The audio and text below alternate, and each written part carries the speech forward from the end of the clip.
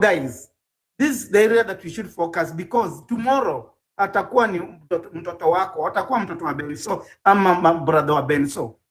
We need this justice to be served. We need this guy, and lazima hatutanyamaza. Tunataka Langat akuwe arrested na IG Kanja akuwe resign na Murkomen resign waende home.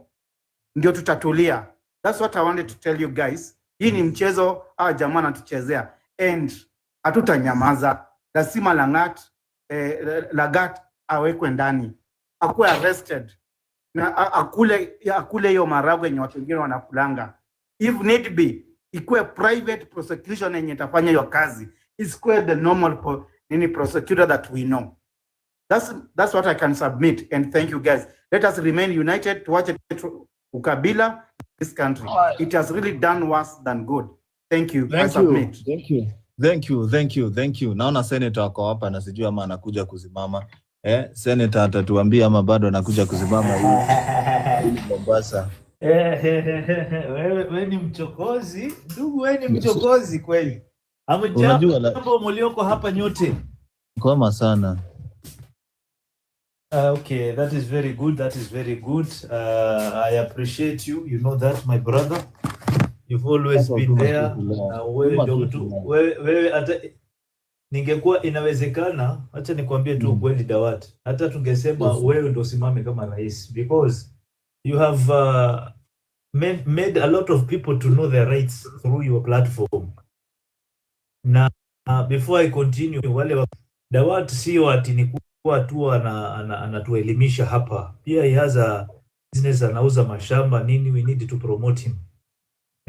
Huko anatusaidia kutuleta pamoja, na upande mwingine pia tukumbuke na kazi anataka promotion. So it's 2 in 1. By the way, hebu nianze tu nikumbushe tu watu. I remember when Uhuru Muigai Kenyatta was the president of this republic, this great republic. There's a day where we had a deputy president called William Ruto. Na akasimama kwenye majukwaa, akaambia tu President Uhuru, tafadhali achana na familia watoto wangu, achana na watoto wangu. If you want anything, come to me. Ni mimi ndio unataka, sio watoto. So that same talk, hakuona huyu mzee, wakafuata mtoto ule ambaye anaanza maisha. Na wale ambao waliuliwa wakati wa financial bill walikuwa ni watoto pia. Where did his mind go? Wakati watoto wake alikataa wafanyiwe chochote. Na tukaona wakati alishika serikali, watoto wa Kenyatta pia walianza kutingishwa. So there's something wrong with this guy, by the way. By saying, let me correct something here. We need to understand one thing. We really need to understand this. Kitu ambaye inatumiza sisi kama Wakenya ni ukabila. That is the biggest thing that we have, na until we realize ya kwamba haitatusaidia pahali, we still in a bigger problem. Hata hapa katika hii platform, we should not, hata kama mtu amekuja, he talks, we need to understand he's a Kenyan, he's a concerned person. Na kweli Makale tumewaona wengi wakipiga kelele, hasa wakipigia yule kelele alikuwa anapewa degree ambaye hataifai, because wameanza kuwa humiliated, wananyang'anywa mashamba na hii serikali iliyoko sahihi. So we need to start trusting each other. That is very, very important thing. Kitu ingine, kuna wakati tulikuwa tunazungumza, lakini kuna watu walikuwa wanapinga. Kuna ile msemo unasema safisha wote. Watu wengine walikuwa naona pana, haiwezekani, mtu fulani hawezi. Sasa mimi I'm just questioning myself. Mtoto wangu, he goes and demonstrates. Mtoto wa jirani yangu anakwenda na demonstrate. Na anademonstratea hawa watu ambao ndio wanawaua. Hawa watoto wao wako wapi? Wengine tunaonaga wakikaa katika uwanja wa Madrid kule wanaangalia mpira, wengine wameenda sijui China wamepewa nafasi ya ubalozi na nini, lakini mtoto wako na mtoto wenu wanakula merani na mnazi huko. Ndio tunaambiwa tuende tukafanye nini? Maandamano. So this is something that we need to understand. Na hao ambao wanatuambia sisi tuende kwa maandamano, kitu wanafanya mwanzo wanatuweka kikabila. Leo sisemi kwa vibaya, Mjaluo hataki kusikia kwa sababu baba yuko kwa serikali. Lakini ukimwambia yeye mwenyewe ukamuuliza, what has baba done for you or for your family? Hakuna kitu atakujibu. Baba ni wetu. Sisi tulikuwa tukipigana mkikaa nje mkiangalia. Sasa wacha iwapate.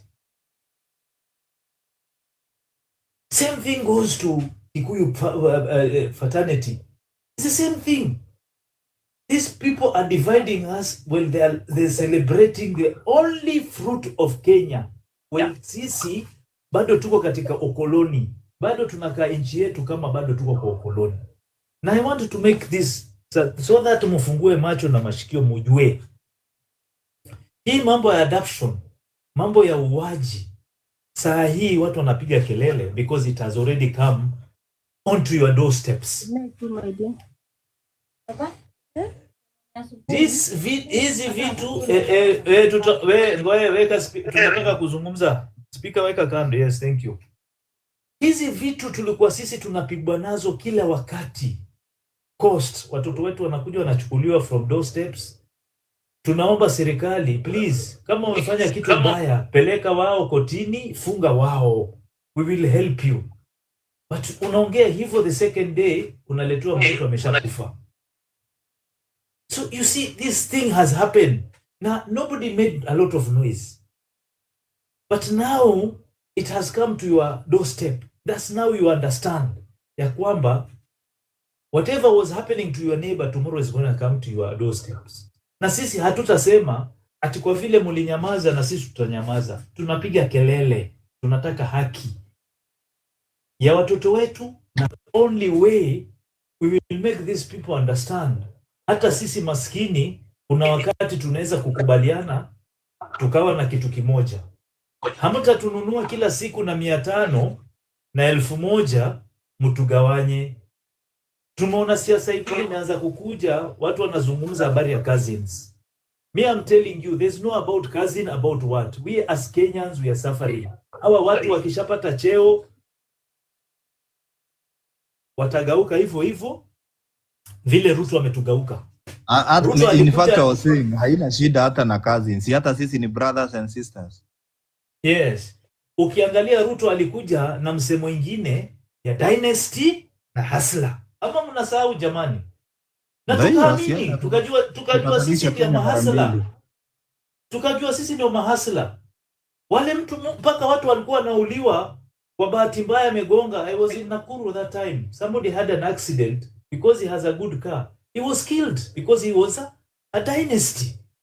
You understand? This is how they divide us. And now they are dividing us. Wanaambiana ati sisi ni makazi. What about the other people? Tuwakava na Wakikuyu.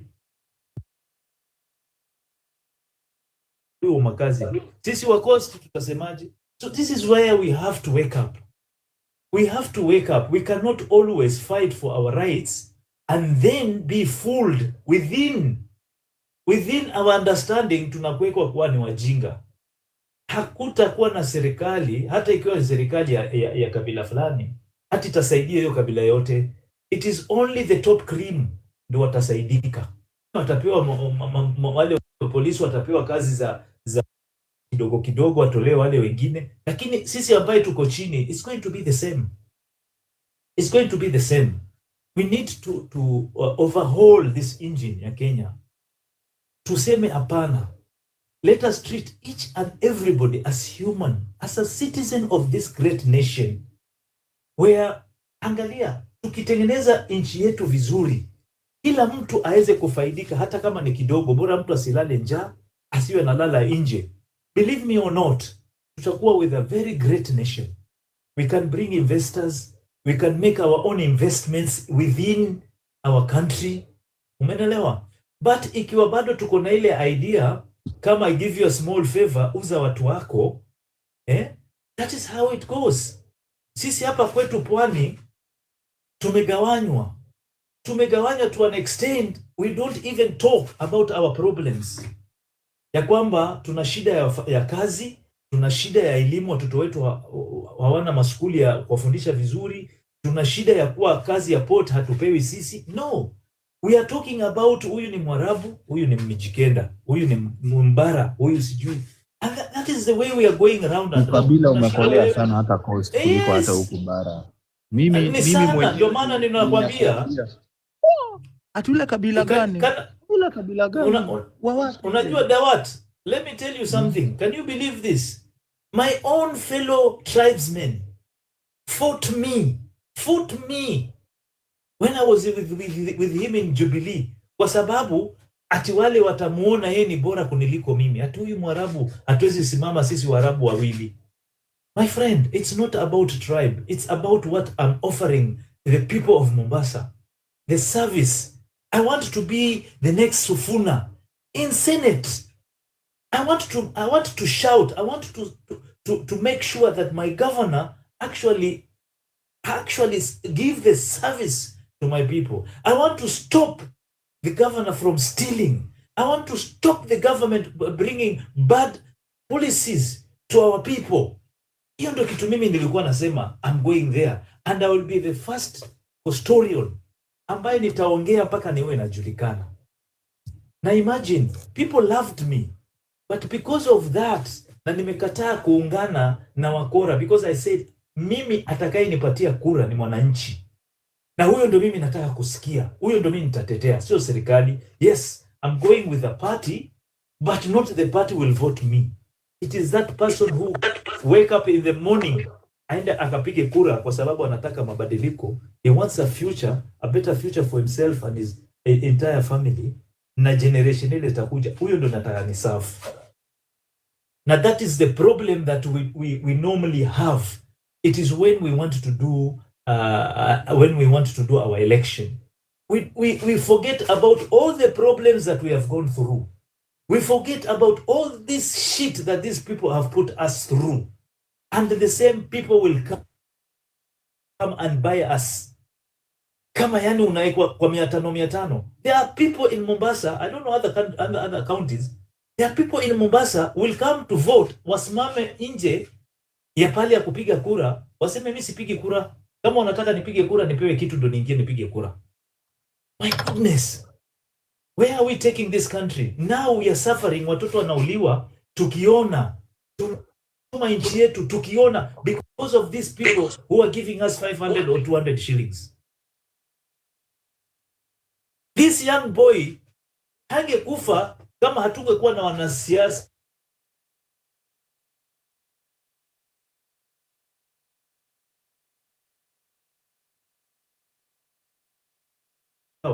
They have been wanatumika, hakuna hiyo hata kotini.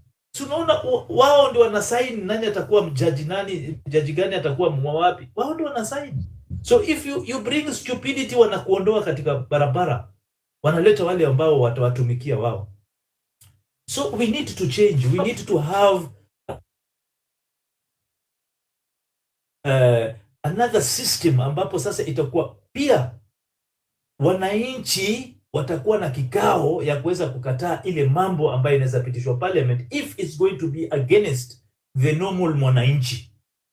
That is what we want right now. Na tukipush vizuri, nobody will come in there aanze kufanya hiyo upuzi wanafanya kila siku. I'm telling you, we can come to these platforms, tuanze kugombana, tuanze kusema wewe kabila fulani, haitakusaidia. Wewe ukienda kwa nyumba, hiyo kabila yako haitakusaidia. Haitakupatia pesa ya kulisha mtoto wako, haitakupatia nafasi ya kusomesha mtoto wako vizuri. Let us now remember, if we unite, we can change Kenya pamoja. But if we are going to go the same way of tribalism, we are going to lose our country the way the Rwandese did. That was a lesson. Hata 2007, we have seen it in Kenya. We don't have to learn it from another country. Even in Kenya, it has happened. jamani, until when are we going to be people who remember the snake that has bite us? Mpaka lini tutakuwa tunaumwa, tunatoa sumu baada ya tushavunjika mguu, tunatembea mguu moja, tunasahau kuwa hii nyoka ikiuma hii mguu ya pili, I will have no legs to walk with. Unatumika tu hivyo tu ukabila. Na I can tell you, you remember the time where Mungiki, Wakikuyu wengi waliuawa, wengi, for no reason. So let us forget about ukabila. Sisi ni mandugu, and Kenya is ours, and Kenya is home. Thank you. Thank you. Bazu, umekuwa away mkiwa na Spark TV. Sisi tumekuwa huku, tumekuwa maandamano, tumetoka, tukarudi na tunarudi. Mko vipi? Ni aje Dawak? I'm good bro. Niko poa. Number one, hata nianze na kujibu swali yako kwa sababu umesema nimekuwa away kidogo. Number one, partly kwa sababu ya personal reason, shughuli zangu. Secondly is because mimi Dawak I think nilishaikuambia sio the first time nakwambia hiyo kitu that mimi nilishachoka na biashara ya Wakenya kwa sababu Wakenya Dawak sisi ni watu ambao hatujielewi bro. Hiyo I think nishaikuambia repeatedly that Wakenya tuko very confused na Wakenya hata hawajui Kenya wanataka. And for that reason niliangalia nikaona the only thing that I'll be doing is na waste time yangu na energy na risk life yangu kwa sababu Dawak mimi naweza kumbuka kuna time hizi lives tuko tunazifanyanga back to back mingi sana na tuko tunaona kama tumeshika momentum. Tuko tunajaribu kufungua watu macho, tukijaribu kuambia mambo ya bills zenye ziko parliament, tukijaribu kuambia vile some of these bills zile consequences zitaleta kwa Kenya, but after hiyo yote Dawak nothing really happened. Hakuna tulibadilika Kenya. Kenya ni ile ile. Kama sasa nikikuuliza swali Dawak, ndakuuliza umeniambia mlikuwa kwa streets na watu walikuwa maandamano. Mimi naweza kuuliza tu swali moja Dawak. Ni sawa watu walikuwa kwa streets, watu walikuwa maandamano. But let me ask you something Dawak. From the previous maandamano yenye tulikuwa nayo ya Gen Z, ni nini wewe unaona yenye ili change ama hii maandamano yenye ilikuwa sahihi itabadilisha? What is really going to change to happen? Hakuna tutabadilika Dawak. Kwa sababu ya nini? Unajua gava ya Kenya Dawak una realize walishasoma wa Kenya. Jamaa walisha realize that wa Kenya ni wale watu wenyewe ni kama pot ina boil. Unajua ile tunaita pressure cooker. Mkenya anakaa kama pressure cooker. Pressure cooker uaga ni kitu dangerous sana. Uaga ile by the pressure cooker uaga inatumiwa mpaka bomb. Ukiangalia some of these documentaries za ma suicide bomber ama wasa walikuwa wanafanya bombings, walikuwa wanatumia pressure cookers. Walikuwa wanatumia pressure cooker kutengeneza bomb kwa sababu pressure cooker imeundwa design inaweza hold pressure na hiyo pressure ikiwa hapo ndani inaweza kuwa mob. So by the time ina explode it is so much pressure. But pressure cooker Dawak ikiwa ina operate vizuri, uaga iko kitu pale juu Kenya kanatoa ile pressure. So no matter how much pressure is in there, as long as ile kitu ya pale ya pressure cooker juu inatoa ile pressure, hiyo kitu itaweza ku maintain hiyo pressure na itakuwa control. Unanielewa? What am I trying to say? Najaribu kusema hivi, gava ya Kenya Dawak ilishasoma wa Kenya ikajua wa Kenya ni dangerous. Wa Kenya wakiamua washikane, hakuna tuwezi fanya. Kama ni kugeuza gava wanaweza geuza. Kama ni kuvote mtu out wanaweza vote mtu out. But as much as Mkenya akona pressure, walishajua weaknesses za Wakenya. Wakajua huyu Mkenya ni kama pressure cooker. Ukijua tu mahali utamtolea pressure, ukijua kumcontrol, ni hivyo umemmaliza. Na gava ya Kenya ilishajua hivyo Dawak. Na ndio maana unaona saa hii as much as watu wanaenda kwa streets, mimi swali yangu ni simple. What is really going to happen? Ndio maana unaona hata gava ipanic ni moda Dawak. Kama ushairi realize, gava siku hizi panikingi. Hata ikifanya vitu inafanyanga tu kama tu response, but they don't really panic. Kwa sababu ile kitu yenye tuliwaifanya wakati tukafanya wa panic, tulishaonesha we don't have the ability ya kuanza kitu atumalize. Kwa sababu let me tell you something Dawak. Sasa ukiangalia politics ya Kenya, what is happening kwa grao ni the same nonsense yenye imehappen for the past 60 years. Ukiangalia saa hii kila mtu Kenya, kila kabila imesha draw battle lines kulingana na mtu wao. Kila kabila sasa ukiangalia watu washaanza kujicircle around watu wao, washaanza kuselect mtu wao, na the same cancer yenye imekuwa kitukula inaenda kurudishwa. And that is why bro, ukiangalia hata the government, ukiangalia wale watu wenye wanaongelea kutetea serikali, ukiwasikiza wanaongea bila uoga bro. Wanaongea bila kubobeka kwa sababu ya nini? Wakiangalia hii game, wanaona hii game washamaliza. Hii kelele mnahina mkipiga ya one term. Mimi nilikuta jamaa fulani nikamuuliza, bro acha nikuulize. Mnasema one term. Hebu nipe formula ya ku-actualize one term. Nipe formula yenye ni understandable na ita make sense ya one term. Ni gani? Nikamwambia because for one term to work and for one term to make sense, nikamwambia these three things have to be there and have to be very clear. Nikamwambia number one, lazima kukuwe na opponent ambaye atakuwa na go against huyu jamaa, ambaye ni opponent ambaye Wakenya wote watakuwa muangalia wakaona huyu jamaa ana stand for the change we are looking for. Not just anyone Dawak, lazima ikuwe huyo mtu ni mtu mwenye ana stand for the change Kenyans are looking for. But if we are going to replace cancer with another cancer, hiyo ni upuzi. And mimi nikiangalia wale watu wenye hata wanatajwa kama opponents wa kukua watu wanaweza kuwa wana go against huyu jamaa, ni part of the same disease Dawak. Ni just replacing one disease na disease ingine. Hakuna difference. Secondly, Dawak, ile shida yenye imekula Kenya mzima. The reason Kenya imekuwa so unattractive kwa investors, imekuwa so unattractive to the world, the reason Kenya businesses zinashindwa kuthrive is because why? Number one, system yetu ya governance mbaya. Hatuna mipangilio yoyote. Number two, stima yetu kwa sababu ya corruption na ile upuzi tuko nayo ni unaffordable kwa investor yote. Tax system yetu ni ununderstandable. Inabadilika kila mwaka. So hakuna investor ako willing kurisk hiyo design. Thirdly, corruption buda ile yenye tuko nayo Kenya ndio yenye imefanya tuko na deni ya 11 trillion yenye tumoko tukijaribu kuambiwa na Jimmy Wanjigi yako everywhere anaongea mpaka anakaa kama mwenda wazimu. Akiambia watu hakuna deni Kenya iko nayo. Hii pesa ilienda kwa mifuko ya watu binafsi. Hii pesa ilienda kutengeneza kampuni za watu binafsi na ku-advance life zao. Lakini Wakenya wanafocus na nini Dawak? Wakenya sasa ukiwauliza wanafocus na kusikiza sijui wa Monyoro, sijui Matiang'i, sijui Kalonzo, sijui Wetangula, sijui Mudavadi. Bro, hizo ni upuzi. Hizo zote ni nonsense. Na ndio maana nakwambia mimi nilichoka juu niliangalia nikaona hii nchi haisaidika bro. Juu ile kansa iko Kenya Dawak iko so deep rooted that Mkenya tu ukijaribu kumwambia huyu ndio mwizi, atakwambia huyu ni mwizi wetu. Huyu sio mwizi, huyu ni mtu wetu huyu. Achana yeye. Huyu sio mwizi. Kwa sababu Dawak shida yenye tuko nayo kansa tunaijua. Bro, until Dawak tuko na leader mwenye atakuja aseme corruption ni capital offense Kenya. Hii ingine yote ni nonsense Dawak. Kwa sababu mimi nimekwambia as long as wewe ni MP Dawak na uko kwa nchi na unajua vizuri kabisa that hata ukikula pesa ya CDF yote, wewe ni governor unajua hata ukikula pesa ya county yote, hakuna kitu itafanywa. Watu watasema huyu ni mtu wetu na utachaguliwa tu tena. Hakuna kitu itabadilika kwa ile nchi Dawak. And I'm telling you the truth. Maandamano sasa Kenya ukienda unafanya nonsense, hiyo ni useless bro. Unaenda kuandamana nini? Nothing is going to change bro. Mimi nimekwambia the only time Kenya was ever going to change, the only time your government ilikuwa imeingiza baridi, the only time the government was in the corner was what the Gen Zs were doing. And that was because there was a day we woke up on the June of 25th and 35 counties were on the streets. Hiyo ndio siku mimi nakupromise gava ili panic. Gava ilikuwa inasweta na kila shimo bro. Hiyo ndio the only thing yenye ingesaidia hii nchi. But bro, Mr. kudanganya. Until Kenya mbunge mwanasiasa ajue kuiba mali ya mwananchi, itakuwa painful, itakuwa costly na itamcost everything.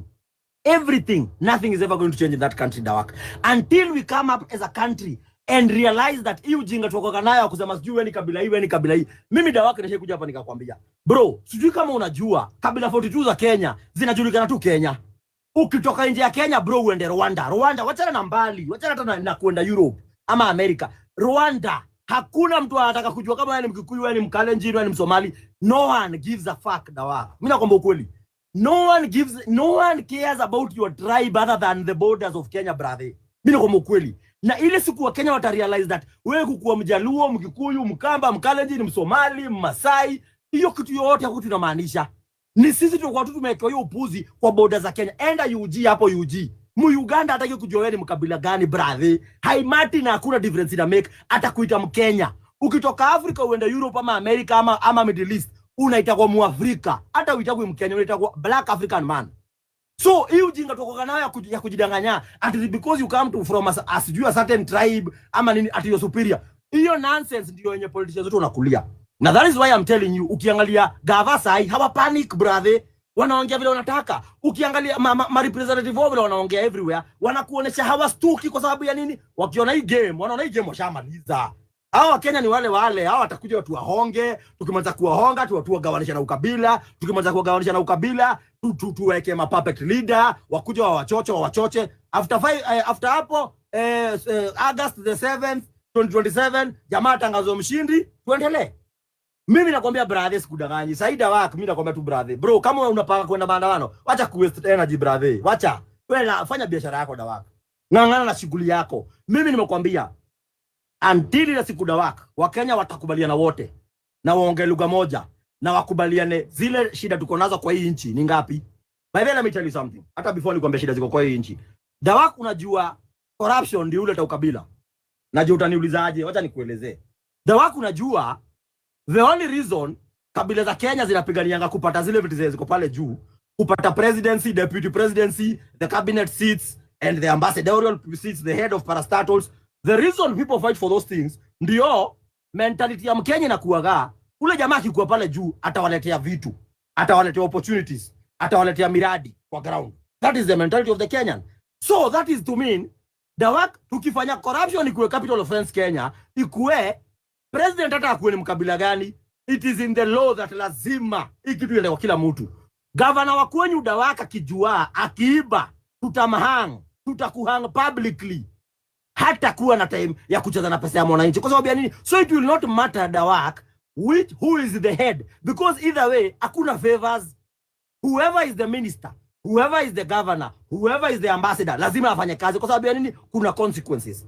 The reason dawak corruption ya Kenya na tribalism ni kwa twins ni kwa sababu tunang'ang'ana kukuwa na mtu wetu pale juu ndiye atuibie, ndiye atuletee kazi, ndiye atuletee maendeleo. So if we make corruption a capital offense dawak, if we make corruption so painful and so ruthless in Kenya, it will not matter who is the president dawak, kwa sababu either way whoever will be getting whatever job atakuwa anafanyia watu wake kazi, kwa sababu consequences ni painful sana kulipa. Na mimi nimekwambia ukweli dawak, ukiangalia dunia mzima, angalia each and every country, do your research, angalia Middle East, angalia Europe, angalia Asia, zile nchi zote zimekuwa giants economically, politically, kimasomo. Wali-decide kitu moja dawak, nonsense walikataa na wakasema zero tolerance on nonsense, stupidity, nonsense walikataa. Ndio maana juzi kulikuwa dem Kenya alikuwa anataka kunyongo kwa sababu ya nini? Alienda kupeleka nonsense mahali nonsense ni zero rated. Nonsense ni zero tolerance huko ubembelezagwi, huko sheria ni simple. Wewe ukiiba tunakunyonga, ukiguza madawa tunakunyonga. Kuna vitu zenye huko hakunaka kuongelelea, hawataki kujua mambo ya humanity, hawataki kujua mambo ya human rights. And until we get to that level as a country dawak, whereby MP wa kwenyu watakuwa najua haki ya Mungu akikula pesa ya CDF, walai atanyongo Uhuru Park katikati. Atanyongo Uhuru Park katikati ya mchana, Kenya mzima ikiwa na witness. I promise you dawak, MP wa kwenyu watakuwa wanafanya kazi usiku na mchana. Hata kwa wanafanya kazi kama wazimu. Gavana wa kwenyu akijua akiiba pesa ya county, accounting ikifanywa, ionekane kuna pesa ziko missing, atalipa na itakuwa punishable kwake na familia yake. I promise you dawak, magavana, kiti ya gavana itakuwa watu ni kubembezewa na bembezewa kwa magavana. Juu utakuwa unajua vizuri kabisa dawak, if you cannot deliver in that position, hata huwezi taka kukaribia, kwa sababu ukiona vile mwanzako walifanywa hautaki hiyo ujinga. So mimi dawak mimi nakwambia tu brother, can I interject a question? I think you've spoken many things here. There are areas there you're making a lot of sense, but there are also areas you are leaving Kenyans hanging. Let me ask you, you telling us about the very punitive, maybe measure, very is sheria kali sana kuweka. Is it that the sheria ndio ziko shida Kenya, ama it's the people that we elect? Because my brother, what I believe, I know the way you articulated, it seems you know the problem of this country. But having listened to you, it's like you ushajiondokea. It's like you've given up. You said it yourself. Then you want it to happen. So my question is, who do you think that can bring this change if you cannot be part of the change? Second question, I don't think you want to tell me that the issue of this country is putting tough policies or tough laws. Even if we put now, and the person that you elected, if it is Benso who comes there and he does not respect it, or does not lead by example by taking one of the MP or any leader who have done corruption na kaeka ndani. Is it the people or it is the paper? I think the way you said, these other developed countries, these people respect the constitution, they respect those laws. It's like a living thing. But in Africa, you know that, my brother, it is just something that is written on paper, but it's not followed. We have good laws. Kuna law inakubali mtu aende aibe pesa za wananchi. But because the president goes there, is the one leading in corruption. Do you think that now MP wako akipatikana kuna kitu itafanyika? I think, again, as you are articulating your points, my brother, where nimekusikiza, I also get confused. You want a better Kenya, and then you are again saying our jamaa shajipanga hatuwezi watoa. No, that's another thing, that area that I'm also getting agitated, because who is this person that you are saying? If you are the solution, can you come out? If Benso thinks that it can be the solution, let me come up. Na nikiingia pale, I do exactly what you are saying. So what I'm, as you answer those questions, my brother, what I'm appealing to you, be part of the solution, but don't give these people now to think that we cannot have a solution, because we are suffering both. We've been suffering both. So, and we know what is making us to suffer. We need now solution going forward. Thank you. Sawa. First of all, number one, the reason I've told you, the reason I am talking here, I'm talking because I am part of the solution. If I was not part of the solution, I would not have joined this live. So the fact that I am here and articulating all these things is because I want to be part of the solution. But as much as I want to be part of the solution, I'm a pragmatist and I'm a realist. Being a pragmatist and a realist, that makes me calculate and investigate everything and look at the live picture. And the reality is this, my brother. The life picture and the reality on the ground is simple. Kenyans keep on saying one term. But if even you, Ben, so I ask you right now, tell me how the one-term policy is going to happen. Because as Kenyans are saying one term, we are speaking, forgetting that the other side is also brother, planning. let me correct you there. Let me correct you there. You ask issue of one term. Relax. Let me give you answers and then you come back. Let me give you my answers and then you come back. Let me give you my answers and then you come back. You ask questions. Let me give you answers first. Let me give you answers first. So, when you are saying one term, the reason I'm asking you is this. I want you to articulate, tell us, when you are saying one term, give us a practical plan on how Kenyans on the ground have a plan that is including a leader who is having the visions and the ideas Kenyans are talking about. A leader who is going to ensure that those ideas are going to be brought to life. A leader who is going to tackle the problems that Kenyans are having currently. And what formula are Kenyans planning to use to get to that? I have not seen any yet, number one. Number two, when I'm speaking about laws, you're speaking about laws. I'm going to tell you this. The laws of Kenya might be very good, but when you are speaking on some things like corruption, the Constitution of Kenya has a lot of loopholes. And that is why you find, even when we have someone who clearly has stolen, someone who clearly has wealth that he cannot explain, will be taken to court, and his case will be tried for 5-10 years. It is because why? The laws of corruption are there, but the implementation of those laws have been created in such a way that there are so many loopholes. And those loopholes ndio zimefanya Kenya hakuna mtu anakuwa prosecuted. So mimi Kenya nasema ni simple. Mimi hata sisemi tufunge mtu. In fact, let me correct you. Mimi hakuna mtu nimesema tufunge. Mimi nimesema simple. If you're going to steal money that is meant to build a hospital, according to me, you do not deserve to be alive. If you're going to steal money that is meant to build schools so that children of the future can be generated right now, you do not deserve to be alive, my friend. If you're going to steal money that is meant to boost agriculture so that people can have food, you do not deserve to be alive. So mimi yangu ni, if you are found guilty, if you have wealth and land that you cannot explain, it must be taken back by force. And you have to be punished in a way that hakuna mtu atajaribu kutumejaribu. Na mimi nakwambia tu ukweli brother, sitakuja hapa ati nikudanganye. Reality ni hii. If you look at the Kenyans on the ground, very few of them wako na a clear plan on how the one term is going to happen. But I can promise you this, the other side, wao wako ready na wamesema mpaka publicly, wanajua kabisa hawa watu wakishinda, wengine wao wamesema wanajua watafungwa milele. Do you really think people wenye wanakuja kusema live on TV that they know very well mukishinda watafungwa milele? They are just going to sit pretty and wait for you guys to go in a voting booth and vote for this person or that person, and you're going to win. How do you expect that to happen, Benson? It is not going to happen, my friend.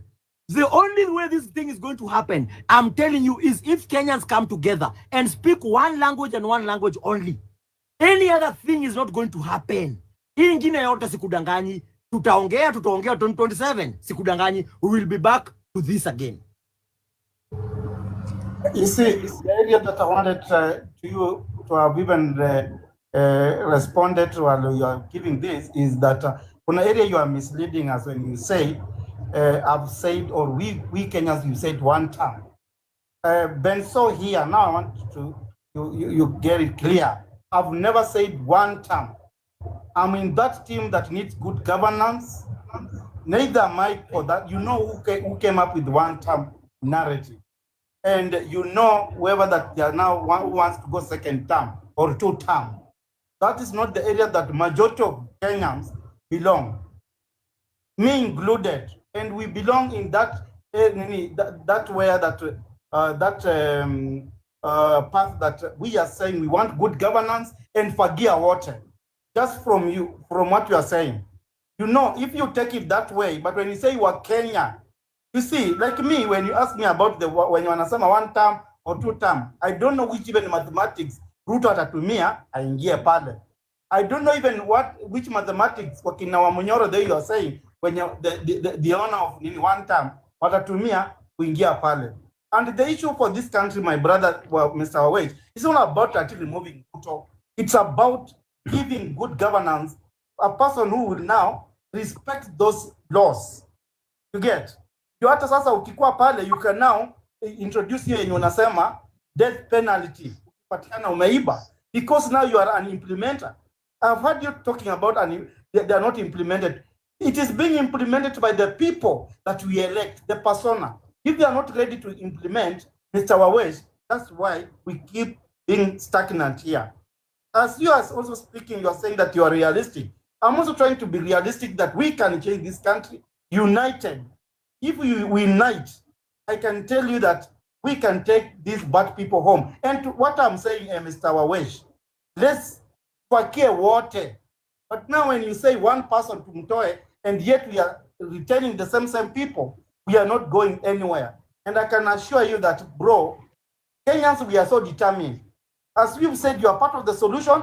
I'm also part of the solution. We need good governance, and we can do it.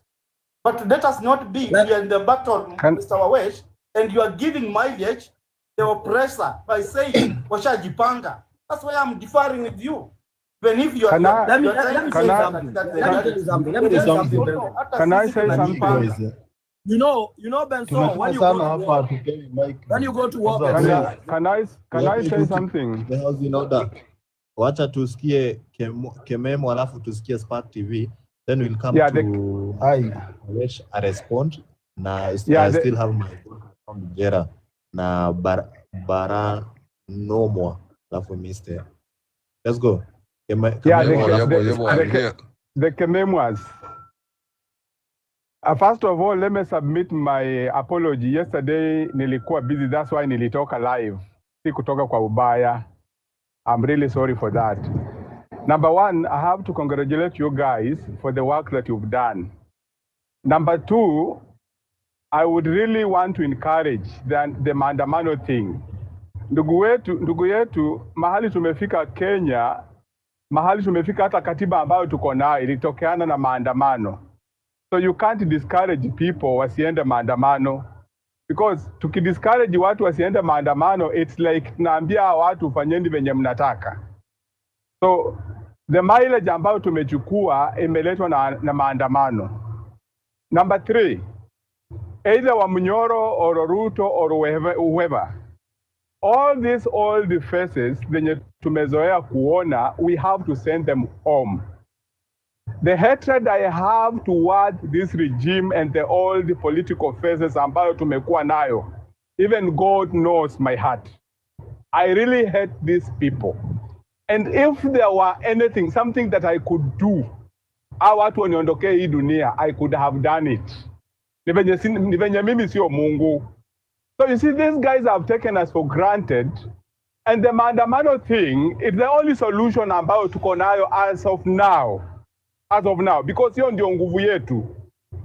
So we have to encourage ourselves to end the Maandamano. And then you see, like the last year Gen Z demonstration, ile Maandamano ndio ilifanya Ruto aka withdraw hiyo finance bill. So Maandamano inatusaidia pakubwa sana, pakubwa sana. And let me tell you something, as much as these guys are killing our people and are killing our youth, they will pay for it. They will pay for it. I can assure these people they will pay for it. Once watakapotoka kwa kiti, watashtakiwa, wataenda Hague, and they will account for every blood, every innocent Kenyan they have killed. During Mau Mau, uhuru ambao tuko nayo ililetwa na damu. So hata Ruto akiamua kutuua sisi wote, tutoke hii dunia sisi wote tumwachie nchi, bado uhuru itapatikana. So mimi nasema wacha Ruto auwe wale ambao ataweza, wale watabaki wakomboe nchi. Hatuwezi lala tu tuseme ya kwamba sasa Ruto ametutawala, wanatumaliza, hatuwezi enda maandamano. We have to go for it. And I encourage people to come out in large numbers. We go for it until we send these people in Hague, until we send these people in jail. We have to jail these people. And our system is so rotten with corruption. If we don't do something, believe me not, tunaendelea kaa hapa mpaka milele. So yangu tu ni hiyo tu. I just want to encourage ourselves. We are doing the right thing. We have to demonstrate. We have to show people, we have to show the entire world ya kwamba we want a change for our country. That's all. Asanteni sana.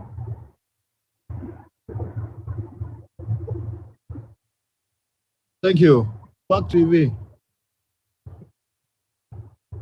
Yeah, thank you so much, Dawak, for the good job that you're doing. And now I want to concur with what Wawesh was saying, the guy who was speaking there.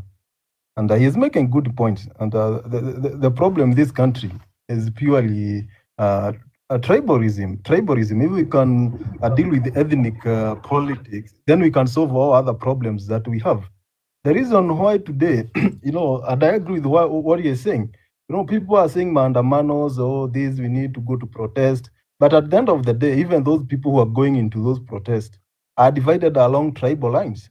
Today, majority of the Luos will not go to the streets because Raila Odinga is part of the broad-based government. Majority of the people who are pushing for Maandamano today are Kikuyus. Kikuyus are the ones who are pushing for Maandamano today. 2 years ago, they were the people who were complaining that Raila was destroying their businesses in CBD. But today they are crying.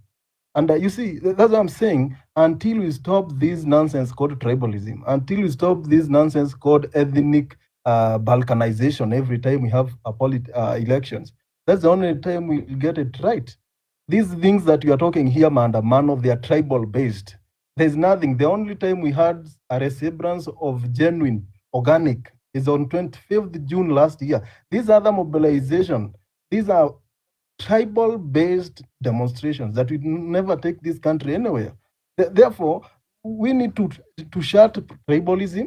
We need to have a genuine cause of taking this country to the next level. And that can only happen when we stop identifying as a Kikuyu, as a Luo, as a Luya, and start identifying ourselves as Kenyans.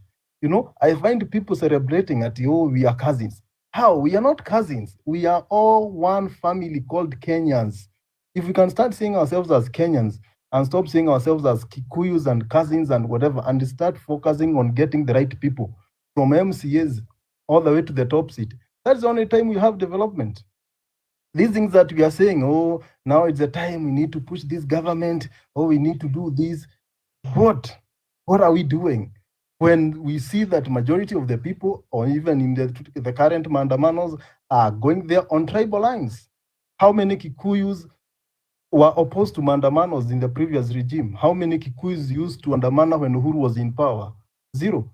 How many Kikuyu used to andamana when Rigathi Gachagua was the deputy president? Almost zero. But today, because none of they feel like one of them is not in power, that's why they're calling for Maandamanos. You see, if tomorrow somebody else becomes in power, if tomorrow Kikuyu becomes a president, maybe Luos will start going back on the streets, because maybe Raila will be on the other side. So, guys, we need to move on. We need to come up with serious and understand that we can build this country when we stop tribalism. Tribalism is, me, I feel like that is the biggest problem. Look at it this way. Every time we are going to vote, we vote people based on kingpin politics, or the kingpinship thing, and the tribal lines. That's why you find in most regions, especially in Mount Kenya region, Luo, Nyanza, Rift Valley, you know, they follow their kingpins. The kingpins decides who goes to parliament.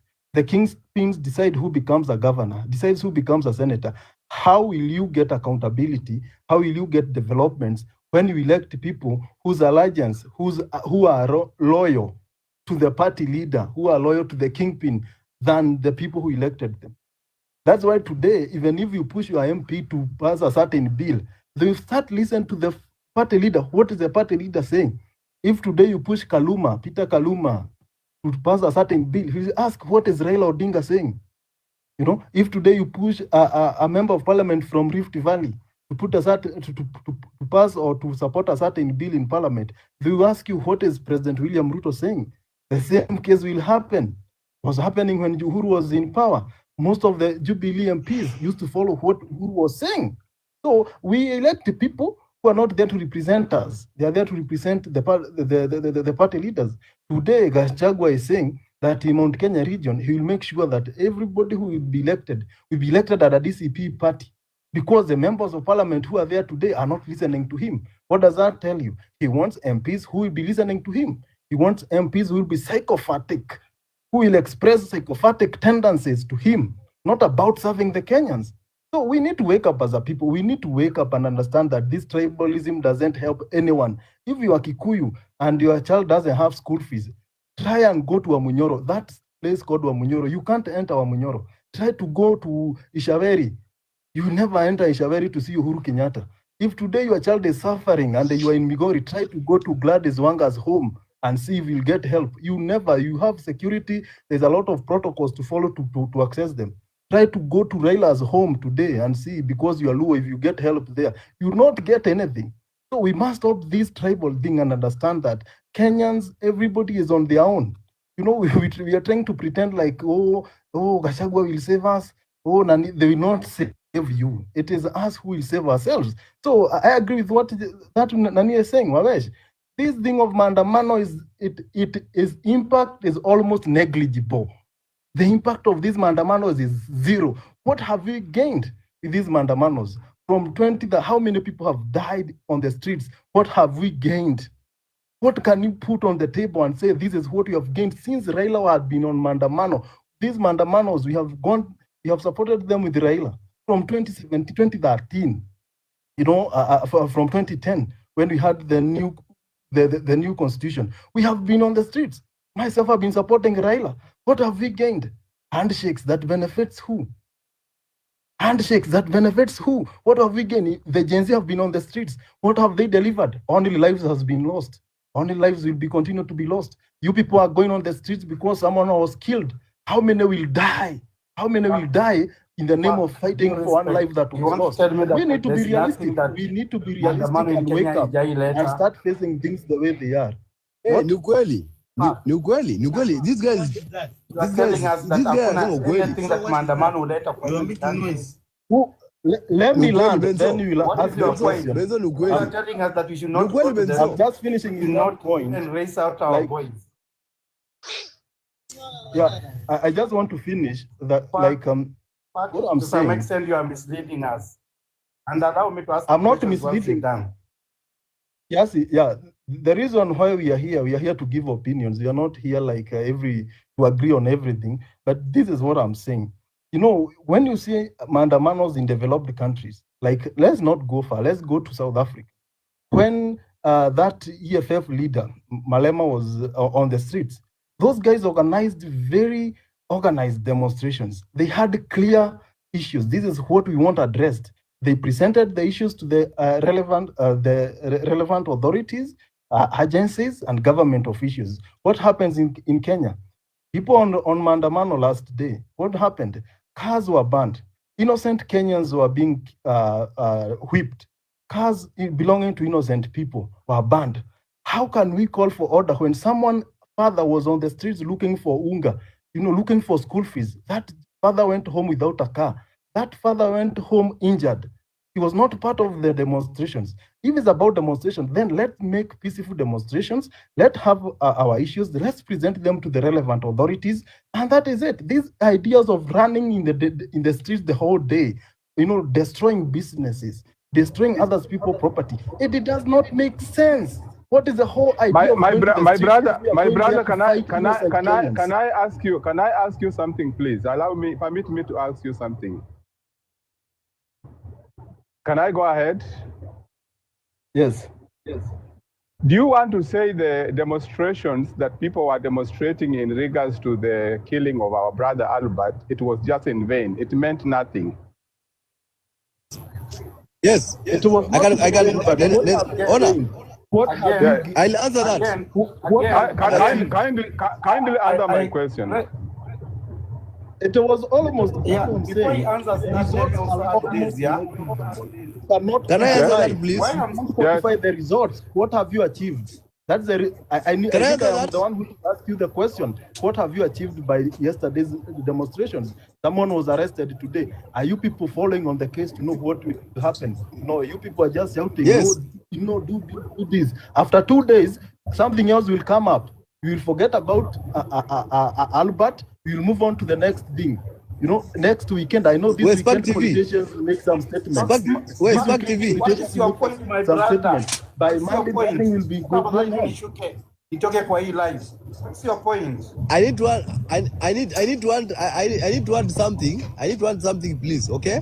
During World War II, everybody listen. During World War II, right now, Japan ingekuwa world superpower. Do you know why? Because World War II was based on energy. Whoever had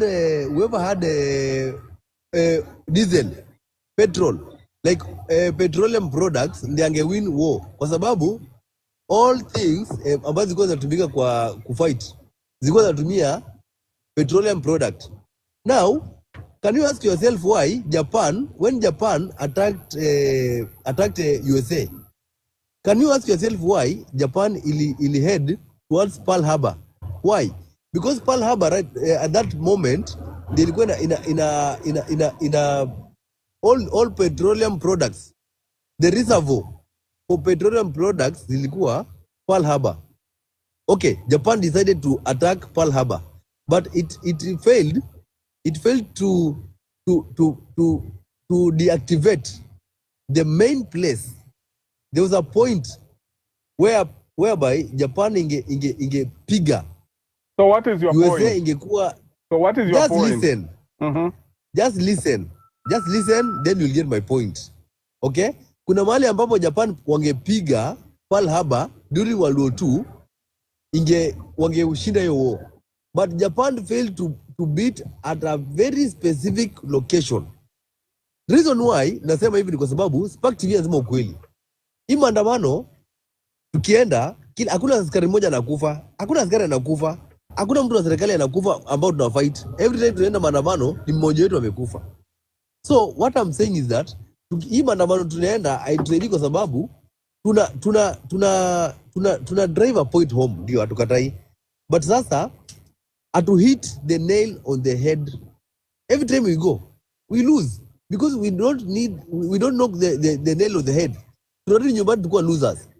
Can we please, when we are going for these maandamanos, that's why when I speak here kuna vitu siwezi sema hapa, but when tunaenda hii maandamano kuna mahali kuna kichwa ya nyoka, tunaenda na tugongi kichwa ya nyoka, tunaenda napiga mkia ya nyoka kama jezila sia They went close to kichwa ya Mistake. nyoka. Walienda Allow karibu me sana to kichwa. say Bezo, something, please, yeah? nyamaza tu. Wacha nimalize tu. No, please. Wacha nimalize tu Bezo tafadhali. Wacha Come nimalize tu. around, because you are Wacha adding nimalize the tu. same Wacha what nimalize. Smart TV has said.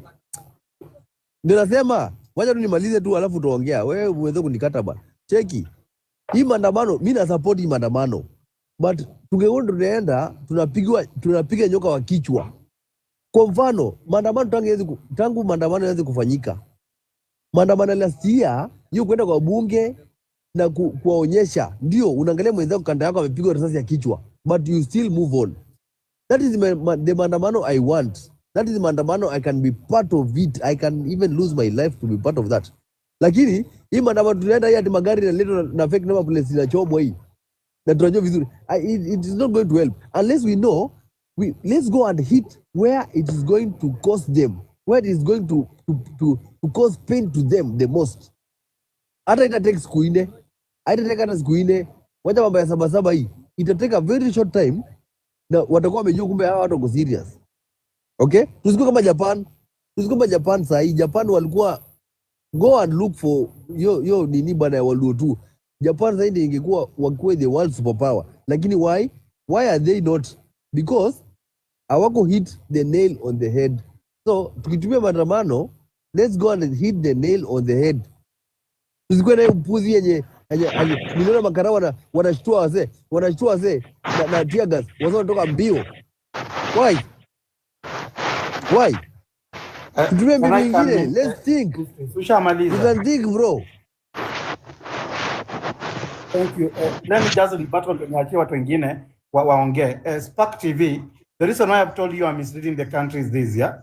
No, we are not foolish. Sisi hata watu tumeenda shule, at least tuko na basic knowledge. Last year, it was a spontaneous maandamano that happened in this country, the Gen Z millennials revolution. And that time, Kashakwa was in the government. Then you are misleading the country, telling us it is Kikuyus now on Andamana because their person is not in the government.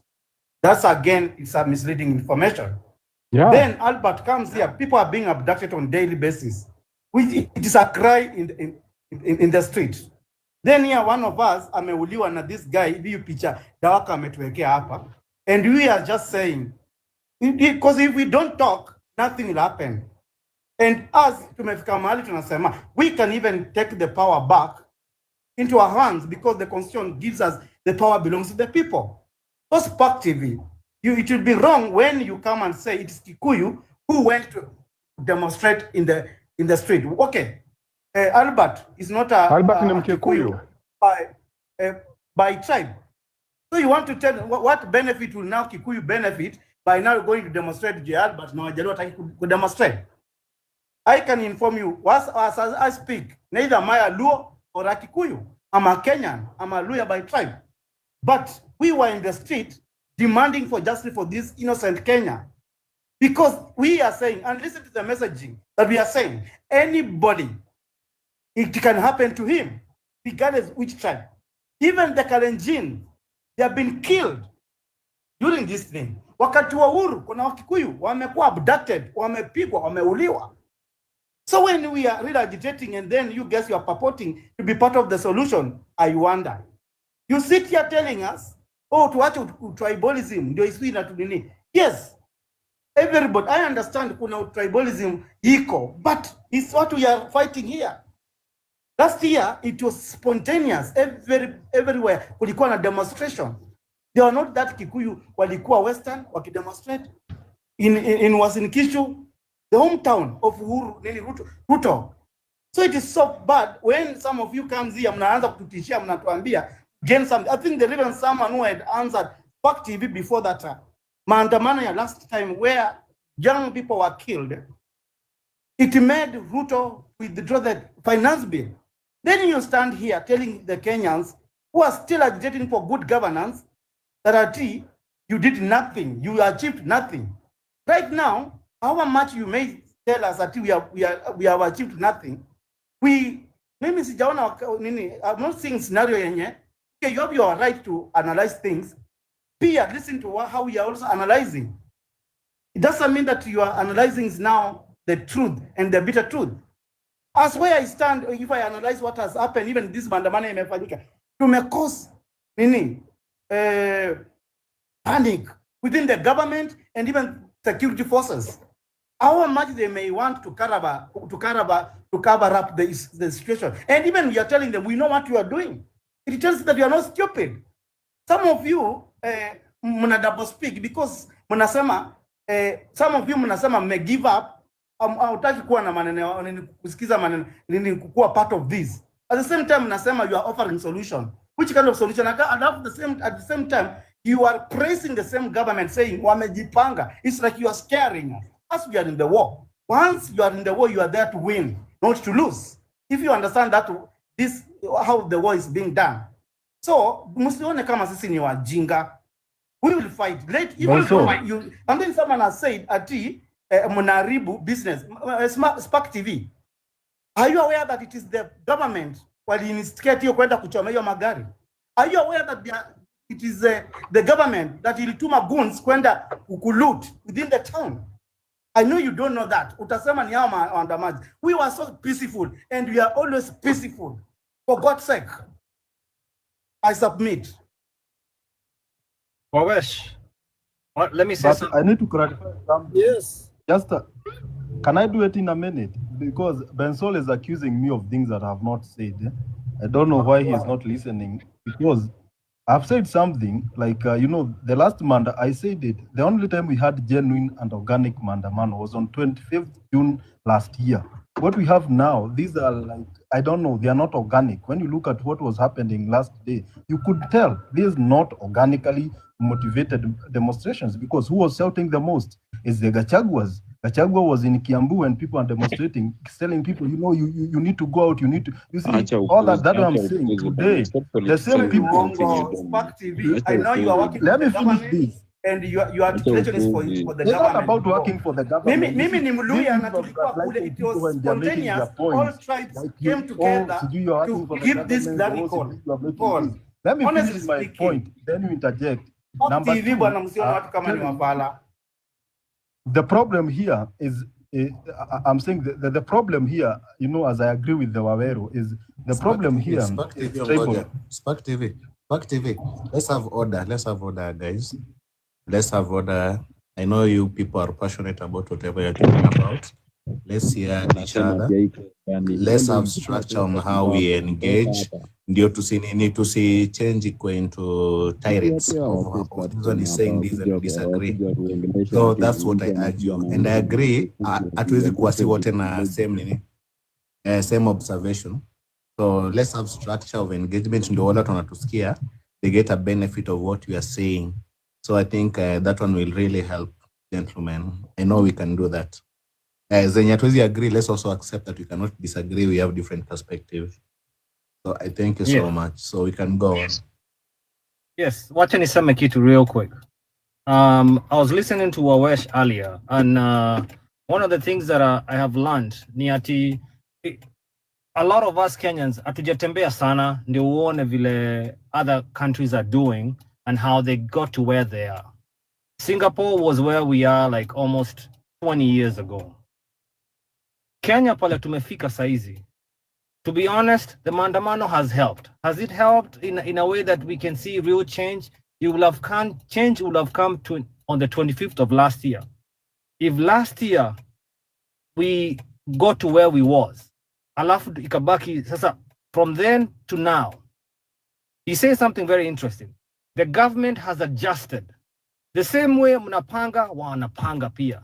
So at the end of the day, that's what unaona kina Kibet wanaongea na kifua, because wanajipanga. Wanajipanga ndio every time kuna maandamano wanatuma hao magoons. Mnyi mliona jana. I say police, they are not even doing nothing to them because they know them. There is a parallel police force that yenye Gachagua amekuwa akisema, because he is part of the problem. He has been part of the problem. Akina, all these past old guards have been part of the problem. So they know how the system works.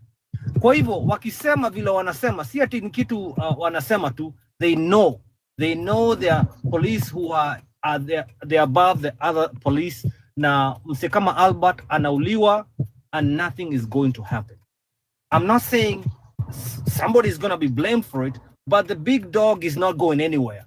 The big dogs, Akina Langat, Ruto, they're not going anywhere because there is a sacrificial lamb. Uchali kama angekuwa na, if Ruto was really wanted to change the government, Langat saizi angekuwa shatolewa, IG shatolewa. But what do they know? Ruto is very smart. He knows to play with the psychic of the Kenyans.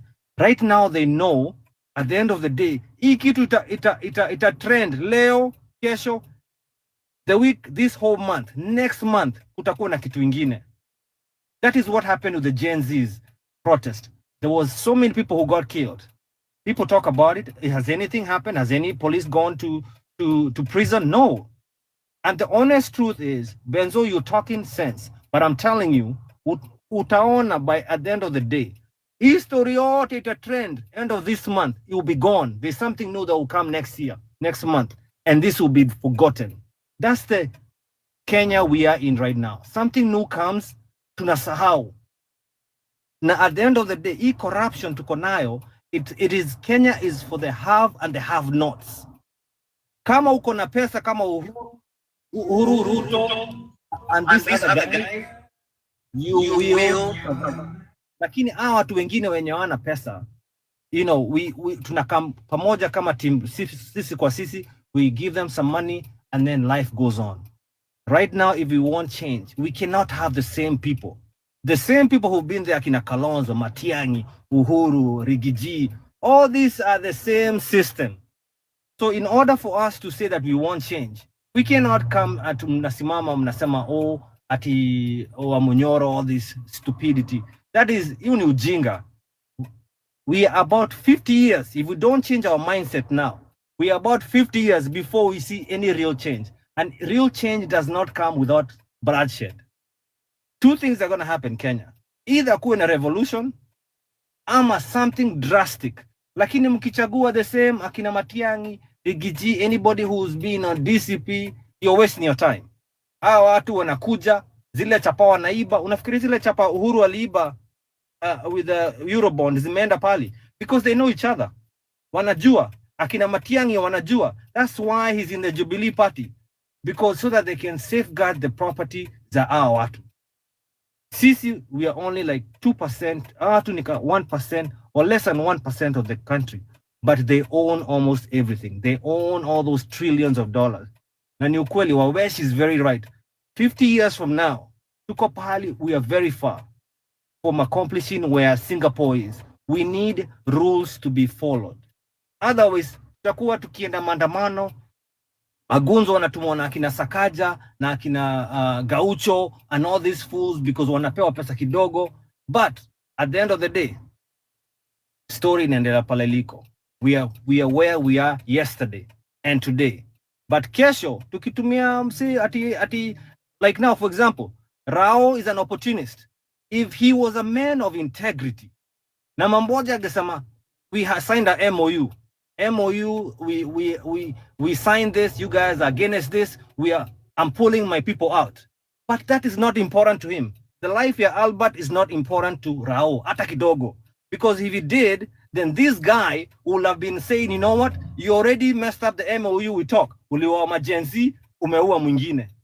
You guys have to look at it in a perspective of what is making sense. Kasa hizi, why are we talking about Albert when it's an innocent life lost, but he's a sacrificial lamb for Ruto to see? By the way, Rao hajafanya kitu, so I have them by the balls. Nyanza is in my pocket.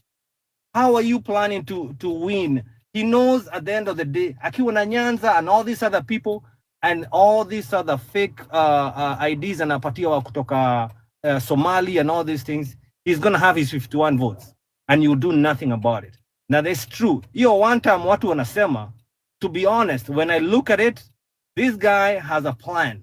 And the more you guys mnasema one time, najua he's dealing with numbers. And this is a numbers game. And you know, Reagan said one thing, give a man power and money, then you will know who he is. Now, mepatia akina Rao, Naruto, power and money. Now you're seeing what he is. Those are the real thugs, the cartels of this country. Kenya, we're in big shit. Tuko deep mbaya sana.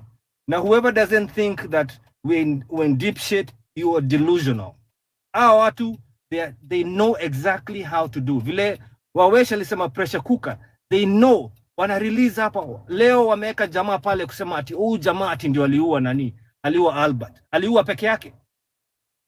Who made the calls? Everybody knows who is making the calls, but nobody's gonna say it. They're just using one person as a sacrificial lamb. Na ataenda jela siku kadhaa atolewe, amepewa pesa zake. Then life goes on again. We are in deep shit no matter what anybody says. Before we get to where Burkina Faso itafika in the next 5 years, we're gonna go through a lot. America 50 years ago is where Kenya is right now. If you know the history of America, 50 years ago, that's where America is right now. If you read, you know where the cowboys came from. Tuko pale where Kenya is right now, it was 50 years ago. Before corruption was enrooted. Yenye uwezi ona. Kuna corruption America ndio, lakini uwezi ona yenye unaona ati msia naiba a million, 2 billion. Na hakuna kitu na happen. Pesa zina disappear. Watu wanaeko one race is put, tribe is put in the whole parastatals. Unaona msi moja na control Kibeta naongea mbele ya watu. Who is he? Anaenda Nyanza naongea mbele ya watu. Watu wanapewa thousands of shillings zenye ni taxpayer money. You guys need to really think where Kenya is going. Kenya is in a deep shit. History ya one term, watu wanasema one term.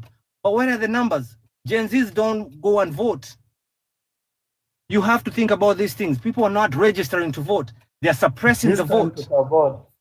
Get on this time to vote. They are suppressing the vote. Benzo, I'm telling you, look at these guys. I'm not saying it's bad to demonstrate. Yes, it is helping. But history ya kusaidia. Yeah, go ahead. Your point is really good. I really like it. Nenda vizuri. But my challenge to leaders, because I was also kitambo nilikuwa hivyo, nikikuja kwa platform I was just ranting. I was angry with my fellow citizens. I think they don't see the urgency the way I see it, and I really support what you're saying. But after bringing all that together, can we now point to what are the solutions that you personally, number one, can get involved with and help pushing? I know this one is one way of bringing awareness. But now, what is the solution? Do we go the political way? Is that the solution? Because one of the speaker was Civic TV, alisema demonstrations are not sustainable to the goal we are looking for. So what are the other options we're looking for that we can start curating now and make sure, even if we are not winning the way we want, to overhaul the whole system, but we will win some so that we keep the conversation alive and we keep the spirit of what you're doing alive, so that we do like progressive transformation. May I say one thing? We need to speak in one voice. History ya tribalism iishe. Watu wache kusupport akina Munyoro, Rao, and Ruto. Just let's be Kenyans. We say today we're gonna choose this person. This person, ana kitu, tumpatie pesa, and then we campaign for that person. Otherwise, even akilose, we have started somewhere. But at the end of the day, we have to start somewhere. Because at the end of the day, watu wanajipanga. We need to get one leader who has integrity and accountability. It doesn't matter kama ni alikuwaga ni mzee ama ni myang.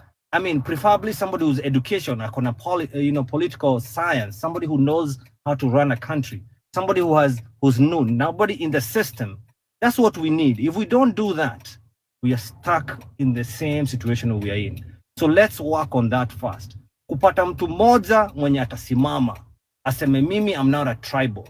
Where Gen Z went wrong was not having one person to stand and say this is our leader. It's good to be tribeless, but you cannot be leaderless. No war has ever been won without a leader, because it's someone who has to lead. David led the Israelites. So let's not just we say we are leaderless. We cannot be leaderless and go anywhere. We just need one person. Mtu moja simame na sisi wote tuseme huyu jamaa, he's not Kikuyu, he's not this, he's Kenyan. It doesn't matter where he comes from. Otherwise, if we keep going to the same mistakes that is happening now, you'll go back to where we was again 3 years ago, and we're stuck. That's all I wanted to say. I have a question to all of us. Tony, I have a question. Tony, Benson, just relax. We have a direction where we're allow going. me. Staki to Rudy Kwani. Benson kidogo. We want to go Okay. step by step, structure by structure. So number one, the whole discussion yesterday or the last 4 days has been about Albert Juang. And the person in the picture, everybody knows are responsible, whichever way you are looking at it. How analytical you want to be, that one you cannot debate here. But now is the thing. It's like we have I hate to say, we have like a good crisis we can use now to rally people together. Whether watu wengine wanataka kuji-express through the street, whether the other side want to express themselves through the ballot, whether watu wengine wanataka kuenda online and keep the movement alive, whether whichever direction they want to go, but we all coming at the same point that we want a better country. The current, whether opposition or in government, they are not alternative by majority of Kenyans who want real change. Now, we have a crisis at hand. I call it a good crisis for lack of a better word. It's a bad crisis in the essence that tumepoteza mtu, but a good crisis to rally people together so that we transform people. So my question to you, Benso, and the panelists, how can we use these people? How can we use this crisis to rally the whole country back to the conversation of good leadership? And we rally venye Geto amesema, we rally the people who we believe are the people who have the integrity, are the people who have the leadership characteristics that we're looking for, and we steer the conversation to the real thing. History of politics imekuja ka cloud everything, 1 term versus 2 term, then that noise imerudi ka cloud the momentum that we had. Tulikuwa na very clear agenda the other time, finance bill, and we managed to achieve. This time tumekuwa na very clear agenda because I went on the street jana sijini juzi, ilikuwa about Albert. So that one is one single agenda that unites us, and inakuanga effective. It always deliver 100%. Once we're united under one theme, which is justifiable and makes sense, you're always more likely to achieve because you're uniting many people. So using this crisis at hand, what is the next level of conversation should we have? And what are the next steps should we take? So using this pain we are having, this anger, do you go to civic education, for example, so that people understand that, you see, whatever anger you have, let us not fall to the trap of 1 term, 2 term. Let's fall the trap, or where we should be talking about is good leadership and governance. And that is the process through we are going to overhaul this system.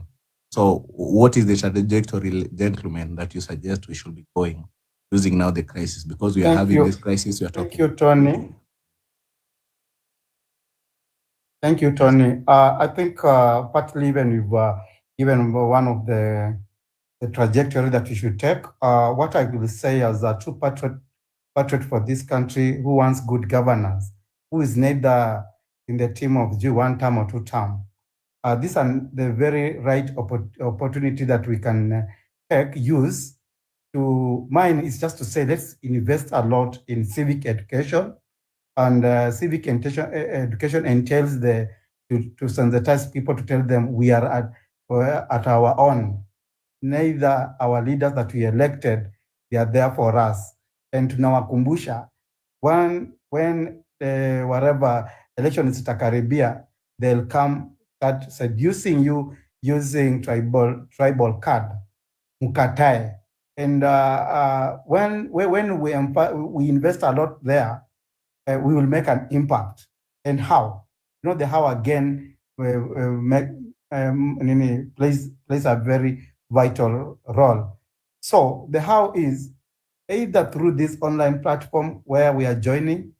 Let's remain consistent. If Tony, you are consistent for this good governance, then so can learn something that si ati nikuja hapa Tony nasikia wewe you are for good governance today kwa hii platform ya Dawaka, nikienda nyingine you are talking tribalism.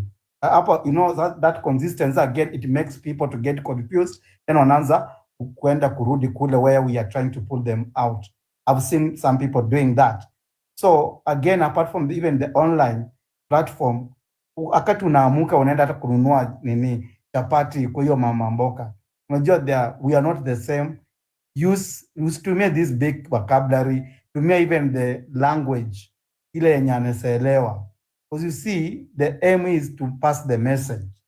Yeah, umwambie why she's suffering, why she was used and then sahi ana suffer.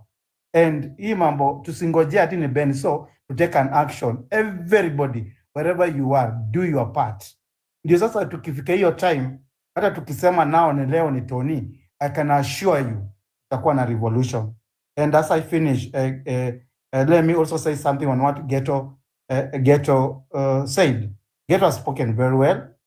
He has also echoed some of the sentiments that I was really calling out to my two brothers, Wawesh and Spark TV.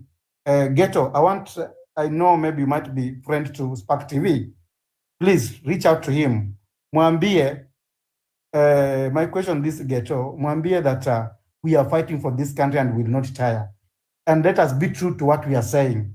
And have you ever imagined or have you ever asked yourself, Ghetto, sahi tunaambiwa ati tulienda hatukuwa peaceful. That's what Spark TV was telling. And hapo ndio uliona nilikuwa na issue na yeye sana. Anasema tukienda kudemonstrate tunaenda kuchoma magari za wenyewe innocent. Mimi sahi what I'm saying, me and I think even Tony would support me on this. We don't support those people who go loot. Let the government, if they are true to what they are saying, kuna CCTV, kuna pia picha watu sahi hata wamesambaza. You can see kama ni huyu Tony alikuwa anaiba, anapomoa, whatever, ama anachoma gari ya wenyewe. Why can't the DCI now waende hawa watu? Because these are watu wanajulikana. I can assure you, utapata sio Gen Z or millennials, genuine people Ghetto wenye walikuwa wameenda kudemonstrate. For honestly speaking, tuliona hata wakati ilikuwa maandamano gani, yeye ilikuwa tunaenda kuoccupy sijui the JKA Tony, alafu Murkomen akasema sijui tumeharibu expressway. And those people hata walikuwa paka wanaona. Have you ever had hadi kuna mtu alishikwa? Hata hakuna mtu mmoja alishikwa. We are saying now wenye wanasema this is ndio tulikuwa tumeenda kuchoma hiyo kitu. Ghetto, wacha serikali iendea hawa watu. Kama sura yangu inaonekana huyu ni Ben so amepatikana anapomoa vitu za city county, surely let them go for them washike. And ukiona Tony na Ben so tunawatetea, Ben ndio kuja kusema ati sisi tunaenda uko sio. So Ghetto, that's the area that I want to tell my brother and those people were saying ati tu sisi atukwange peaceful, ati sasa tuwache. That's very wrong and atutawacha. I submit. Thank you. Benso, you're very right. Me, I believe watu wote wana nani wenye wana burning cars and looting.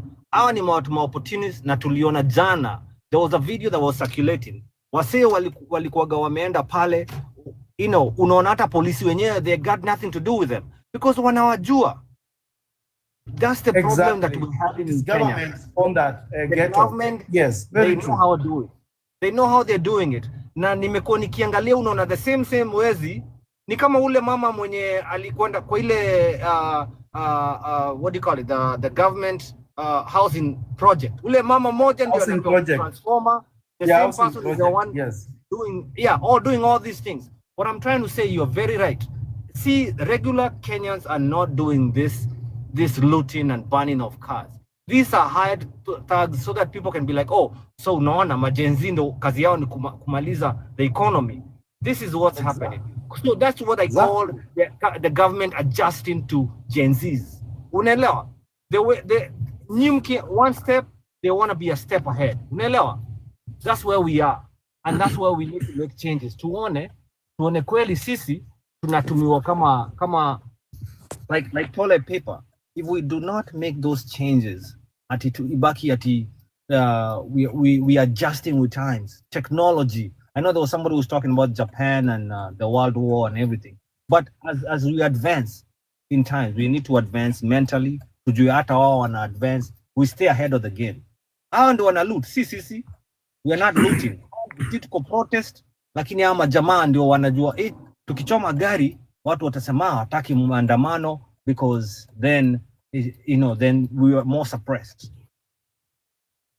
I submit. Jamal, how are Thank you? you, sir. Jamal, how are you? Good, brother. How are you doing? I'm good. You can Nilikuwa nataka contribute tu to the kusema motion. Wakenya wenzetu, nilikuwa nataka tu kusema kitu moja. Sisi kasa hii nilikuwa naona jamaa mwingine hapa alikuwa anaongea, alikuwa anasema tunapatiwa fake IDs. We are Kenyan like you guys. Sisi ndio tunaumia, wana biashara. Sisi ndio tunalutiwa. Madam Straight sasa ile wanakuja town, sisi ndio sana biashara inakuwa open kwetu. Hapa Lidhuli town center. Na jana nilikuwa naona duka nyingi sana iliibiwa, ilikuwa ya Wasomali. Sasa mbona sisi tunatagetiwa? Kwani tumekuwa soft side? Ndio mimi nilikuwa nauliza hao wenye wana organize hizi demonstrations like Boniface Mangi, hao wengine wangejaribu kuambia hao demonstrators wenzao, yani sorry, nani ngoma hapa? Rika Mwicha hapa. Unaona? Ndio wangewaambia wasiloot. Itaharibu yani hata picture demonstrations. Sasa wakianza kuloot, wana biashara sasa wanaumia. Ndio mimi nilikuwa naomba kama wenzetu wa Kenya wenzetu waangalie. Sorry to interject kidogo. Wenye wana loot sio demonstrators. I think ni hiyo kitu tulikuwa highlight na ghetto, and we said that is government plan thing, and that's why jiulize mbona hao watu wanaojulikana. Okay, I get you. Let me tell you this. It's not the demonstrators. We are very peaceful. Okay, hawa wameorganiziwa na government, there are few guys. Demonstrators are more than them. Hao ndio wanafaa kuzuia. Wakiona hao wanaiba ama wana loot, wanajaribu kumshika, kumjapa, kumadabisha, kumuonyesha hapa we are doing peaceful demonstration. Jamal, kuna areas areas demonstrators wamefanya hivyo. Jamal, I'm just notifying you. Yes. Kuna areas, Tony, just allow me to inform you, kuna areas that when we are demonstrating even last year, tulikuwa tunashika tukipata wanaiba, but unapata wanafanya so tactful. Wakati tumeconcentrate one area, wametuma kule wanaanza kuiba. Unaona? Sasa unapata one side, let's say kama tunasema tunaenda kule kwa IG, now wana take advantage, they come behind. You get? Okay. Wana purport kama wana demonstrate, and that's why Jamal, we are saying here, government hao watu wanajulikana, tuko paka na picha zao, washikwe. Wasiposhikwa, jua the government sent. Okay, can I say this? Kwa mfano in a government organized group wameloot. Sasa Wakenya wenzetu wengine walikuwa wana demonstrate, badala ya kuja wa sympathize na sisi, wasikie ile uchungu sisi tumesikia, nao ndo waseme yani just poleni, wanashangilia because we are Somali. But we are still Kenyan. Sasa yani hao demonstrators organizers wanavaa kukuja mbele kuambia wenye wameibiwa, we will support you, we will stand by you, whatever you lost we will try to contribute, because hiyo mwenye hiyo biashara kwa na hiyo kidogo tu, especially. Sasa mimi nilikuwa nasema yani hao organizers wanavaa kujitokeza kukuja mbele yao wenye umeibiwa, waambie sisi, lakini ukishangilia, ukifurahia venye tulifanyiwa sisi, tutaona nyinyi wote mseme mnatuonea tu sisi peke yetu. I think Jamal ako right in this way. Jamal kidogo. Benson, I think Jamal ako right in this way. Organizers of protesters of protest the way wanafanya notification kwa polisi, they should give like a plan route of how they want to go, zinini ziwekata kwa dailies, kitu kama hiyo, ndio watu wa duka wajue the legitimate demonstrators wanaenda hivi na hivi na hivi. Then the other stuff, because lazima kuwe na implanted goods kama ile tuliona kina Gaucho wakifanya, wakiparticipate kwa hizo nini, lazima kuwe na team yenye watu wakidemonstrate this other side, then they become wanarudi kwa backstreet to make sure there is no one left behind doing something scenario. There must be like selective teams wako pale wana patrol. If umeona group fulani wakidivert wakienda kuloot, you take them, you arrest them, you hand them over to police, and you coordinate with the shop owners. Yes. Yes, I think that's what I mean. There's a good case that a demonstration can be done properly and effectively, so that wale watu kwa duka hata bahati mbaya mmoja wao kishambuliwa, they will not have to blame watu wanatu wenyewe, au kuna wengi wetu wamekuwa protected, ni mmoja tu ndiye alipatikana street mbaya yenye iko kwa covered. So I think definitely can be done better, because I know everybody najua watu wengi wapendi government, but sasa the thing is, we know government want to put its people against each other. Both watu wanafanya biashara. Is it practical, Tony? It is practical. It is practical. To some extent, whatever that I'm telling you, it is a bit tricky, Tony. You know very well the moment we are being also targeted by the government, and the moment saa zingine tunawapeanga tusema hata tunaenda kukusanyika mahali fulani, Tony, already unawapata washa kusanyika pale. Remember, ukienda pale we are not even one safe from the police brutality, you get. So ukipeana hiyo platform the way you are saying, I think unless we give it when we have the right governance, whereby kuna what we call being accountability, yeah, at least tukisema tutatoka hapa tunaenda hivi, itakuwa very easy. But here you find, Tony, wakati tumesema to meet hata afya center, and you are saying it here already, hapa afya center the guys utapata hata muta ingia, you know that, Tony. But imekwanga strategy yetu, tunasema to meet CBD, wengine wanatoka huko, wengine wanatoka huko, then the moment tunakusanyika, and now kama government na tumeagree, Tony, ni government wako behind these things, they have been doing that, and that's why umesikia tukisema na ghetto hakuna mwenye ajaishika.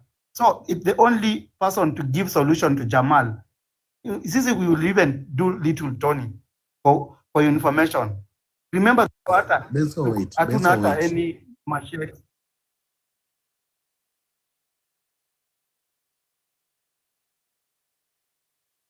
Here is where I'm bringing our responsibility part, because I want to assure you, hata kama tuko organizaje, we cannot protect all the shops in town, because we don't have those resources and manpower to do that. But here is the thing that we need to do. This one is a responsibility that we cannot escape from as people who may be directly involved kwa kumobilize watu waingie kwa street. Here is what we can do. Immediately those shops zimekuwa looted or destroyed, we need to go back, empathize with the shop owners. Si lazima iko the same day. We need to go back the next day, empathize with the shop owners. That one I agree with you. Understand, tuambie, even show, just show them that we can do better, and we're in solidarity. That's what I agree with you, Tony.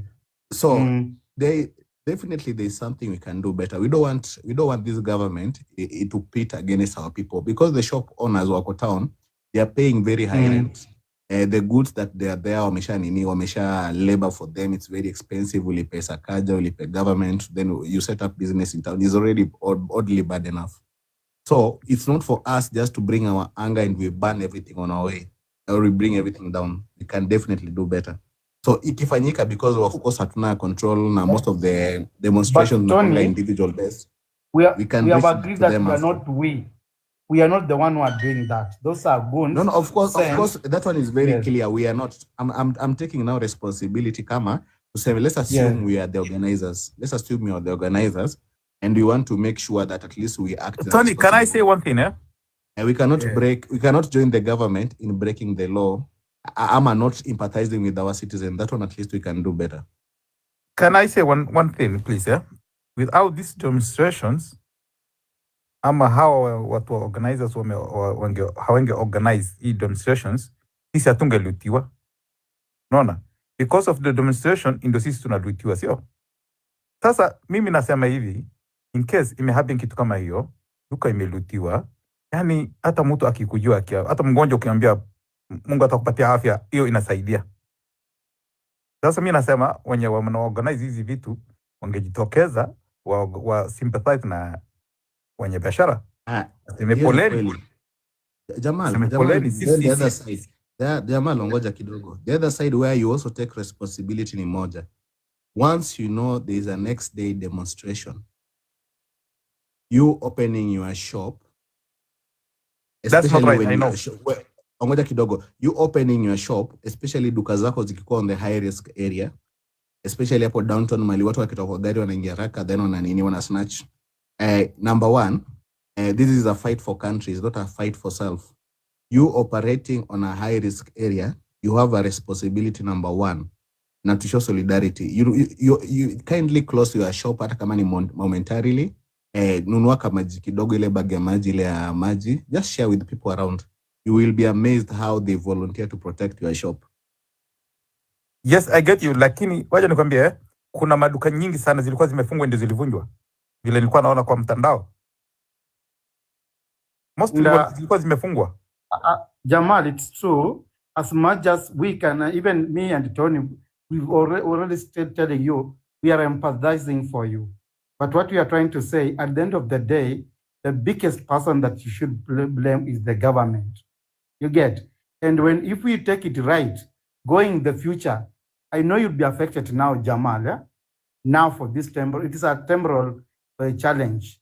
But the moment we do this and then we get it right, going in future, you'll have your business, and because we have good leadership and good governance, you'll never see such kind of thing happening again. Because kuna order.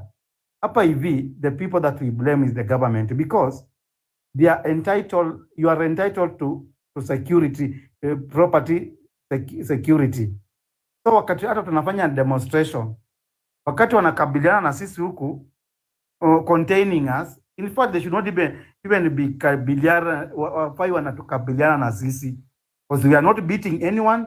They should be now just make sure that kuna mtu mwingine asitoke huko aumise Tony na asiumise Ben. So equally, kuna wakati hata wewe umefunga hiyo duka yako, kuna mtu asijaribu, mtu akijaribu hata kama anafungua apigwe risasi.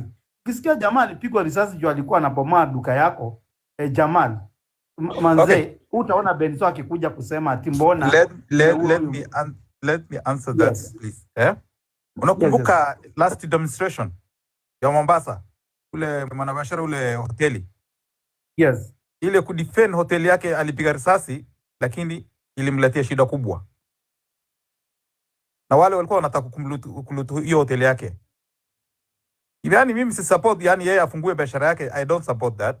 Kama kuna demonstration afungue biashara yake. Lakini yeye hata bahati mbaya alikuwa anataka kudefend biashara yake, lakini imemletea shida. Huyo jamaa kuna vitu tulifuatilia. Watu wangu ni aje?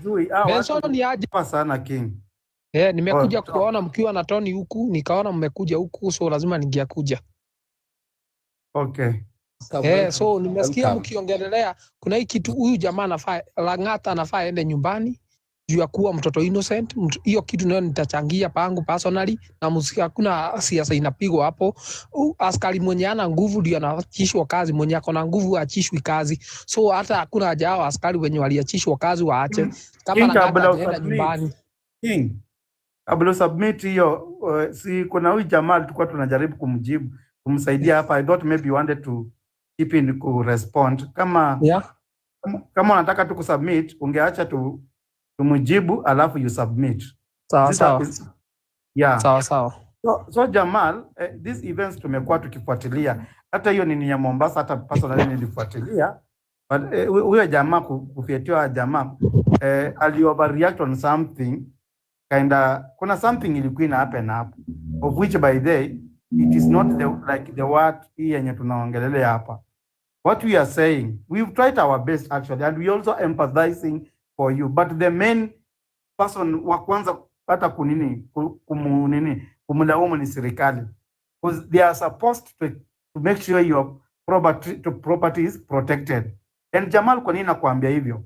Just the way Tony alikuwa anasema, unapata ama goons wana break tu hapo na polisi wanaangalia. You saw it. Yes, and that even last year wakati wanaangalia. Alafu utasikia hata hakuna kitu, hakuna mtu amepatikana. Amepatikana, meaning it is them, which is again now remember, polisi anaangalia na kona gun, Mimi na Tony tuko tu na flag na simu na flag hii ya Kenya. Sasa surely tunaona pia hata mimi kwenda huko saa hiyo na hatarisha maisha yangu. Kwa sababu mtu mmoja anakuja kufunga kuvunja duka yako, si ako tu mikono mtupu. Either ako na bunduki, either ako na hizo machete. So empathizing, yes we can. We stand in your shoes. But hii kitu I can tell you, if we get it right, Jamal, haifanyika. The issue is the government. Because if we will not fight it, Jamal, hii kitu inakuja kila saa. Watu watakuwa dissatisfied, watakuja kudemonstrate, unaibiwa. Hivyo. Unaona itakuwa tena ni shida. Why can you tuvumilie saa hii Jamal? We feel sorry by day for what happened. Kama duka yako iliibiwa. But I can tell you, we will get it there. When we get the right leaders there, I'm telling you, hii mambo itawahi kuwa. Utakuwa nili unafanya vitu zako freely, hata Benson watakuja pale kupromote because kuna hiyo security, kuna law and order inakuwa enforced in the right manner. Not the innocent people wanauliwa ama wanakuwa picked. Thank you so much. Sijui kama nimejaribu kujibu. Umejibu, lakini we are still in between blame game. A blame game. Sasa government watasema demonstrators watasema government organized goons. That's why nimekuuliza swali Jamal. Nijibu Jamal. Mwenye ameshikwa. Benson nijibu mse swali. Kuna hii kitu King kidogo tu. Jamal amekubali kuna hata polisi walikuwa wamesimama au watu wakibreak pale. Sasa why should police aseme ilikuwa ni demonstrators and amepewa power ya kuprotect yako paka na bunduki.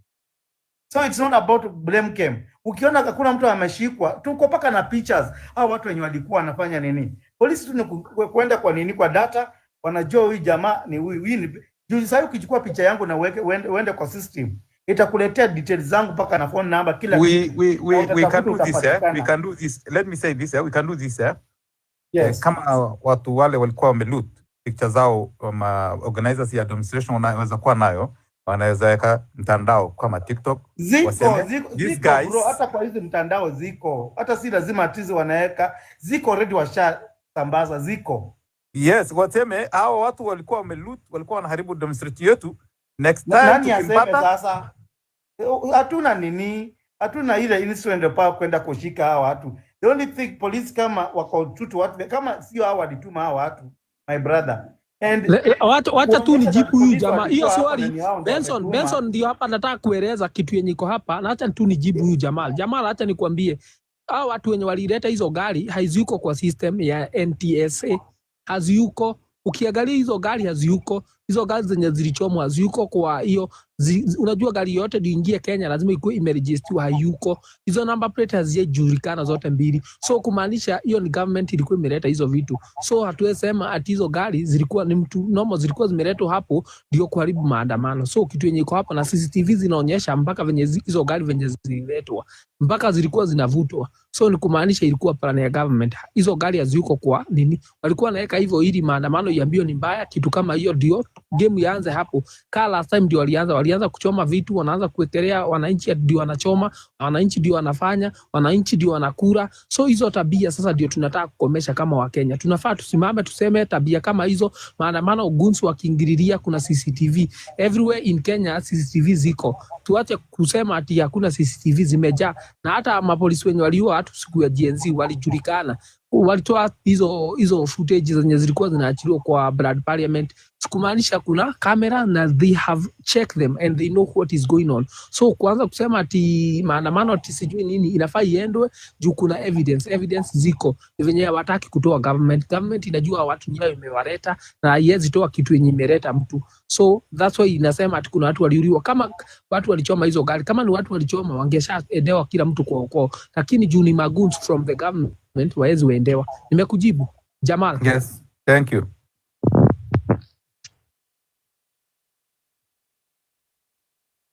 Now you can talk about mambo ya Albert Ojwang.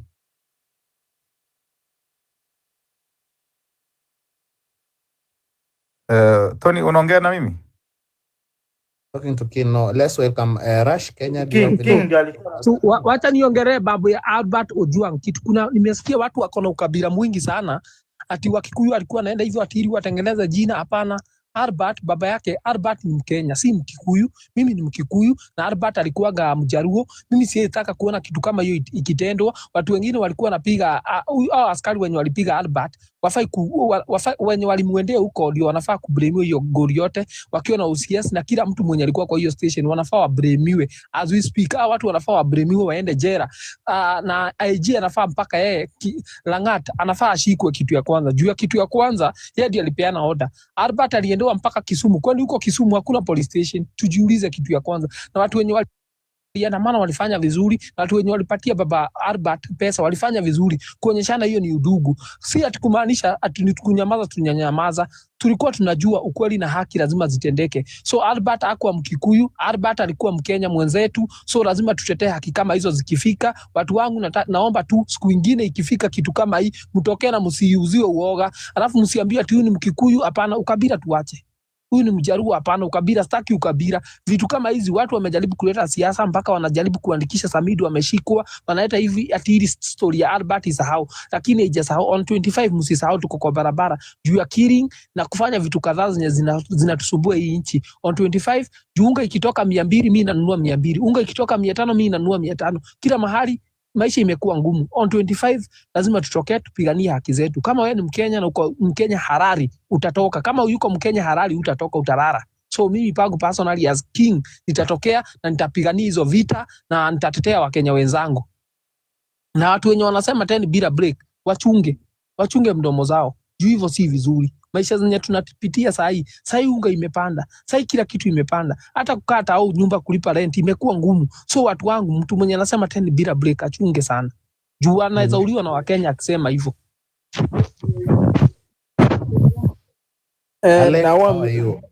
Alex, mambo? I'm fine, thank you sir. Poa sana. Unaweza changia aje mtu wangu?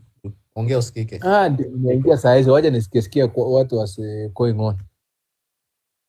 Sawa. Over to you Ghetto, uko na nafasi ya kuongea tena? Vipi? Poa sana. Asante Tony. So mimi vilikuwa nasema ni ati wanafanya hii story yote tunanajua. Eliud Langat, I think, is even more powerful than Douglas. He's probably the one who's running that rogue parallel police that Rigiji anasema. And to be honest, Tony amesema kitu moja very important na King.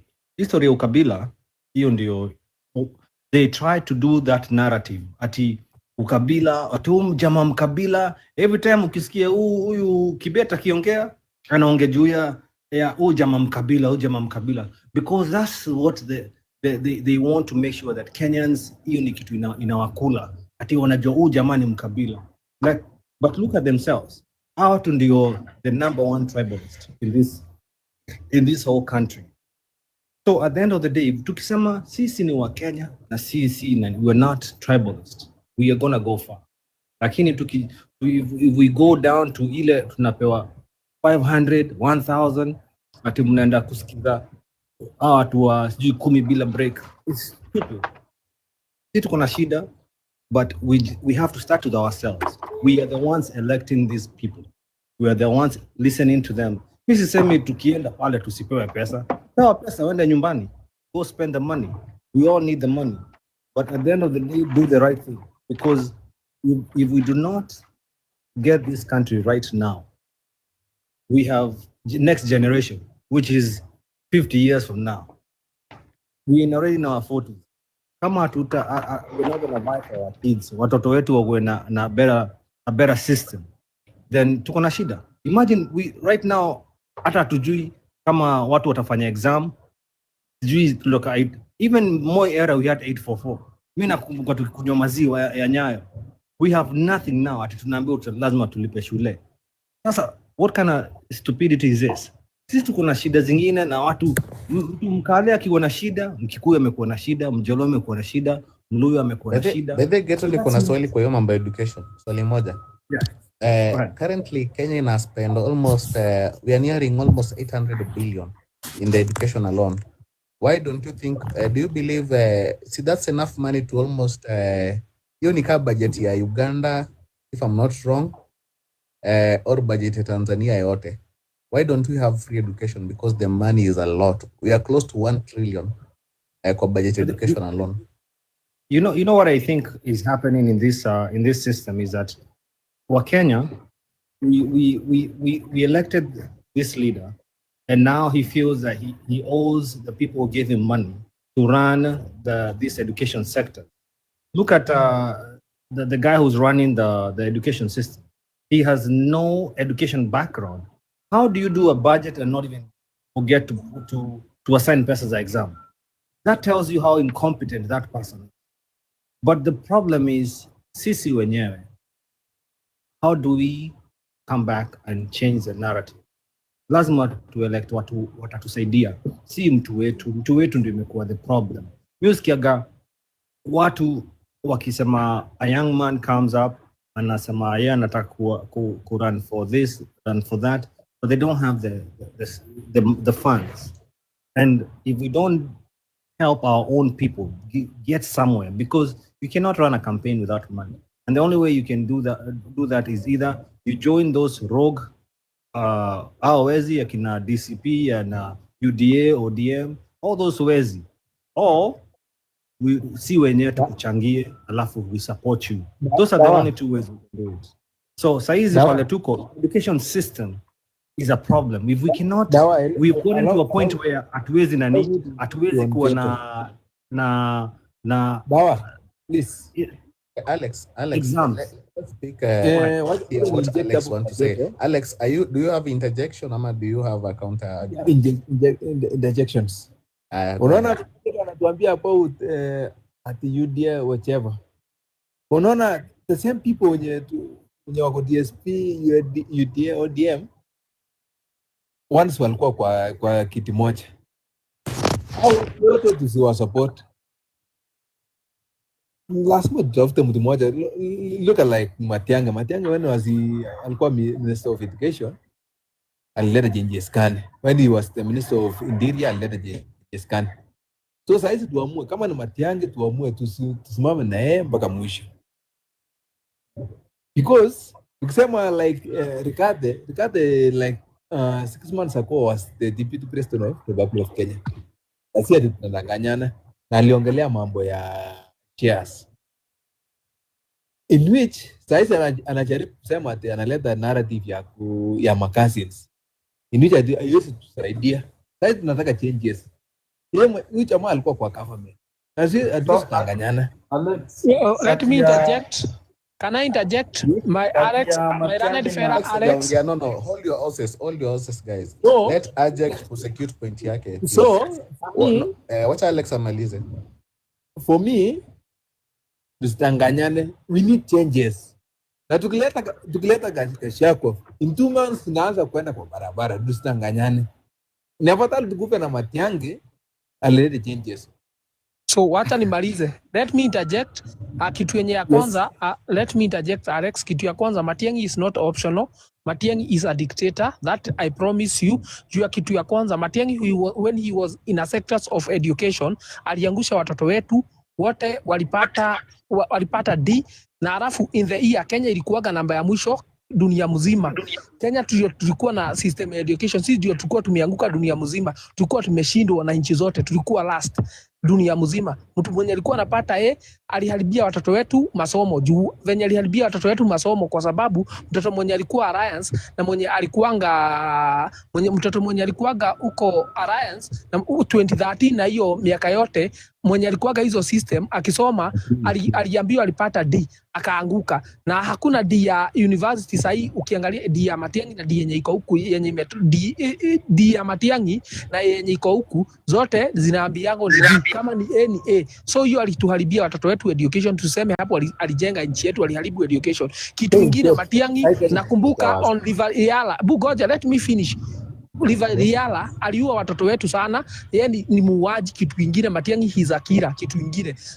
Riala nakumbuka watoto wetu walitolewa huko, vijana wamepigwa bunduki, wameuliwa huko, na ni alikuwa kama Minister of Interior, nakumbuka vizuri. Nakumbuka watu wakiandamana huko Kisii usiku, aliwaua, akawachinja, akawamaliza. Alafu kitu kingine Matiang'i, kuna shamba alinyaganya watu huko kwa Kisii. Alafu kisha mnatuambia hapa ati tunachagua Matiang'i. Matiang'i is a dictator. Tunafaa kuchagua dictator. Skandal ya huduma namba. Hakuna kitu alifanya, inafanyanga saa hii. Alibeba wizi. Umeshamaliza. Alex, wait. We want to take an interjection only. Interjection, Yeah. not a statement. Yes, Interjection only. let me say Next. something real quick to Alex. Yes, And, yes. there goes the problem with where Kenya is right now. Vile Alex is thinking is where 90-something% of the Kenyans are thinking. You have an option that is better, but is not the best. And that's where Yes. the problem is. You don't want change. You want an option that has been there before, you've seen it, but the problem is that option has also a negative, and that's a negative when it comes to murder. So that's what Yes. I wanted to see. This is why I'm saying, Benson and Tony, Kenya, we have 50 years before we get to where you can think like somebody who wants change. If you're talking about Matiang'i and Rivayala, you cannot put him even in a presidential race. That's it. I just wanted to say that. And that's what I meant to Mr. Martin. We have 50 years Tony, before we get allow me 1 minute. I to think also say something. Benso, I'm giving you next. Just Benso, one second there. Golja, welcome. Do you have anything to interject for your statement, Golja? Okay, Tony, thank you for giving me this opportunity. I believe, to me, changing the current regime or bringing somebody new, I don't think it will work that much. To my opinion, with this broad-based thing, I think Raila and the team, they have brought a very brilliant mind and on the table, and I think it's really working now. Compared to what has been going on for the past 2 years, if we had this broad-based government from the beginning, I believe we could have made great steps. So my point here is we give time to this broad-based government and see how it works. Furthermore, we have like 2 years. In 2 years' time, we'll be voting again. We'll have time to decide the best candidate. For now, we should focus and give this government time. That's my opinion. Can I interject for your opinion? We are going step by step. The next person speaker was Benso. Benso, interjection. Thank you. Then we go to the next. Yes. Unfortunately, the guy has gone. It's so pathetic. Get on my other Tony. I'm telling you to go a long way to go. If at all a speaker comes here, you listen to what he's saying. And then even the other speakers just talked again. He's talking about blood-based government. It's doing well. We give it time. Ili hali tumepoteza tu kijana, hata hii picha iko hapa, tunataka huyu jamaa kuwe ndani. It is so laughable. Kuna watu hawana hata utu. It is so, yani saa zingine it's just disgusting hata some platform kujoin. A Kenyan who is supposed to be part of the solution comes and tells us blood-based government, it is working for the people, while many people are being abducted. Now the other guy is telling us about Matiang'i. For God's sake, I will not repeat what King has said. Yani, it's like, wanatuelezea kama kuna, there's no any other man or a woman who has been, yes. Benso, I'm a moderator, so I'll be neutral today. So don't you see logic wa kitu Golja amesema in this sense? It's not like the government is doing well, but anasema, just imagine if Ruto ange decide to work with the Raila from onset, then they work with the current work in a hybrid government. Will we have the useless people in the last government? ADP people had to be killed in the street so that finance bill could be withdrawn. So is it? Do we have that too much chaos than before? Ama sahi tuko na a bit of some sort of movement. I think that's what Golja maybe meant. I don't know. Maybe that's what you interpret. But even if that's what he meant, Tony, I can assure you it doesn't make sense, because there is even more chaos than before. It also tells you Raila again is not a leader. He's not a true patriot for this country. It seems he's the only person who normally causes now chaos. If at all ati kuingia kwa blood-based, allow me to use that, ati sasa ndio imeleta calm. It has only just brought calm to his diehards who doesn't know what they need, who just, you've seen some diehards saying, if Raila smile, Tony, let us be true to what we are saying. You've heard someone say, even if, so long as Raila smile, it's okay. Even if people are killed, it's okay. I think, kama ingekuwa Raila yuko kwa government, na Ojwang amenini hivi, sasa tungekuwa na demonstration going on in Luo Nyanza. Let us be true to what we are saying. So that's not the way we should be doing. Raila being in the blood-based government, I can tell you, it has even brought more disaster than good, because wameungana, last time waliungana na Uhuru and tukakuwa na more abduction, watu wakakufa wengi wakapelekwa Ribayala. Again right now, abductions may increase more than even when he was outside. That's what I want to tell my brother. Okay, thank you. Let wasiona Wakenya ni wajinga. Okay, thank you. Let me interject. Let me interject. Let's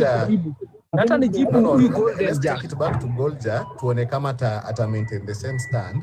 Then if anybody else has a further interjection, then we'll carry out. So we want to make it a debate like equal responsive. Golja, over to you. Do you want to remain with the same position, or do you want to amplify it more? No, thank you, Tony. First, for explaining what I actually meant. That exactly what you explained was what I meant. And Benson, I respect your decision, yes. And don't get me wrong, it's not that I'm okay with how the government is being run. I was talking out of experience. I have privilege to live in Ethiopia, and I have privilege to work in Somalia. Having no government at all is worse than having is worse than having at least a government you can correct, a government you can take action. From Ojwang's case, may his soul rest. From Ojwang's case, you can see at least the security operators are trying to push to the DCI. They try to intimidate the OCS. The OCS try to still to push it back to the. We are putting things on account. We are able to account for whatever is happening in our country. In Ethiopia, of which I have privilege to live in Ethiopia. In Ethiopia, you don't even have platform. Once a mere police officer who walks in the street, he can shoot you and blame it to that you are OLF, you are a criminal gang, and there's nothing you could do. Number one, having a government, you will never appreciate, even if it's a government that you can hold responsible for anything, is better than having no government. And when we say that we'll put our government into trial, like they will bring somebody new, we remove him, we change it with somebody else and test if he's worth of the position, I don't think that is the solution. I am when I say that I support broad-based government, it's not that I support what, but the mind that broad-based have brought later on board, like the current finance CS. I really support. I think he's a brilliant mind. His reasoning, when you see how he explains the finance bill, he has managed. He's trying to maneuver the economy without adding more, imposing more taxes. At least that's a plus. Today, as we speak, the government is really listening to what's happening on ground. That you see people are being. Sorry to cut you short. Yeah, you are not true to what you are saying, because you are telling us at DCI take action not because Raila ako pa broad-based government. No. It is because of Benson. Listen, my brother. Let us be objective. Why are you telling us? Let me interject, Benson. Now, Golden. Golden. King, a minute. I haven't said that the DCI have taken action. I'm saying the fact that DCI is trying to blame the other one and the other one is trying to blame the DCI shows that we are the Gen Zs or the movement is at least doing something. Is at least putting them on account. we are making them account for what has happened. Different from what is happening. That's not the objective for Gen Z. It is Yes? you are lying. It is not the objective of Gen Z. When we went to the parliament, we had no. It was a sign of a vote of no confidence. So we are not putting them to accountability. We are just telling them they are not supposed to be even in the office. That's what Gen Z are saying. Again, where you are mixing yourself, you said you don't support the government, but you are telling us to give them a chance to work. That's what you're telling us. Then so if we don't not hear you well. Then so how can you give them work and they are killing our sons? Then so my brother. So Golden, wacha tu interject. Golden kuna nataka kuuliza. Tony nipeni wakati tuulize huyu jamaa swali. Let me interject too. Let me answer. Let me interject. Kwa nini mtaki ni interject? Golden, kwa nini mtaki ni ku-interject? No, I just want to answer Benso, I give it to you. Let me interject because nyinyi mnaongea tu nyinyi wawili na utaki ni interject. Let's have interjection. Let me ask the question. Wacha niulize swali langu. Kitu ya kwanza nauliza, nataka kuuliza kitu ya kwanza Golden. Umesema ati serikali ipewe kazi ifanye. Ni kazi gani inafanya isipokuwa kufanya campaign na kupeana mbosho? Hakuna kazi inafanya. Izunguke huku Mount Kenya kwenye watu walipoteza atifahamu. Ni kama ni siku ya election sasa hivi tunafanya. Wanafanya kazi gani broad base? Kazi yake tu ni kupiga campaign huku kila mahali, wakipeana machine, wakisemaga watu ni wa kabila. Ni kazi wanafanya ama ni siasa wanafanya? Hata miaka yake hata siku za siasa zianza kufika. Hawa watu wako kwa barabara. Let me finish. Golden, uta-interject. Mimi sitakata, nitanyamaza. So kitu yenye iko hapa, hakuna kitu wanafanya, kazi yao wako kwa barabara wakipiga siasa. Alafu kisha mnaanza kusema ati nini? Siasa umesema ati masiasa wenye wamepewa wako capable. Siasa wa education hakuna kitu wanafanya. Sasa alisahau ni kuandika mtihani. Hiyo ni kuonyeshana how carelessness this government iko. Hata siasa anasahau pesa za mtihani, kunafanywa mtihani hii mwaka. Hakuna mtihani inaweza fanywa juu hakuna pesa. Hiyo ni kitu yenye inaonyeshana education walianza kulipia lini. Hata siku ya Kibaki education was free. Kwa nini walitoa free? Kwa sababu wanaona Wakenya wameanza kuwa janja. So education should be free. Si ati waanza kulipia education because hao ni wakora, wanataka kukula pesa yote. Wataki kusaidia mwananchi. Mwananchi lazima ateseke, atoe kodi kwa nguvu, atandikwe, anyanyaswe. Hakuna kitu anakula mwananchi. 30 seconds. Can I ask something? Can I ask when you're next? Lakini wacha Goldberg explain. Because I'll be busy, I won't be available. I will be following, but I won't be available. Just allow me to ask something. Okay, Kememwa, go ahead. I've heard my brother saying that at least the government is listening to the ground. And for sure, you can't come here and tell us that the government is listening to the ground, nor unless you are living in a different country, nor unless you've known. If the government was listening to the ground, do you think Langat will be in the office right now? If really the government would be listening to the ground. Do you think Murkomen will be in the office right now? Do you think IG would be in the office right now? So you need to withdraw that statement, or unless you clarify how the government listens. And I think we have a long way to go in terms of civilization. We really have a long way to go. If we can reason in this way, I see a long way to go, by the way. For us now to deliver our country from wherever it is, we truly have a long way to go. Please respond to it, my brother. Okay. Thank you. You have a nice opportunity. Ongoja kidogo Goldberg. Ongoja Goldberg.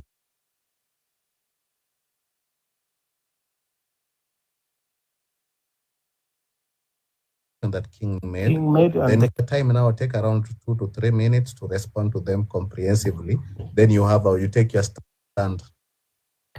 I'll start answering by, I think Benso and King's questions, they are a bit of similar on what is this government really doing. As King was asking, how is this? How is broad-based government working? Because that's what I actually said. That wasn't my point. Was what I was trying to explain is it's better. We are seeing changes. There's process of changing a government. When today we remove Murkomen and Murkomen and the IG, and the power still lies with the president to appoint whoever he wants. You see, you will just be having the same system repeating. They'll be bringing rewarding their own friends, and so that's no solution. Solution is like today something has happened. At least it's being discussed because they know what happened with Gen Z last time is something that might even risk the country getting destabilized. So it's something that at least is working. They're listening. At the end of the day, we will get a solution on what is going to happen and the way forward on this matter. Because the DCI, today, they are blaming the OCS. The OCS is blaming the DCI. And to an extent that even he has mentioned that there was a bigger person who gave orders. Differently from when, if it's the government was trying to cover, all this wouldn't be coming up. At least they are being incriminated, the matter is being followed up, and we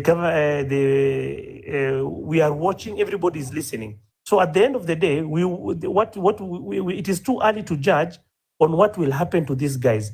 Let us wait for the whole due process to go through, and let's see. Kim, when I said that, when I reason, the way I reason that you are questioning, I reason this way because I'm trying to compare a country, our neighboring countries, come to Tanzania, come to Uganda, come to Ethiopia, and come to Somalia, of which Ethiopia and Somalia are even in worse state. Uganda, you cannot even speak up and being listened or any action being taken in anything that you might even... Let me interject, Golden. Kenya, yes. If I could... Yes? King, be patient. Let me please. interject. Hapana, No, kuna no, kitu no, no. amesema. Si tufai Be patient. Let me Be interject. patient. Tony, Let's learn to listen. Okay.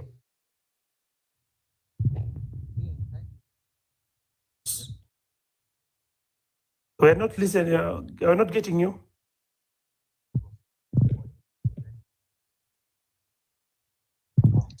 So wacha tu niulize swali langu. Kenya ifai kukompeiwa na nchi zingine za East Africa. Kenya iko independent because UN, offices za UN ziko huku. So ukianza kutucompare, hata Golden tu nikuambie tu ukweli. Kenya it is not compared with East Africa. Inafaa kuwa capital kwa sababu moja. Ukicompare offices za UN, United Nations ziko huku, offices zote za Africa ziko huku. Huku ndio kuna kuwaga headquarter. That's why unasikia Kenya should not be compare with other country. Tuangalie Uganda, tuangalie Tanzania. Hatufai kucompare na East Africa. Kenya is the best there is because mpaka internet, Facebook, offices zao ziko huku. So hata nasikia mkianza kucompare na nchi zingine majirani, Kenya should be a democratic country because kama unataka kwenda US na uko Msomali lazima ukuje Kenya. Kama unataka kwenda UAE, Siriban, Tanzania, ndege zao si wote wanakuja. Currency ya Tanzania sasa imerudi chini aje. Sijui kama umeona currency ya Kenya iko juu. So Kenya kuanzia kitabu inakuaga juu. So don't compare us with our neighbors. Kenya should be a democracy. Kenya kuna kosa democracy, we should stand.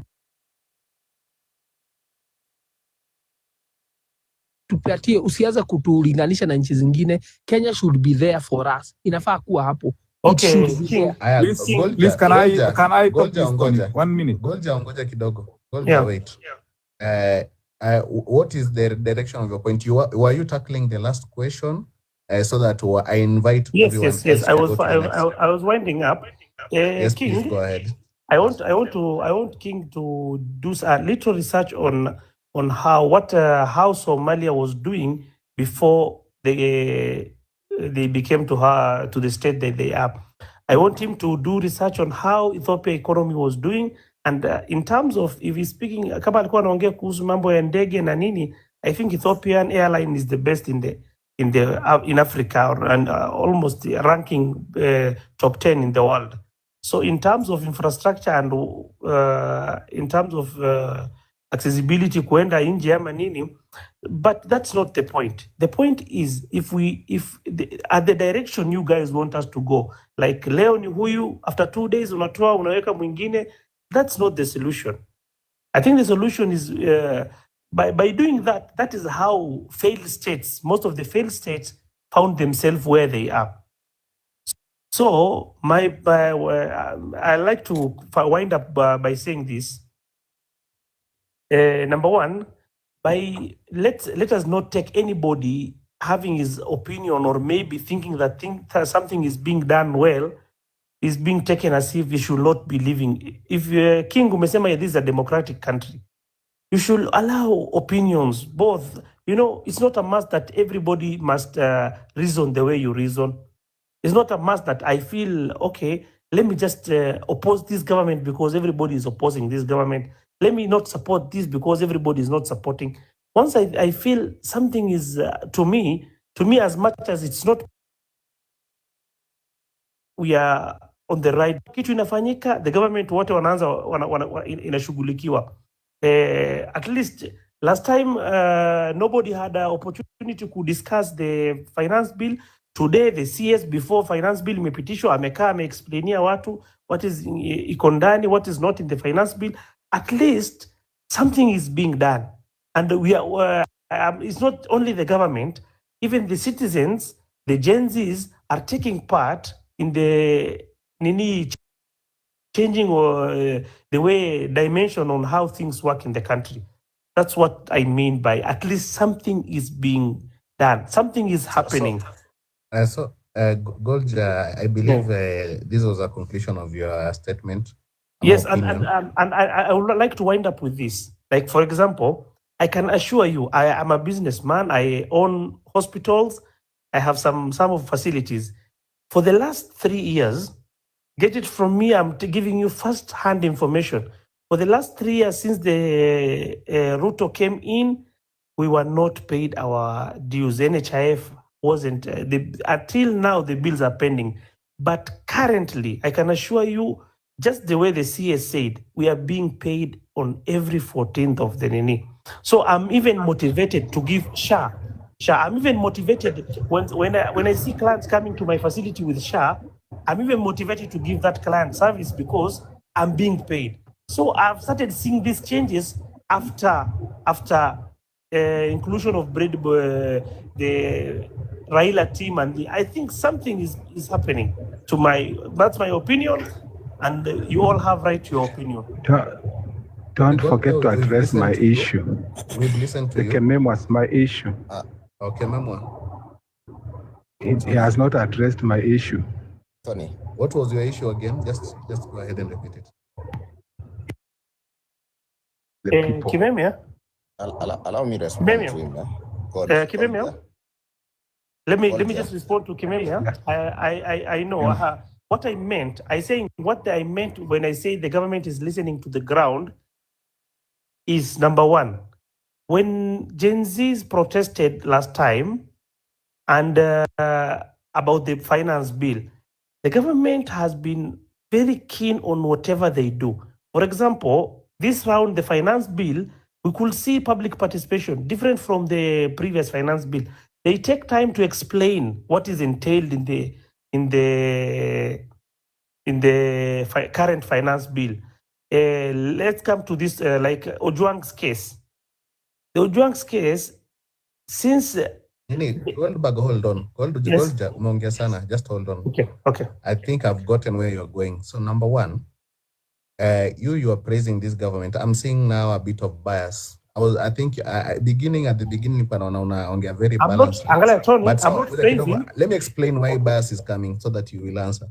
I'm seeing a bit of bias. Number one, umonge about you have an hospital, umona shine work. After the other thing, umesahau acknowledge what Benso told you earlier. Benso alikwambia, maybe the government is working for you because there's another force that made some push. It's not that the government is effective, but the government is reactive to the force that pushed it. The Gen Z that was on the street. So for you, that's a good thing because the government renewed. But such an accolade is not on the opposition or the centers of government. The accolade kwako ni the government responsive, and it should remain like that. No. I think that's what I meant. What I meant is, at least when they go, when something is addressed, be it by protesting or anything, the government is responding to it. When something is addressed, be it by protesting or anything, the government is responding to it. When something is addressed, be it by protesting or anything, the government is responding to it. That's what I meant. That's a good thing. The issue now, tunakuja kwa argument in terms of leadership. Is that a good thing? Must the government react on force? Ama in terms of leadership, why don't we have a government that imekuwa elected from the word go? They implement the ideas that they already have. They don't need to be reminded through a force outside the government. We don't need to go on the street to protest so that the government function. That's where I was linking your bias. Bias yako imekuja number 1 because you did not acknowledge the other side. Bias yako imekuja number 2, comparing Kenya with our neighbors. Bias yako imekuja number 3, saying how at least some system are working because you also a beneficiary. So that is where I was taking you to task, where you are not your arguments are not balanced because you are leaning on one side. You are not looking at the other side of the coin.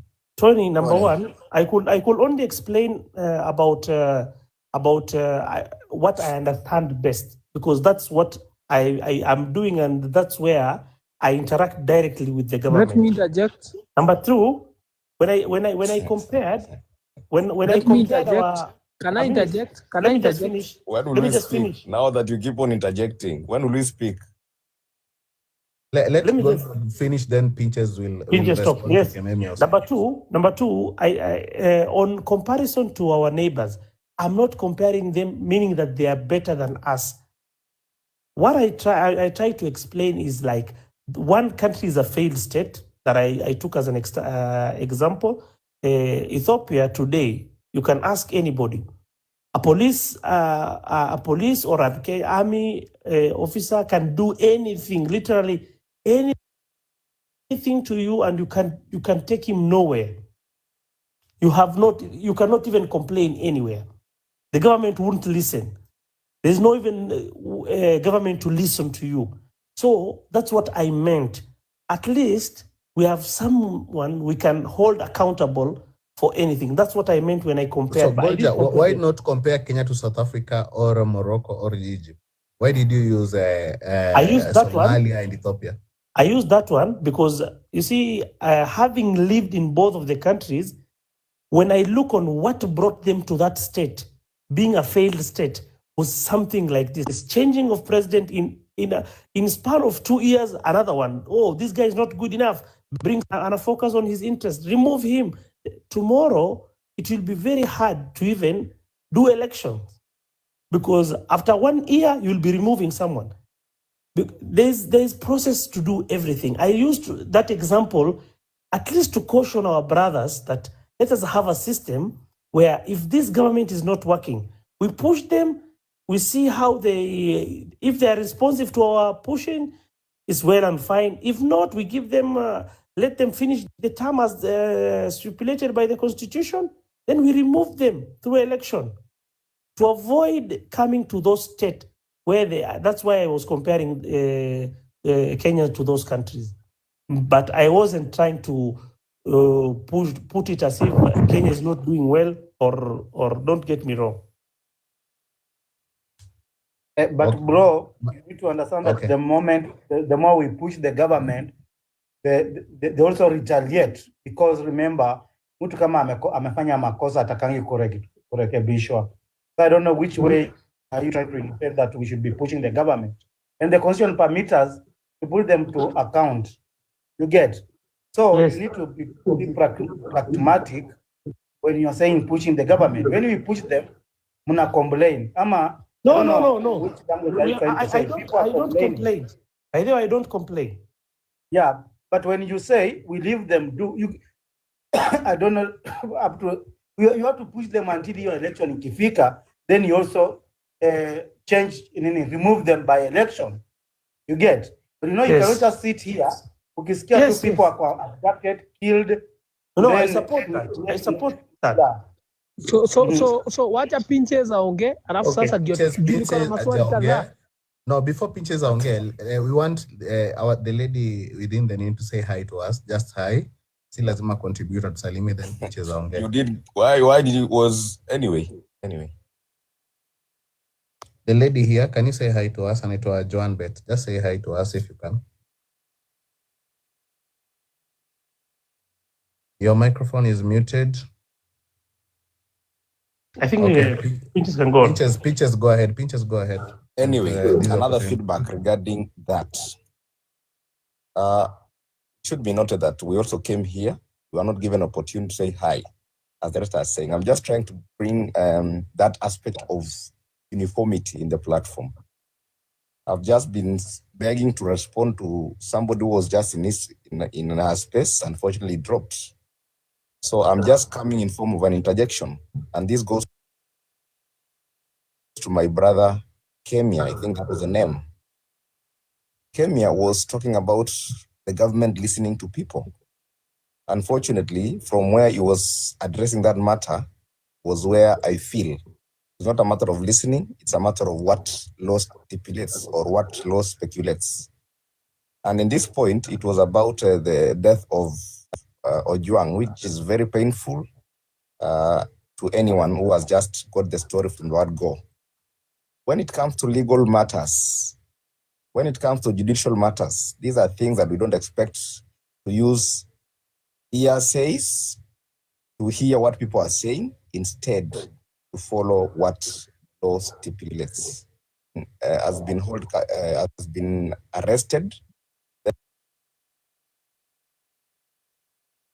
from a sober mind. Of course, that is not adding up, because there are judicial processes, there is arraignment in the court, then from the word go, the judiciary will make a decision basing on whether guilty or innocent. So when we talk of government listening, let's talk of developmental aspects.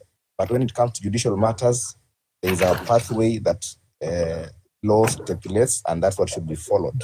In case it's not followed, that's when we can just bring in the aspects of dissatisfaction.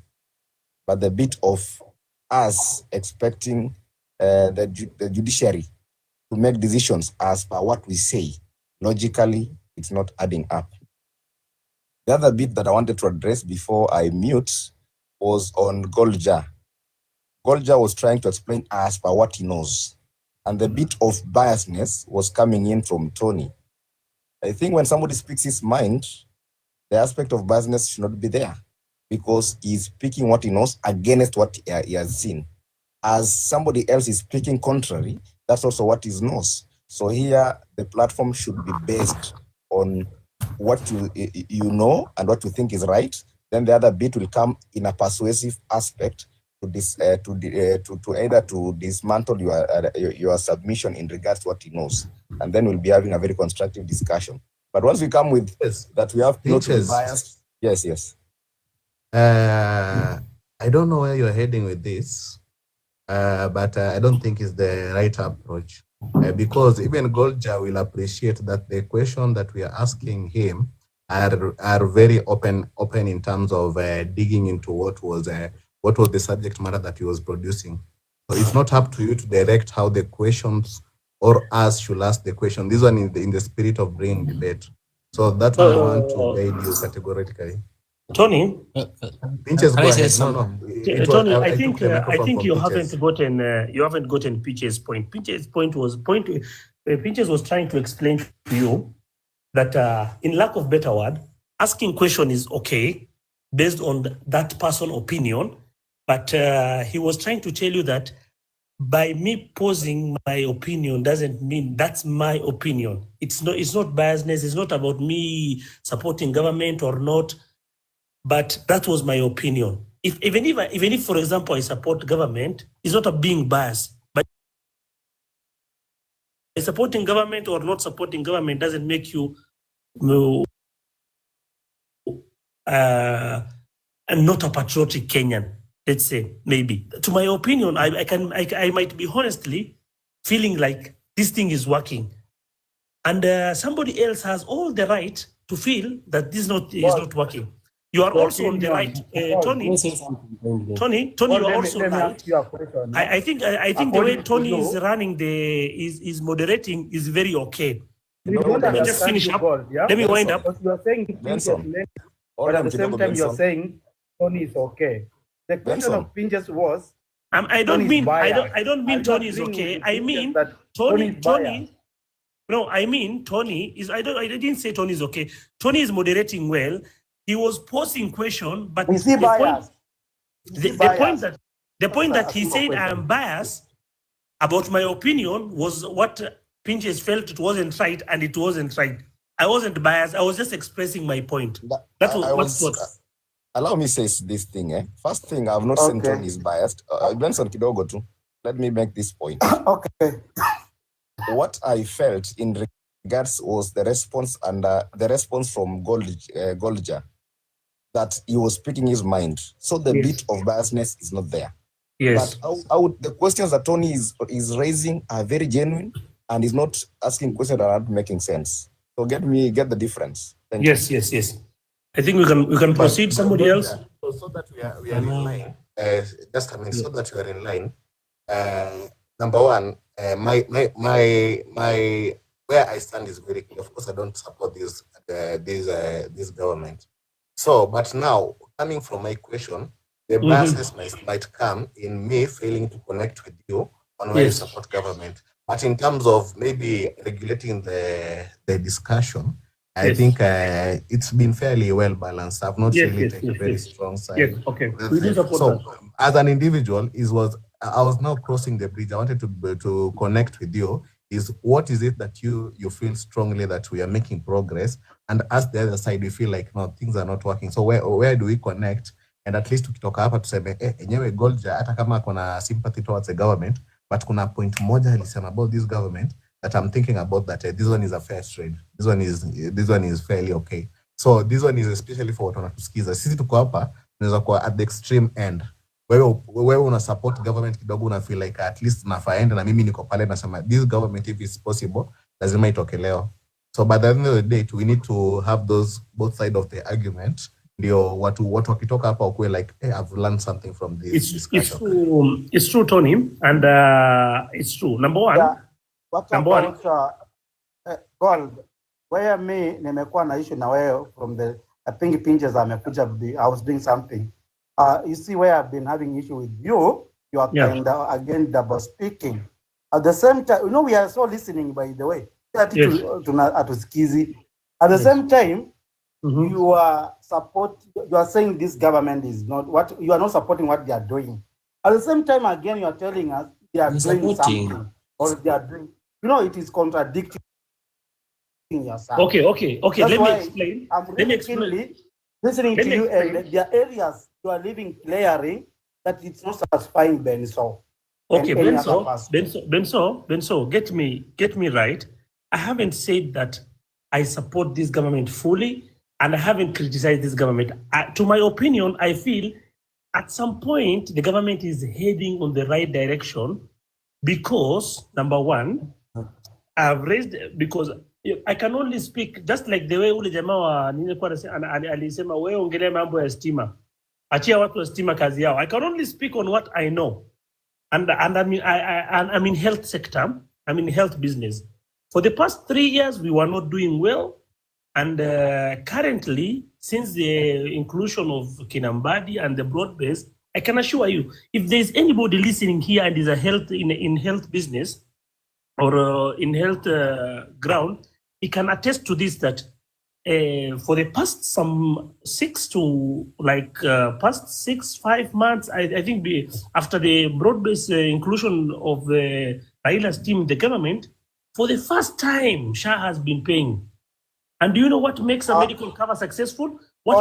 Listen, Benso. Tony asked me. Tony wanted to know at least. Listen, Tony wanted to know at least one thing that this government is doing, so that I can feel they are at least on the right direction. I'm explaining that. Number one, as I'm explaining, I can only talk on what I know and on health. Anybody in this room, let us just be honest. If you have registered for SHA, when you go to facilities, since hospitals are being paid by SHA, I can tell you that today, if tomorrow a patient comes to my hospital with SHA, I'll be very happy to treat that patient using that SHA because I will be paid. But when the hospitals are not paid, that is when, you see, there is laxity on accepting these cards. I can assure you now, in any corner of the country, just do it, try it and ask, or if the hospitals will be genuine. We are being paid on around Paul, every 14th of as every much month. as you are explaining to Tony, Number you are two. still leaving Benson many questions. You are a Kenyan, and are you aware that there are some areas the SHA is not working? You know, when we are not, when we are saying it's not working, we are not saying kila mahali haifanyi kazi. We are very objective. There are areas that maybe where you are, or you've done your given, you've done your sampling, and you took some study area, you can find it is working. You see, it's not, again, I want you to appreciate that there are areas that it's not working, and there's those complaints. You see, that's the bottom line. And we will be moving forward. Again, where you still talking and then unafanya na kuuliza maswali, my brother, you've said, wakati nimekuuliza, you've said, neither are you criticizing the government. That's what you said. I'm using your words. Yes. But you said there are areas that you are supporting it. Yes. Now, to be very honest and objective, yeah, do you think that hakuna mali you yourself you can critique the government? Criticizing the government doesn't mean that it's a wrong thing. It is actually you will make them improve more if you do that. As a patriot Kenyan, right now we have some since blood-based government ifomiwe, abduction ziliincreasiwa sana. Benso akikuongelesha hivi on daily basis, even where I stay, on especially Sunday to Saturday, kunakuwa vijana wanakuwa abducted, and I have some evidence only that for the security reasons I cannot just reveal some of these things here. So you want to tell me even if Benso knows that SHA it's working, now I just sit there saying I can't critique. I'm using your own words to show you that we are very sensitive to what every person is contributing here. Let us be objective, critique nicely. Just akisema kitu yenye I make sense or and I make sense, I need to support him. I need to concur with him and we move forward. Kama kuna mali, we disagree to agree, make sure that everything is, we are heading in the right direction, not the government heading in the right direction. We want the people of Kenya to head in the right direction. So, the government is doing the right thing, we will be heading the right direction. I want us to hear someone who have not spoken. I think Golja tumemweka on the stand sana. Boss, do you have something to say? Bossman. Thank you. Sijui kama network yangu itasikika vizuri, but if you're hearing me ni vizuri. So nimesikiza Golja sana na ameongea vitu nyingi. First of all, comparing us with Ethiopia na hizi countries zingine zenye ziko hapa around. Kitu nataka kuambia ni Golja ni hivi. Sisi hatuangalii marking scheme yetu, si government. Sisi tunaangalia constitution, nielewa? Government lazima ifanye kazi kulingana na constitution venye iko sheria. They cannot come up with their own laws. Yes. They cannot come up with other marking schemes. So comparing us with countries zenye hatuelewi constitution yao iko vipi, but then we can't be compared to any country. Tumepigana sana kupata constitution mpya, tumepigana sana kupata freedoms ambazo tunaenjoy saizi, na hatuwezi kubali mtu atoke from nowhere anajiita government, anajiita sijui nani, akuja aanze kutuambia but we are doing better than Ethiopia. We can't. Sisi marking scheme yetu ni constitution. Mwenye anaongoza, mwenye amewekwa pale na constitution lazima aheshimu constitution, afuate venye sheria iko. Ikuwe ni polisi anafuata constitution. Si ati tuanze kuambia ati unajua hawa polisi wetu wanatupiganga tu tear gas, lakini ukienda Uganda wanapigwa risasi. Hiyo ni nonsense. Sisi tunataka wafuate constitution yenye tumepigania. Hiyo ndio tunataka ifuatwe. Hatutaki story nyingine. Hiyo ndio marking scheme yetu. How do you compare us with any country around na wana constitution kama yetu? We have our own marking scheme. I don't know kama naikuelewa vizuri. And then listening to you keenly, naona unasifu kitu inaitwa SHA because you are beneficiary. You are benefiting from that. We don't know what you are being paid for. Kwa sababu kumekuwa na system kama ile NHIF, si people are being paid, doctors were being paid, hospitals were being paid kwa kazi yenye hawajafanya. Because kama mwananchi wa kawaida ana complain, mimi mwenyewe SHA nimeiregister mara kama sijui ngapi. Leo unaambiwa kwa mwezi utalipa tu 300 bob. Next time unaletewa tena notification inafaa uregister, unaambiwa unalipa 1000. Next time unaambiwa tena unapewa notification oh, utalipa 1500. Alafu you're here telling us that it's working. Working for who? If it's working for doctors, it's okay for you guys. But for normal people, Bossman, is it working for them? Bossman. Kindly, I'm not, sorry? Bossman, I can, you know, it's good to... Golja, let Bossman finish. Wacha nimalize tu, and then you talk. So what have faulted you, ni kitu kimoja. You sound like umeenda shule. But if you start comparing us with people who don't have, with countries that have no same marking scheme as we have, every time you see people going on the streets, kitu wanaenda kuangalia ni, has this person, the so-called president mwenye amewekwa na constitution, is he following the same document that placed him there? So you have no business telling us, oh, you know what?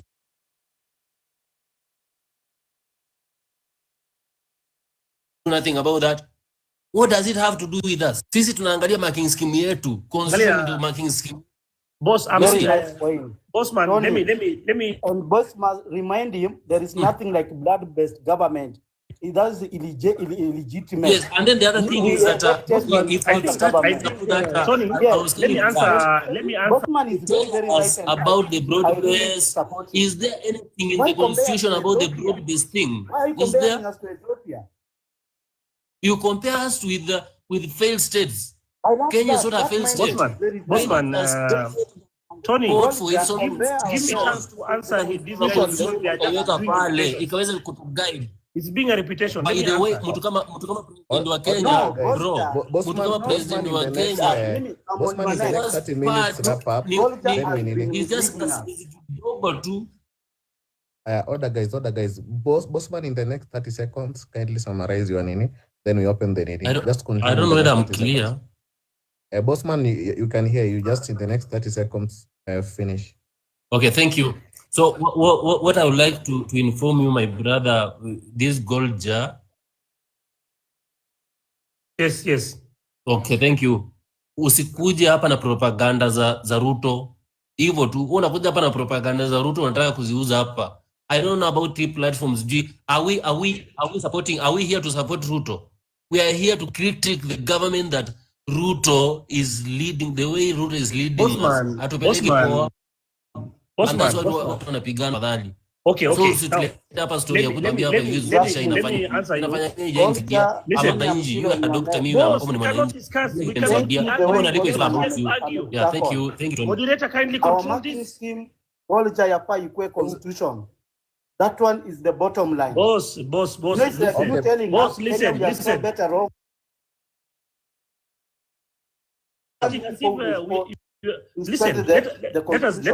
us listen to each other. What's going on? It is not constitutional. I think we allow him. We can just allow him to say something. Tulikuwa tunaenda vizuri. Golja, hold on, pitches, hold on, Benso. We were going very well. On the microphone, I pronounced myself. Nikasema, Bossman, you have 30 seconds to wrap up. Very simple. Golja, you break rule. Benso, you broke the rule. If we are here, we must listen to each other. So Bossman amesha, in the next 30 seconds, amesha explain vizuri akarapa point yake. Very clear. So the next speaker, mwenye anafa interject because ametajwa ni Gold Star. So okay, Gold Star, in the next 1 minute, kindly have a rebuttal, then we go to the next speaker. Okay, thank you, Tony. Number one, let me correct Bossman. We are not here to criticize the government. We are here to discuss opinions. And if my opinion, as you and Benso have mentioned in this, is that everybody, this is a democratic country. That's what you said. And what do we mean by democracy? Democracy is I'm allowed to my opinion. I'm allowed to think if the government is working, and that's my opinion. I think for it to be called democracy is you have to respect that. But telling me that I cannot tell you that the government is working on this platform, I cannot say what government is doing. If that means that you are not supporting democracy. If somebody is not criticizing the government alongside you, you feel that is not a part of this country. No, that's not democracy. When we speak of democracy, so just listen to me. Let me finish my 1 minute. The speaker is really misleading us. Hakuna mwenye amesema is not entitled to his opinion. But his opinion is also entitled to be challenged. Bossman, Benso, I'm answering Bossman. Bossman said that, I'm answering Bossman. Bossman said that, are we here to support the government or to criticize the government? He's telling me to stop bringing propaganda. Supporting the wrong thing. That's what you are saying. You are saying you support the wrong thing. I think we are not having a healthy discussion. We said, come in our it's not working. So that's not the way forward. That's not how sober people discuss and moving forward. Golja, you are given this minute. Kindly use it. It was a rebuttal to what Number two, I think the reason why God gave us 2 ears and 1 mouth is to listen more. I wasn't comparing this country to another country on bad grounds. I was comparing Kenya to Ethiopia and other grounds just to show you that if we continue to push the way you guys want these things to be run, like everybody to oppose the government, as my brothers are opposing, like what Bossman was saying, we might end up being like a failed state. That's why I was giving you the example. But I wasn't saying that Kenya, I'm comparing you. Let me tell you, let me educate you. In 1984, Ethiopia, Somalia economy was 100 times better than Kenya's economy. And they were having a constitutional, just like Kenya. They were having good and peaceful country. But due to such stubbornness and feeling that anybody who is not supporting the government is not on the right track is what made that country to be a failure. Things that this guy which kind of stubbornness is he talking about? Benson, ngoja. Benson. Some of us we just drop and go. Golja, we like to call you to order. Which stubbornness are we causing in this country? Golja, we like to call you to order. Criticizing the government. Stubbornness. There's a word you used. It's called stubbornness. Because now we are wasting time. Let me explain what I meant. Let me explain what I meant by stubbornness. Every time he speaks, I'm on the microphone now. I'm on the microphone now. I'm on the microphone now, Golja. Yeah, I'm on the microphone now. Golja, there's something you've said and it's not right. We must challenge you on that specific thing you're saying. Yes. Because you cannot claim that mtu mwingine anakuingilia on your opinion na wewe mwenyewe una infringe on your opinion, because you will be misunderstood and you want another opportunity to explain yourself. You don't have the whole night here. Okay. So you've used a very wrong word, inaitwa stubbornness. Yes. In the spirit of democracy that you're trying to protect and your opinion.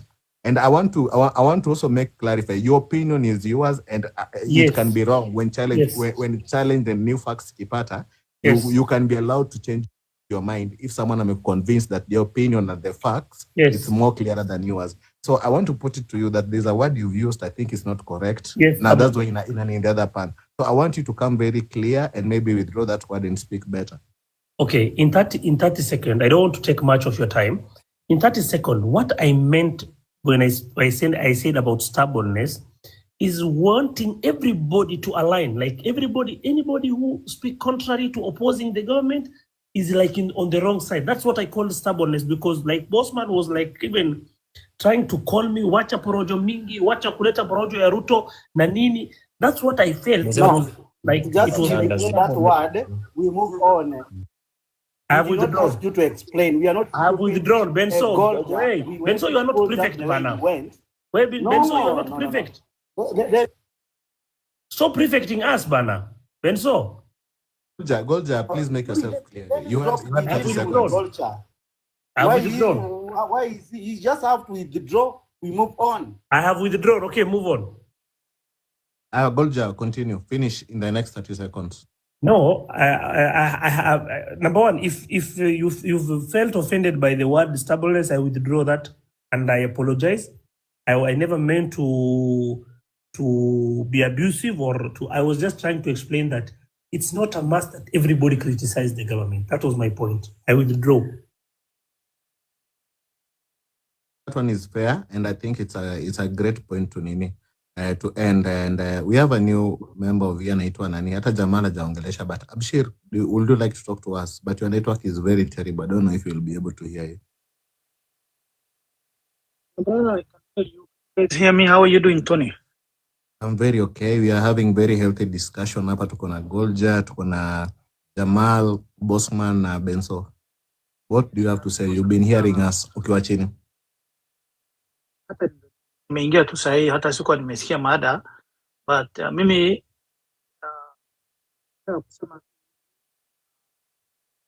we are having trouble with your microphone. Abshir, hebu pata network kwanza. I think your network is messing up. Can I have the mic, please? Jamal hajatuongelesha. Jamal, can you calm the tension? Do you have anything? Yes, okay.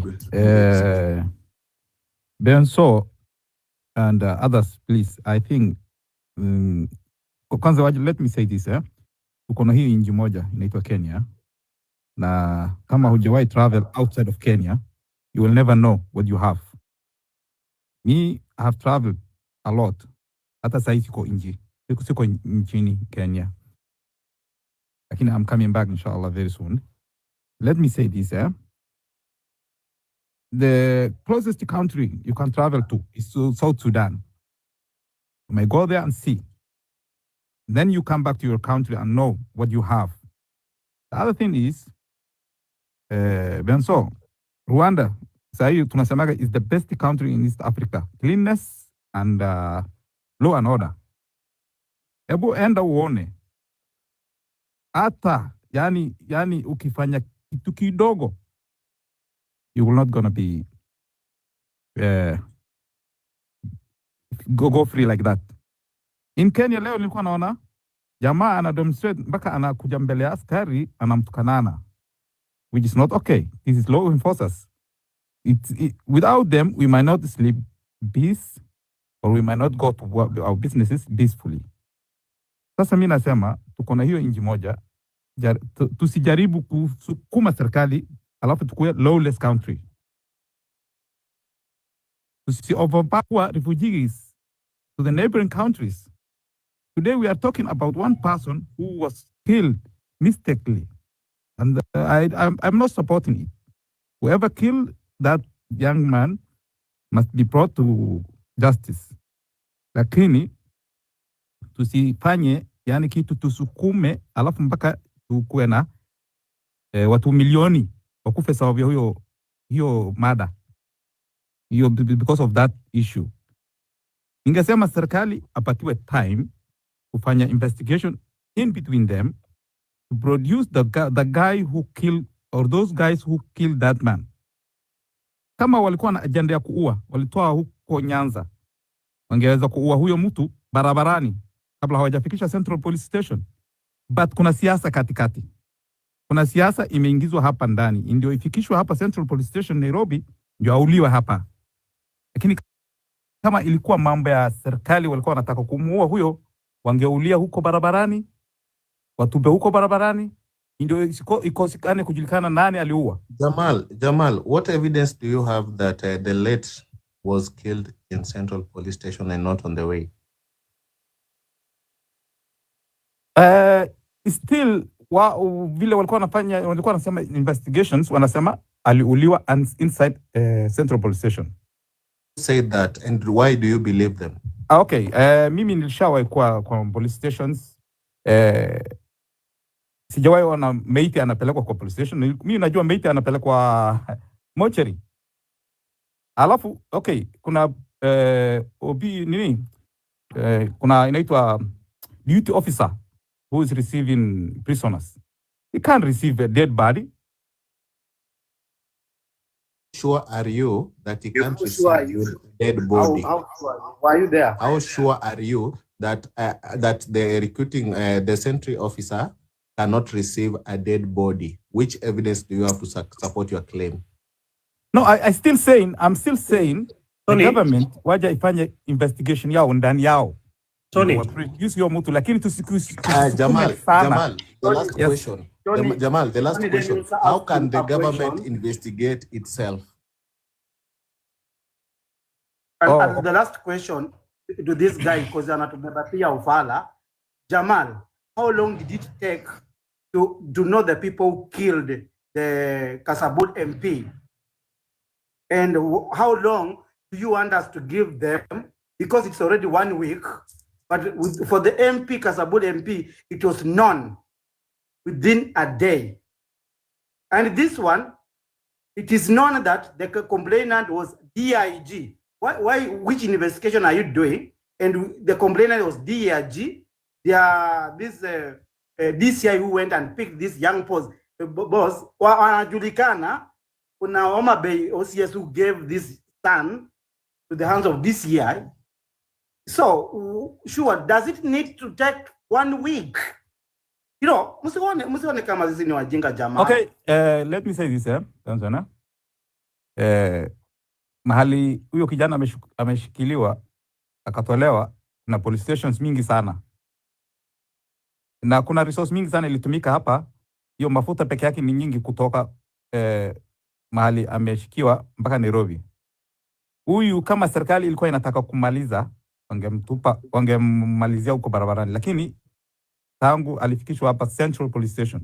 Na mimi nilisikia sauti yake akiongea na mtu fulani, sijui anasema ajui mahali anapelekwa. Just to Jamal, add Golja. Let me say this. Your time will come. Golja, be disciplined. All those things that you are telling us, we are privy to it. And I don't need Jamal to tell us the chronological event. Yes. What happened to Albert? Okay, Jamal, let me say this, Tony. Jamal, Telling all Jamal, this where umaikuwa police. Where ni polisi? No, Jamal, let me Jamal. say this, Let me say, Tony, Tony, please, 1 minute, 1 second, 3 seconds even. And Jamal, usianze kutuambia kama umaitembea. Some of us, we have traveled. It's only that it is a non-issue here. Msidania tu go kama umetravel. Don't think that Benito hajai travel. I've traveled the entire the end of this world. Tony. So we know. I need to Okay, Benson, let me say this, Anthony, please, 1 minute, 5 seconds, let me finish, Okay. Kama huyu Benson ameniuliza kama yani nani anafanya investigation ndani ya serikali ndio wanatajifanya investigations. No. Like sasa demonstrators ndio watafanya investigation. Kama serikali haitafanya investigation. Jamal kidogo. Can I interject kidogo? Ngoja kidogo boss. Ngoja kidogo. Let me set the temperature ama structure here. So Jamal, another thing, I know you have a position on what should go on. But there are two things. We are speaking on a very sensitive matter. You need people who are wanna support mambo to let serikali do the investigation. I need you to understand that we are speaking about a very emotive subject, and people are very angry. This one is not just a matter of debate. People are very angry. Me as well. Ngoja kidogo Jamal, step by step. People are very angry. So those people, so how you look at this and how we navigate about this discussion, I just want us to take caution, tusinini sana, tusilege pande moja sana, ama tusinini sana moja. So both of us, this is a caution to all of us. Let's navigate how we discuss this, because these are very sensitive topic. Because we are not talking about this versus this. We are talking about someone who cannot defend himself, amekufa. Na the other complainant mwenye it's almost like serikali inajaribu kumdefend. It's almost like ni kama akona some sort of protection. So let's navigate this discussion very carefully, and that's the guidance that nitakupeleka, because number one, kuna family in mourning, their brother or sister bado hajapata justice, even the larger Kenya have not received justice. So let's take caution while discussing this. Okay, Tony, let me just add, is a point of addition. I think number one, Jamal has just raised what he felt, because currently nothing has. We're waiting for IPOA to give their result, of which IPOA. Now that can I say something, Tony? I don't know. Okay, Goldberg is nini. You can say something. Pinches, just go ahead. Yeah, thank you.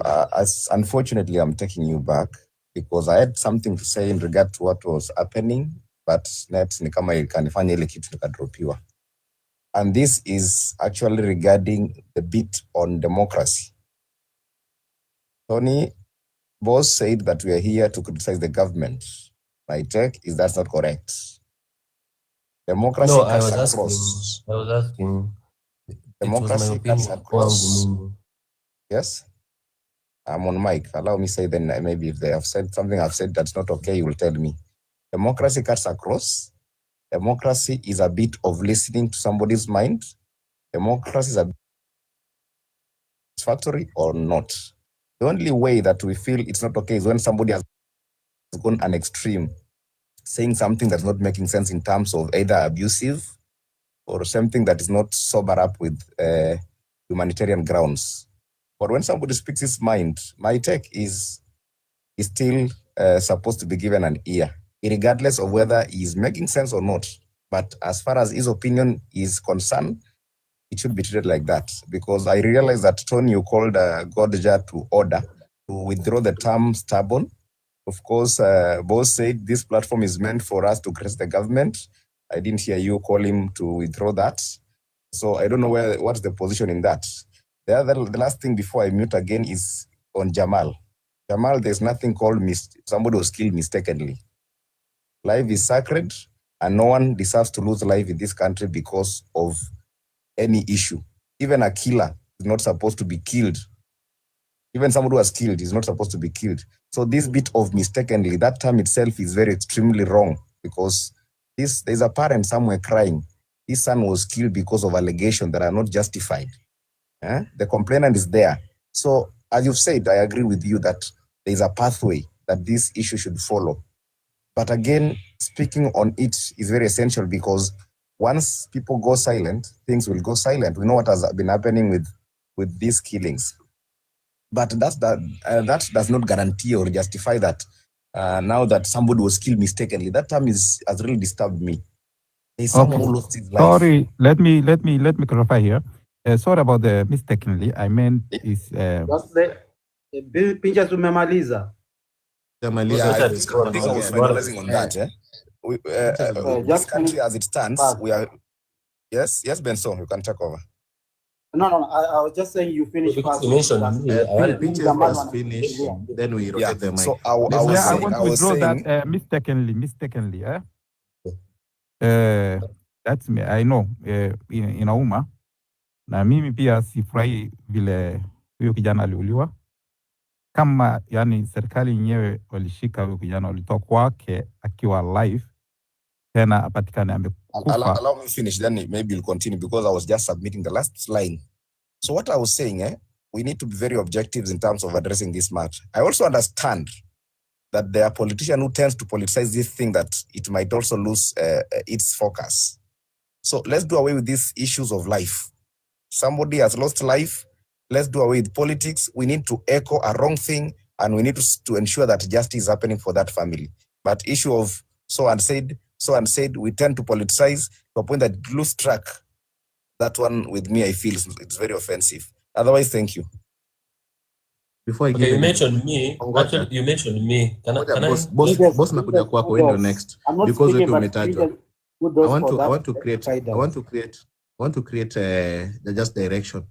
Kuna kitu umesema, I ask Golja to apologize because there's a word he used, and we all agree that that was not the right approach. And I may apologize and I will withdraw. That one ended. So there's also a communication that boss made. Alisema we are here to pinga government. So Pinches wanted clarity that anafaa aongee opinion yake. Then another, Pinches, in the spirit of accountability, we also need to make you accountable. So what do we mean by everybody has their own opinion? Because this is an open platform. Opinion is a right. Being in this platform is a privilege, but for you to speak, your speech is protected in the Constitution. But here is where your speech is quite limited. Once whatever you say here, imewekwa kwa scale ya fact check. I want to repeat so that I'm very clear.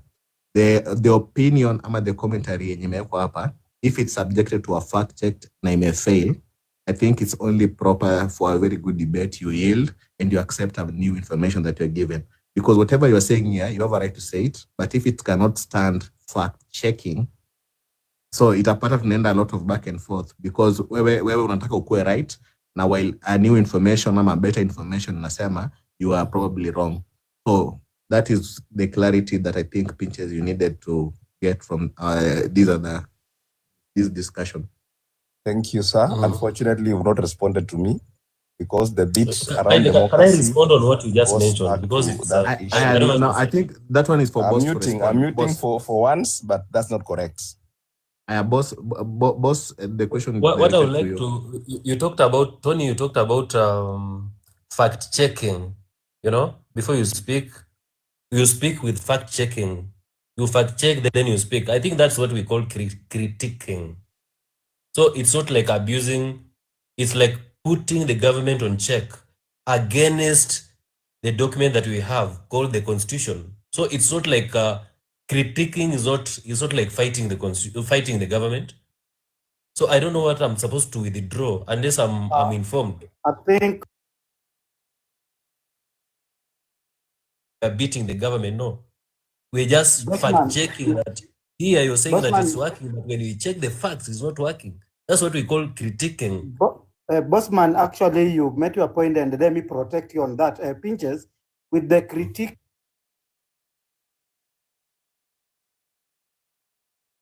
Mute. So what I meant was that I was just clarifying something because Pinches is the one who said there. Pinches critiquing, I think me and you or any other person on this platform, critiquing, you can critique me in a positive way or a negative way. Negative way is pointing out your faults, but positive way is telling you keep it up. You've done good. It's just like checking and trying to tell someone here you did well, here you did not do good. And actually, that's what we are supposed to do toward the government. I think there are people we do. Okay, let us understand them anyway. There are people who only interpret the word critic to be a negative only. Okay, that's what I think. Because I understand critiquing actually is fact checking. Fact checking, you know, we speak, but we you know, when you're telling us that this thing is working, like Shay is working, then I'm like, no, I have the facts. I've checked the facts. It's not working. So that's critiquing. Or you tell me that, oh, it's not working. Then I'm like, no, it's working. So it's a matter of like fact checking. You know, holding the government to account against the Constitution, the Constitution. By the way, Jamal has gone. People are going on the streets not because of anything, not because they hate the government. No, it's just because they are checking the Constitution. What does the Constitution say, and what is the government doing? So that is what is happening. So don't say that, oh, you know, you're pushing the government so hard. You're pushing the government so hard against what? Because what people are doing is constitutionally right. Boss, for us to progress, because I don't want us to stagnate here.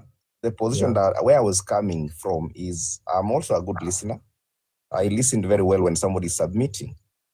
You pronounce that this platform is meant to address government. That's okay. But in this case, you're also condemning another speaker that he should not come here and tell us his issues. So my take is we were trying to be segregative to those people with different opinion. So let's just progress. I didn't say that. When you listen to Tony Kinley, what Tony has just said is that as much as you have that right to your opinion, you know, you also need to, we also need to fact check.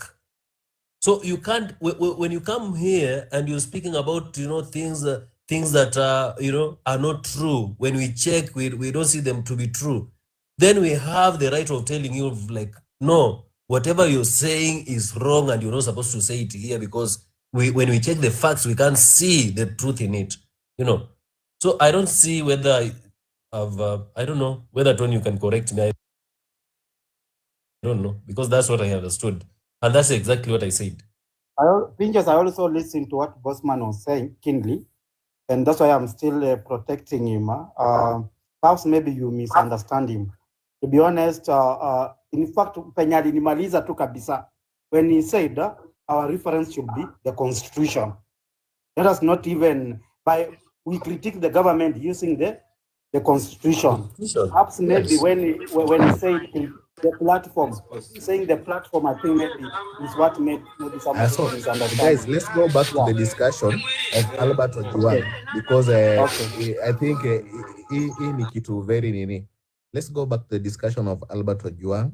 Jamal alianza ilikuwa inakuja up, but now pinches akatu distract kidogo na taking us back to matters democracy, which I know is very important, but we will lose the ball because Albert's issue ndio imefanya kwa kuwa na street, kwa kuwa na people who feel that maybe nani alikuwa na defend government, at kuna mali government ime work successfully, and where we had this back and forth. So let's go back to the main discussion. Do you believe, guys, that this family will eventually get justice?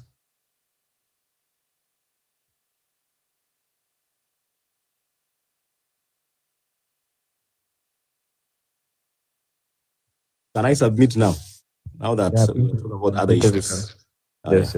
Thank you. So I think when it comes to this issue, first of all, it is very paining. And I trust that through this is the only way that justice can be fastened. Through what we are seeing.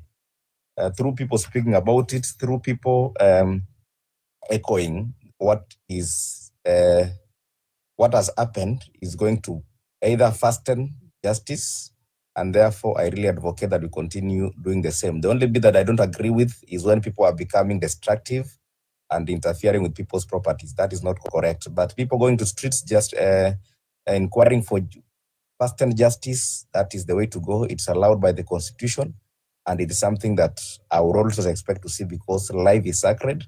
No one is even expected to die, even at the cost of even killing the other person, as per our laws. So this man didn't do anything that needed him to die. So what happened to him is unfortunate, and that family is going through a lot. In this case, the first question is, we have the complainant, who is the deputy inspector of police. Then we have the people who went for him in Homa Bay. Of course, the other bit of the question is, why was he taken to Nairobi? Yet we have the DCI offices in every sub-county, Nairobi. Then in Central Police Station, who are in charge, what transpired there. These are people who should be brought to book. They should be questioned for us to get justice, because at the end of the day, if we follow that path, we are going to get justice. That said, I also want this process to be more of legal rather than political, because as it stands, I like the mindset that people are really advocating for justice, not involving any political mileage, but instead focusing on the loss of life, and through the streets, people advocating for that. The only thing that I'm repeating again is that we should not be having destructive demonstration, because yesterday I saw some destruction. That's not okay, because sometimes we tend to interfere even with people who are not involved in this saga. So my take is, let's keep on protecting lives. Let's keep on upholding the Constitution through demonstrations that are very peaceful for the right thing to happen. My take is justice must prevail, and let's avoid reckless statements through this process, because at the end of the day, there's a family that's really mourning. But when you come with reckless statements, it is really unfair, it is really painful, and even as a person, I really disagree with anybody who comes with very awkward sentiments regarding the death of a human being who is not supposed to die. In fact, it's ironical that he died either along in the custody or along the police protection. Thank you. Okay. Yeah. Don't allow me just to weigh in. I'll take only 2 minutes with regard to the question that we just asked. And let me just echo what Pinjas has said. Guys, let's follow that procedure. And he has said something very paramount. Justice can only be served if we keep on talking and speaking the way we are doing right now. Because we know this chronological event the way he just said. And if we keep on talking and push for these processes that how this guy and why, this guy aliuliwa, he is going to get justice. And maybe Pinchas, there's an area that we also reminded us that let's not destroy property there. I may also inform you that we are not the people who did that. to those people, and those people are hired. I know, Pinjas, you are someone who's also gone to school. These people are known, and if it's true, these are Gen Z or millennials who are demonstrating. We know them. We know, even if we circulated those pictures, those people are looting. If the government true, they are not the one who are walikuwa wametuma watu Pinjas. We need those people wakuwe arrested. You get now wafunguliwa mashtaka. But Pinjas, as you know, this is not the first maandamano that we've ever had. Hata wakati juzi tulienda, tulikuwa ile Occupy the what JKA expressway iliari wote, but none of these people amaishikwa. So meaning it is something that is planned, inafanywa kuharibia the genuine demonstrators. I think that's the point that we are Pinjas, we need to echo it out, and tusikwe tu tunafunikia tunaanza blame game. Government is gonna machinery. How watu tumesirculate their photos who are stealing and destroying, even burning those cars. In fact, the evidence, I think, imepatikana Pinjas, those cars, they are not even registered. They are not under NTSA. So it raises a lot of questions behind that Pinjas. So let us, the way you said, tukue objective. And to be objective, imagine justice itapatikana. And the way you said, and again, as I learned that second, let us not politicize. I've heard some even on this platform, mtu anasema, oh, sijui Ruto amefanya hii to test waters in sijui Nyanza. That's me. I don't buy such kind of things. Sometimes huwezi kuwa kila saa unaongea, but people have been saying some things. Let us not politicize. Let us remain on the course. That makosa imefanyika, and those people responsible wapatikane. Thank you. Can I submit mine? Just a few minutes. I was just. Yeah, you asked if the Ojwang's family, if it will get justice. And I really doubt, because number one, our judicial system is very, very corrupt. Very corrupt. Our police force is very, very corrupt. The DCI is also very corrupt. So the entire system is very, very corrupt. So I really doubt if they will get justice. I really doubt. You can't convince me on that.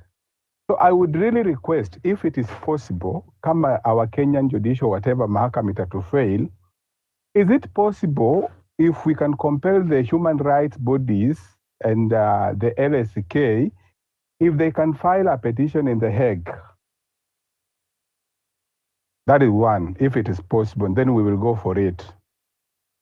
Number one, if you could have convinced me that kwamba Ojwang watapata justice, then the first thing that could have taken place, Mr. Langat could have resigned like last year.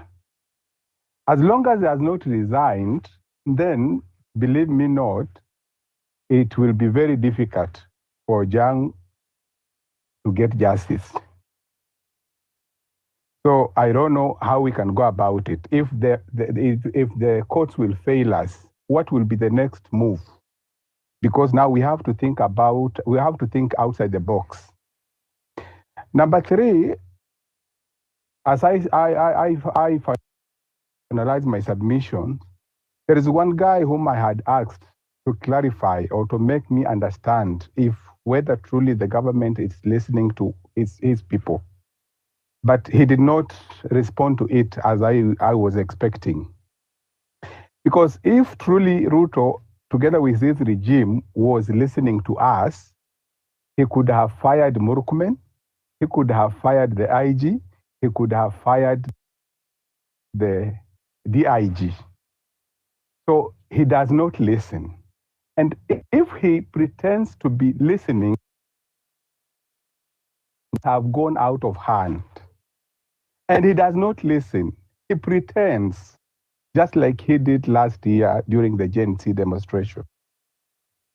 He pretended and he fooled us that he has listened, then he withdrawn the financial bill, and then he sacked the entire cabinet, whatever, just restrict them back in the government. So actually, nothing really happened. So we have to be very careful with the kind of regime we are dealing with. We have really to be very careful. We have to think outside the box. If he might pretend that he listens, then he will do the same thing. What will be the end game? Number two, huyu jamaa mwenye ameshikwa ati amehusika kwa kifo cha Ojwang ni kupita tu njia tu, wanajaribu kutuona ya kwamba sisi ni wajinga, hatujaenda shule, hatujasoma, hatuna hata ile akili ya kuzaliwa.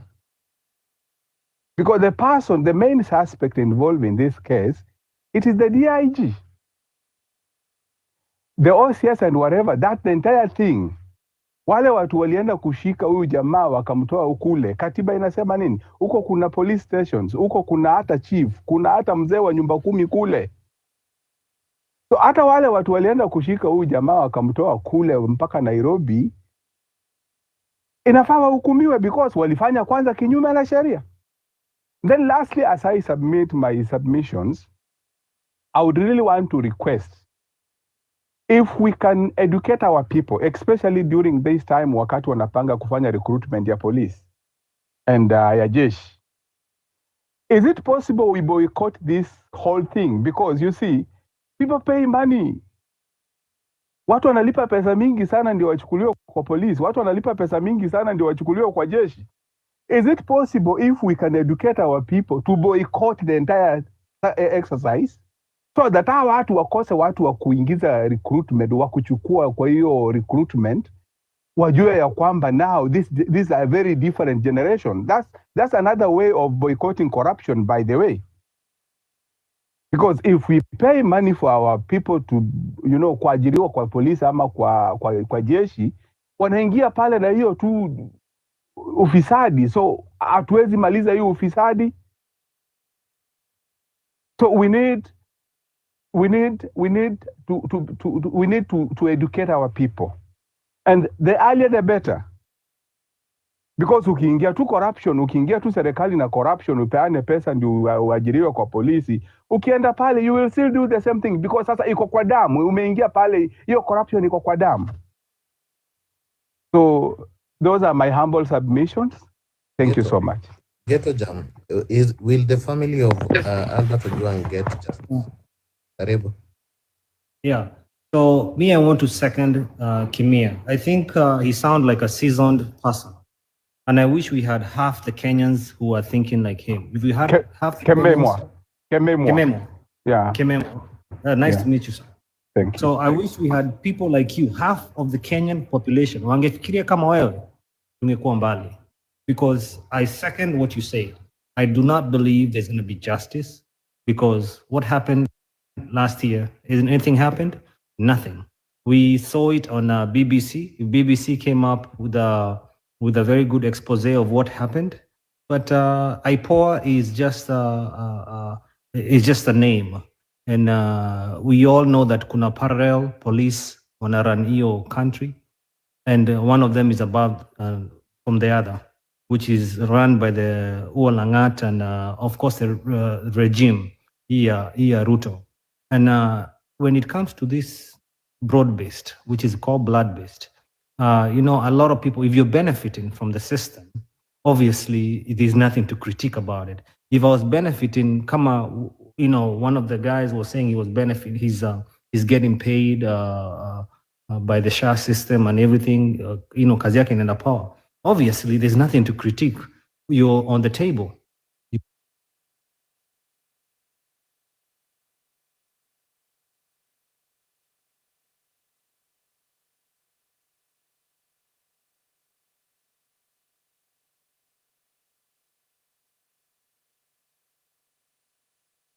Today, I'm going to tell you right now, thank you for answering. You're so welcome, baby. You're so welcome. That's it.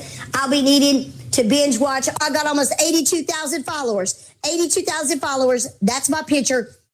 And it does say my name, Tina Gallagher. Tina Gallagher. Stop getting duped by people that are scamming the piss out of you on TikTok, all right? In to some clients, and they've been out working all day long, like these construction men, because I'm a CPA. Honey, when they come in sometimes, I'm like, shh. I spray it right on them. I had a client the other day go, damn, Tina, what was that? I said, you smell like ass, brother. I said, good Lord, you smell like take ass. And I was like, this is 8 ounces of mop soap. 8 ounces of water, 3 to 4 mop soaps. You're going to take this, you're going to pour it in here, put your new filter in here, put it down right here, plug it in. That's a whole different world. When you get the leather, the 2 combinations of fragrances, leather and vanilla. Leather and vanilla. When I tell you that's a whole different world, that one's going to be my brand new. I can't wait till they put it into poo-poo spray. Okay, they got to get it into poo-poo spray. Okay, got laundry detergent. Let me tell you how. You're going to take 89 loads of unscented laundry detergent. Okay, 89 loads. And you are going to add whatever fragrance you want. My fragrance of choice is Royalty. Royalty smells just like Tyler Diva, so I want that Tyler Diva smell. Baja girl, Millie. Tell them about that air purifier girl. Tell them about that. Hey, Jen says bye, Tommy. That's it, especially the plug-ins. I spend so much money in that shit. Liz, I don't spend money like that. I do not spend money like that. Y'all need to understand, I don't spend these in August. I had to find something to get rid of that damn dog smell. Because when I come into my house, come in through the garage, I walk into my foyer, and then there's my dog's room. Yes, they got their own damn room. Okay? All I smelled was dogs. Dogs. Dogs. It didn't matter if we grew...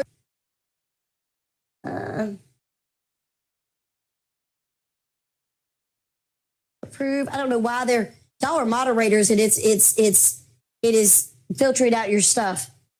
All right, Natasha, I do see all your orders, Love Bug. I see you. So let's say it again. Listen to me. This good information. If you buy the multi-purpose mop soap, listen to me. You got to dilute the shit out of this because it's way too strong. I got a video about it, all right? You need to take everything. Hey, TIB, I appreciate you, sister. Seriously, I do. But you know what? That's who I am. That's who I am. I'm transparent. I see it. Like I said, I'm not everybody's cup of tea. I'm a lot of people's cup of tea. I love the fact you like my energy. If you don't like the mouth, I understand that as well. Like I said, do you see that? This is on a glass mirror. Now, mind you, do you see that? Do you see that? No residue, no streaks, no nothing. Do you see how clean it was? I took a couple swipes. Girl, when I tell y'all that absolutely blew my mind. A panty dropper, girl. It is absolutely an amazing fragrance. Absolutely amazing fragrance. So I'm going to say it again. When it comes to the R&W mop soap, baby girl, these are the top 3 sellers. Now, sun-washed linen, I wash my sheets. I'm going to spray that in my damn car everywhere I can. That's it. The Brazilian waves. That's it. And I'm going to say it right now. Moderator. All right, guys, I got 3 more minutes. Yeah. I'm going to 3 more minutes and then I'm going to have to jump off, but I will be back. I'll probably bitch. Stop taking my shit. All right? But you know what? I'm going to let her go be blessed. I'm going to let God deal with it, and I'm not going to deal with it anymore. The only thing you need to do is, 1, don't share it, and don't comment on it. Don't do anything with it, and damn sure don't follow her. I'm going to go ahead and go. I appreciate all your sisters. Be careful. If you hear my voice but don't see my face, please know it's a hacker. Please, please, please know it's a hacker. I love me some Tina. You go see me, I promise. Boys, okay? That's how I use it. The other fabric softener, use it, use it as you want. But I like to be able to, I want to be able to dictate how much I'm putting in my wash. That's it. Hopefully that helps Liz. Smells amazing. You can vinegar in it to make your clothes softer. That's it. This is Sharina Twister. Hey, Sonia. Baby girl, I've got 5 capfuls of the mop soap, okay? 5 capfuls of the mop soap. Now, normally this is $60. It's on sale tonight for $38, okay? It is also I think it's number 5. Leather is the one that just had its huge debut last week. Leather smells amazing. Now, y'all know the imported mahogany is my favorite because it smells like Abercrombie & Fitch and Hollister. This one right here is my favorite, okay? Is my favorite. Baby girl. Bought it and love it. Absolutely, Amanda.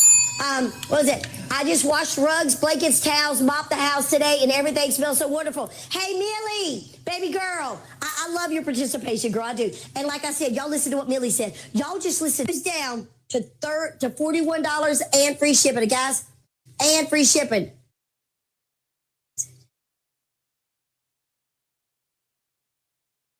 Hold on. All right, so all the hacks. Girl, I'm going to tell you, go look at the hacks. I'm telling you, it's got a lot of information there. It is. Absolutely love Tyler Diva. Hey, Tanya Tucker. Girl, my biggest thing with Tyler Diva, and I love that product. I am not bashing any product. I love it. Like Abercrombie & Fitch and Hollister. I spray this on my car. I spray it on my carpets. I spray it on my furniture. Baby girl, I spray it on everything from the ceiling to the floor. You may say it again? From the ceiling to the floor when it comes with this, okay? I wash my a.m. Eastern, 8 p.m. Eastern. This was a short live. I just want to let everybody know, do not be scammed by all of these scammers that are trying their best. Thank you for the follow, Flory. Thank you. I see everybody. I see everybody with the purchase. That's it. Nicolette, thank you. All right. Girl, y'all go look at my video, damn it. I just put the imported mahogany in it. Girl, I shampooed my carpet yesterday. I went straight from shampooing my carpet, straight to vacuuming and mopping my floors. That me. I got somebody on live right now that has actually hacked my voice and they just pre-recorded my voice. And all you see is mop soap and you see the man's hand doing like this. Do not. I don't ever do anything nefarious. My screen's off with this. I wash my curtains off with sun washed linen. There's so many different things that I do. Absolutely. That's it. Yes, girl, you got to dilute it like crazy. That's it. Is it an email? Yes, ma'am, it is an email. That's it. Mop soap is used for laundry. Soaps come in the Bella Rouge. You're going to get the Bella Rouge in the laundry detergent. You can get the Bella Rouge in the room sprays. You're also going to get the Bella Rouge in the toilet spray as well. Okay? You'll get it in the toilet sprays as well. All right? Been thinking of getting the Serena diffuser. How do you use it? All right. So I'm going to say it again. That's it. Hey, Teresa, I see that, baby girl. I do see that, Teresa. All right. So when I tell you we use it on everything, we use it on everything. That's it. And also, girl, the biggest thing is when I made it, never be on live and not show my voice. Because you know what? I love my pudding. I use a lot of damn face cream on this shit, okay? So I want to show everybody.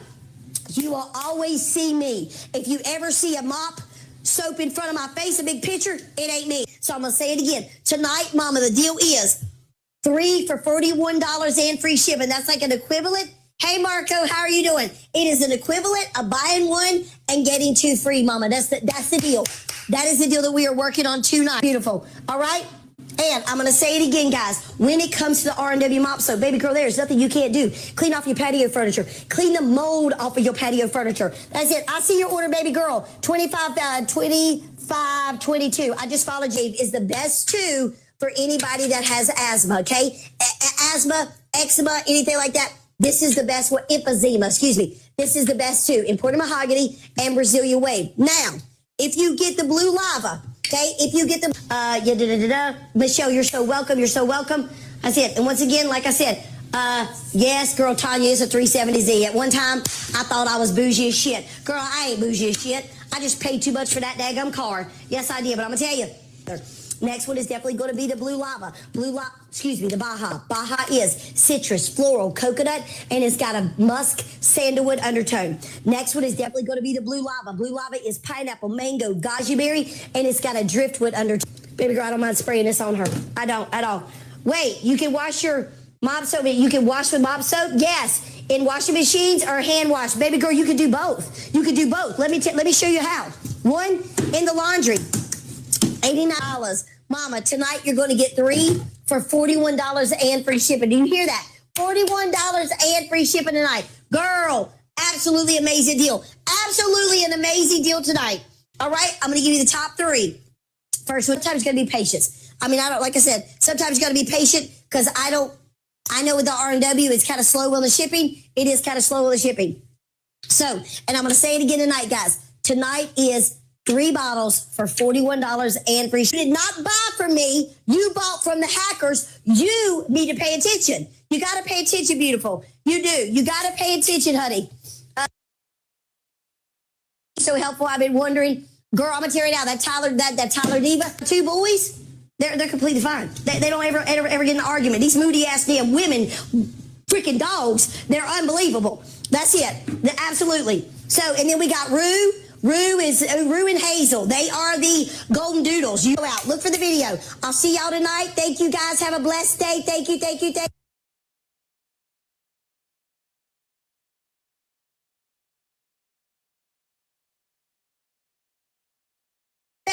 Baby girl, it ain't even $41, and you get free shipping, okay? And I'm going to say it again. I'm going to do 5 more minutes tonight, and then I am jumping off because you know what? We do have a ton of dogs that we got to deal with tonight. All right? We got a ton of dogs that we have to deal with tonight. All right? And right now, somewhere, oh, you made me lunch? Yep.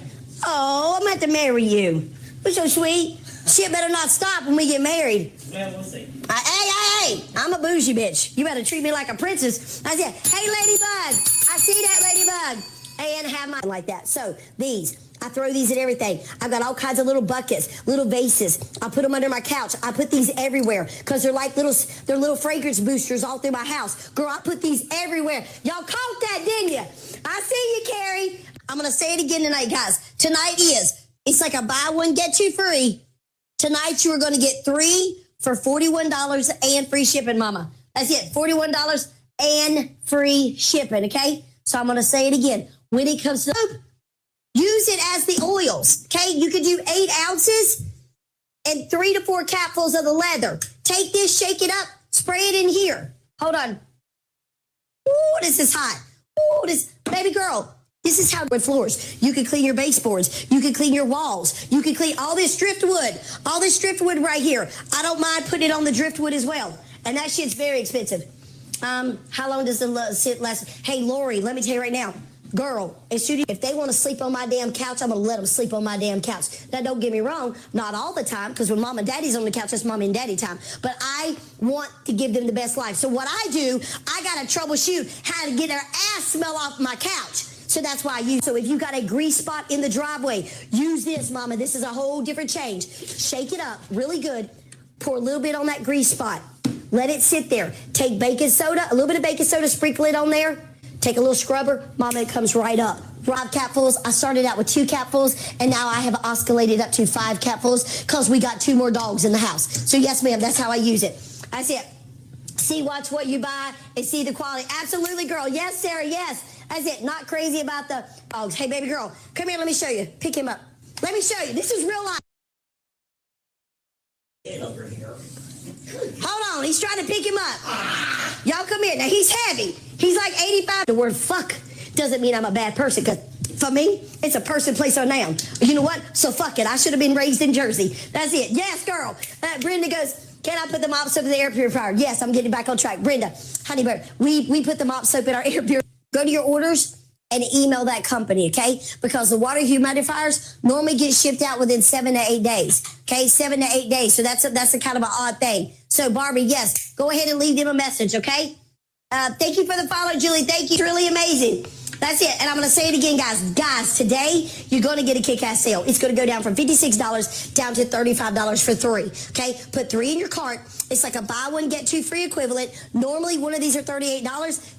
Today, you're going to say, 25. Y'all, I knew it. All I got to say, number 1, Jen, my moderator, that woman's on it. She's fucking on it. So, find the filters on number 24. Number 24 in the shopping cart, baby girl. Always make sure you get new filters, okay? So, what I do when I change the filter, it's a small mom and pop company.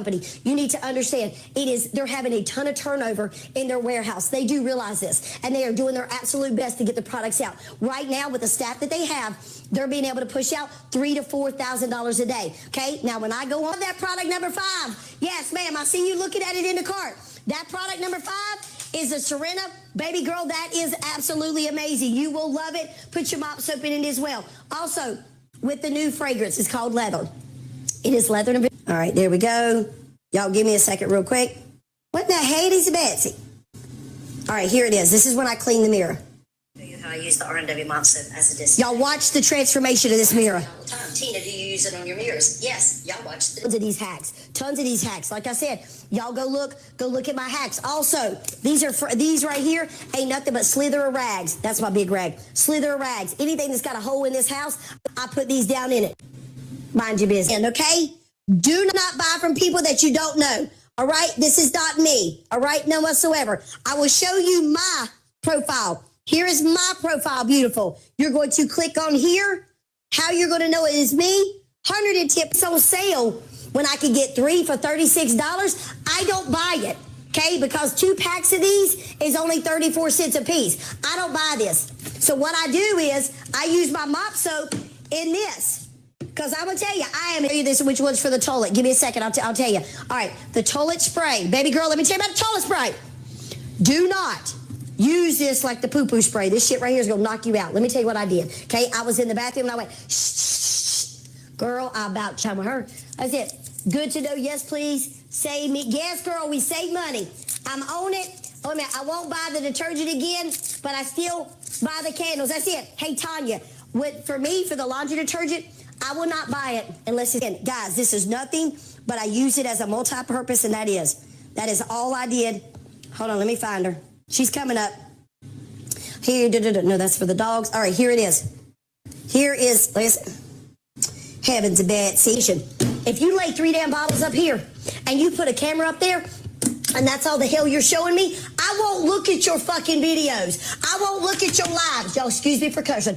I won't look at your lives. Do me a favor. Stop coming to me on it every time, mama. That's it. Hey, Jean goes, I love mine, ordered from you a few weeks ago. Hey, Jean, baby girl, which ones did you get? Y'all, I can't walk over there and push that damn, clap button or whatever. So one of my friends bought me a damn ring. Beautiful. That's it. Just to be able to get out the door. Okay? That's it. And that's it. Warrior, I see your purchase, baby girl. And by his grace of God, I also see yours as well. I do see your purchases as well. Hold on. Let me see what this message is. Y'all, give me a second. That leather, Kat, you are going to love that leather. I just saw it too. But y'all, I do see your orders, baby girl. I do see it. All right. Hold on real quick. Hey, Martha, I see your order as well. Beautiful. Yes, ma'am. I do see your order as well, love bug. All right. When I tell you that puts me in a millennium of, oh my God, just stop. Okay. Just stop. The other day I looked down, there's a streak of shit on my carpet. I went, I just bought the damn carpet. The top 3 sold fragrances are Brazilian Wave, pistachio, salted caramel, and vanilla. Next one is going to be Baja. Baja is citrus, floral, coconut, and it's got a musk sandalwood, okay? The next one is going to be Lava, pineapple, mango, goji berry, and it's got a driftwood undertone. That is a top seller. Imported mahogany. That one right there smells like Abercrombie & Fitch and Hollister. You're welcome, Sonia. It's like Abercrombie & Fitch and Hollister. Baby girl, I'm going to say it again. 3 tonight, 100 pounds. I don't care if you anorexic. I don't care. Show me your personality. I want to see your beautiful self. That's what I want. Stop coming to me and say, Tina, why can't I push the product? I won't buy shit from you if I can't see you. I got to be able to see you. I got to be able to read you. I bought mine on Thursday. I wish I would have known about the special. This stuff is true. Girl, I'm going to tell you, Mimi, I'm going to tell you. Girl, this stuff is absolutely amazing. So, guys, I will be back on tomorrow at 10 a.m. But normally I come on again at 8 p.m. East. So y'all know what I did? Got my imported mahogany out, got my little shampooer, and I cussed the whole damn time I was shampooing the damn carpet. I was mad as hell. Amazing. So, guys, at 8 p.m. East. So y'all know what I did? That's the whole damn time I was trying to hide. And they just look at me through the door. I was like, I will kill you. Oh, I love some Tina. I spend too much money on. So if you doesn't have my voice, doesn't have my face in it, baby girl, it ain't me. I'll very seldom show up. Thank you for coming on. My order was returned to the seller. Okay, baby. Jen, can you put up the customer service email? Now, she's going to put up the customer service email. All you got to do is email customer service. 2 things that happen. They'll put it in here, shake it up like crazy. Mama, stick it in here. Stick it in here. Put it in here, let it freeze. Pop these out like you got wax melts. Come on, girl. You got to be using both sides of that brain, the left and the right. I'm a CP Brazilian Wave, pistachio, salted caramel, and vanilla. Next one is going to be Blue Lava. Blue Lava is pineapple, mango, goji berry, and it's got a driftwood undertone. Next one is going to be imported mahogany. This one smells like Abercrombie & Fitch and Hollister. I put it in my shampooer because I have dogs and it smells hello good. Girl, I'm going to tell you, when I put this in my carpet shampooer, I got that handheld one. Because don't get me wrong, yes, I got 7 dogs, and yes, my house is beautiful and it's bougie. But you know what? I feel laundry detergent, mama. 89 loads of unscented laundry detergent. I take 1.5 cups to 2 cups of the royalty. That's my one of choice, okay? So, look at him. All right, my one of choice. I put 1.5 to 2 cups. All right, Jen, my moderator, is the one who come up with this. Bought it for the new house. I just put it out to see what the pattern looked like. 5 minutes. He done scrubbed his ass across my carpet. And right there he is. Right there he is. Oh, yeah, he's right here. He's a mess. Oh, heck no, girl. Out here. Can you spray? Girl, your aura's not going to match with mine. That's why I show my face. So you women can stand there and say, damn, I like that girl. Or you can say, damn, I don't like that girl. I'm okay with that. But what I will do, I'll be 100% transparent. 100% transparent. That's 89 loads, beautiful. Yes. This is 89 loads of unscented laundry detergent, okay? All you do is you add it to this, okay? I do the royalty because royalty is my choice, all right? Because that royalty smells like Tyler Diva, and I love that one, okay? All right, she put out the customers. I just started losing my voice because I do talk a lot. I'm a CPA, and I do this all day long. So, well, not all day long. I ain't gonna give you that. I don't do it all day long. That's it. Hey, baby girls, I do see your follows. I do. That's it. Hey, Caitlin, I see your order as well. Madison, I see yours. That's it. Miss Carr, I see. What does Bella Rouge and Grace smell like? Okay, the Bella Rouge smells just like the 504 Baccarat, okay? Grace is kind of like a passion fruit. It's like a little sparkling tea. Let me purpose that the R&W sells because it's going to make your granite countertops white, and it's going to also make your stainless steel have a white residue. You don't want to do that, all right? So if you have this, pour it in a bowl. Only take a half a cup. Girl, that is a hell of a deal, is it not, Samantha? Hell of a deal. Absolutely. And I'm going to say it again, guys. Hey, Lori, girl, I'm going to tell you. You're going to love the mop soap. I see you in the cart. You're going to love the mop soap. That's it. Hey, Liz, number 33. It's unstoppable. I'm going to tell you, wow, I have almost all the scents. Girl, I have them all. Samantha goes, hell yeah. That's it. Lori goes, girl, you rocked. Thanks for your help. And I would check. Absolutely, baby girl. Absolutely. Ready for my house to smell amazing. And that's my biggest thing, too. One, my biggest thing right now, dogs in the kitchen. And two, it's already filtered out this hair, I guess. I don't know why it's not discoloring, but you know what? It never does. Depends on your house. When you see it get gray, yellow, black, brown, baby girl, that's when you need to wash it out and restart it over. All right? Thank you, babe. Thank you, Ashley. Thank you. Thank. Damn, every time I get on TikTok, somebody wants to call me. All right, so the filters are hold on. All right, filters are what is list, okay? You'll see my Mop Soap Hacks playlist, all right? So that's what I'm going to tell you right now. I got every one of them there. All of my new hacks are going over to my subscriber page because I got a ton of hackers, and I'm not giving my shit away free anymore. Not for these hackers. Mogo, and then we're going to be getting off, okay? Actually, it's 4 more minutes right now, almost 3 minutes, okay? And I'm going to say it again. Guys, go to the Mop Soap Hacks in my playlist. Mop Soap Hacks in my playlist. It tells you everything you need to know. Everything you need to know, all right? So make sure you're going there. Loads. And also, if you've ever bought the Tyler Diva product, I'm not dissing Tyler Diva. I love that product as well. I love their candles. But you have to use quite a bit of their laundry detergent just to be able to get the smell.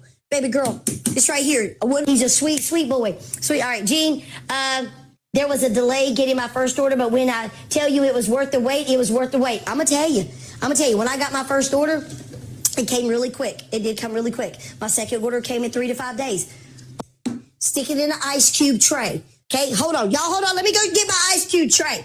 Hold on. Hold on. Just hand it to me. So this is another hack that I do, all right? Because you know what? I'm not buying wax melts. Hold on. My ounces, 8 capfuls, okay? 23 ounces, 5 to 6 capfuls, 16.5 fluid ounces, 3 to 4 capfuls, okay? 3 to 4 capfuls, all right? That's how you make your own multi-purpose. And I'm going to tell you, this right here is important.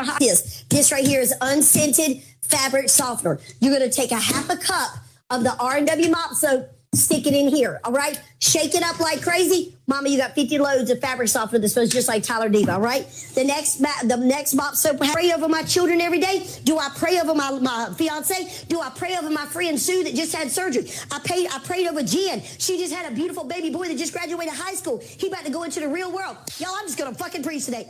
I pray over my loved ones and my family. In a bowl, you need to take this and only put a half a cup of this disinfectant in a bottle. Use the rest water, okay? It's way too concentrated. It's going to make your stainless steel cloudy, sticky. It's going to make your ooze with it. He washes the truck with it. He washes his boat with it. He loves the fact that he can clean his cooler out. It's got that fish smell because I'm always bitching about getting on the boat and all I smell is fish. So you know what, beautiful?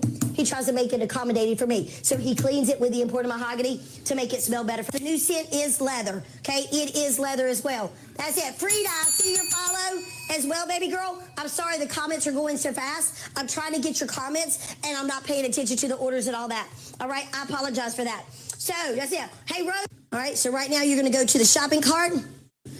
You are going to scroll up. It's number 5, okay? It's on sale today for $35. It is normally, and some of you might have an extra 15% off a coupon. You might have a 15% off coupon, baby girl. Rescued, like the one we just rescued, I feel like they need a good damn life. So am I picky about my furniture? Hell yes, I'm picky about my furniture. So I'll put a blanket on the furniture, and I still let the dogs get up there, because you know how I feel. They've had a rough right here. And it really kind of like a classic deep goji berry and a cassionberry. Okay, Grace is my favorite in the laundry detergent. It is absolutely amazing. Grace and an exotic is one of also my favorite laundry detergents as well. That's it. I'm with all full. That's it. And the file is empty. Hey, Devo, baby girl, send me a private message. Let me send it back to you. I had that happen twice. I've had to send it to 2 other people. So yes, send it to me with your email address, and I'll send that to you. Guys, creatures, this right here prevents any and every bit of that. Absolutely, it does. That's it. Such a good deal. Absolutely. Another air purifier and 2 more leathers. Girl, Jen, you like me. I got to stop. Tommy even said, babe, you got to stop for a while. That's it. A little grumpy in there. I hear him in there growling, so I'm scared we're about to have a dog fight.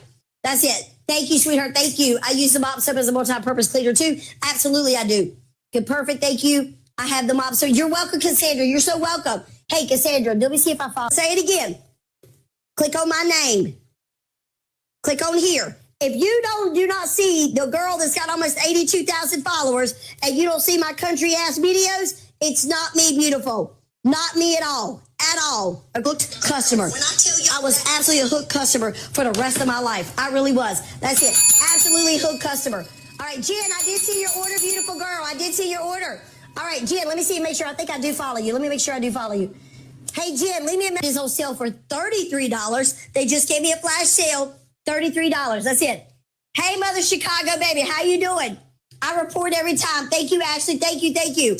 I was so mad when I seen that. Like, how bold. I'm going to tell you. $104 for 90 loads.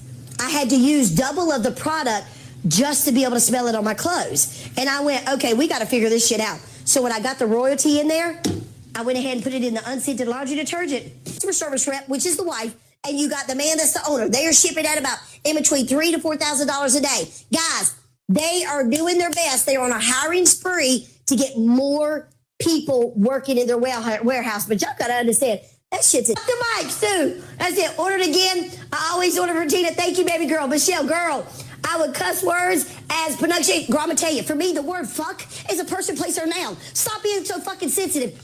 Do I read every day? Do I have a war room in my... Hold on, I'm looking for it. Number 16 is the toilet spray, beautiful. All right, is the toilet spray. Now, I'm going to be honest with you.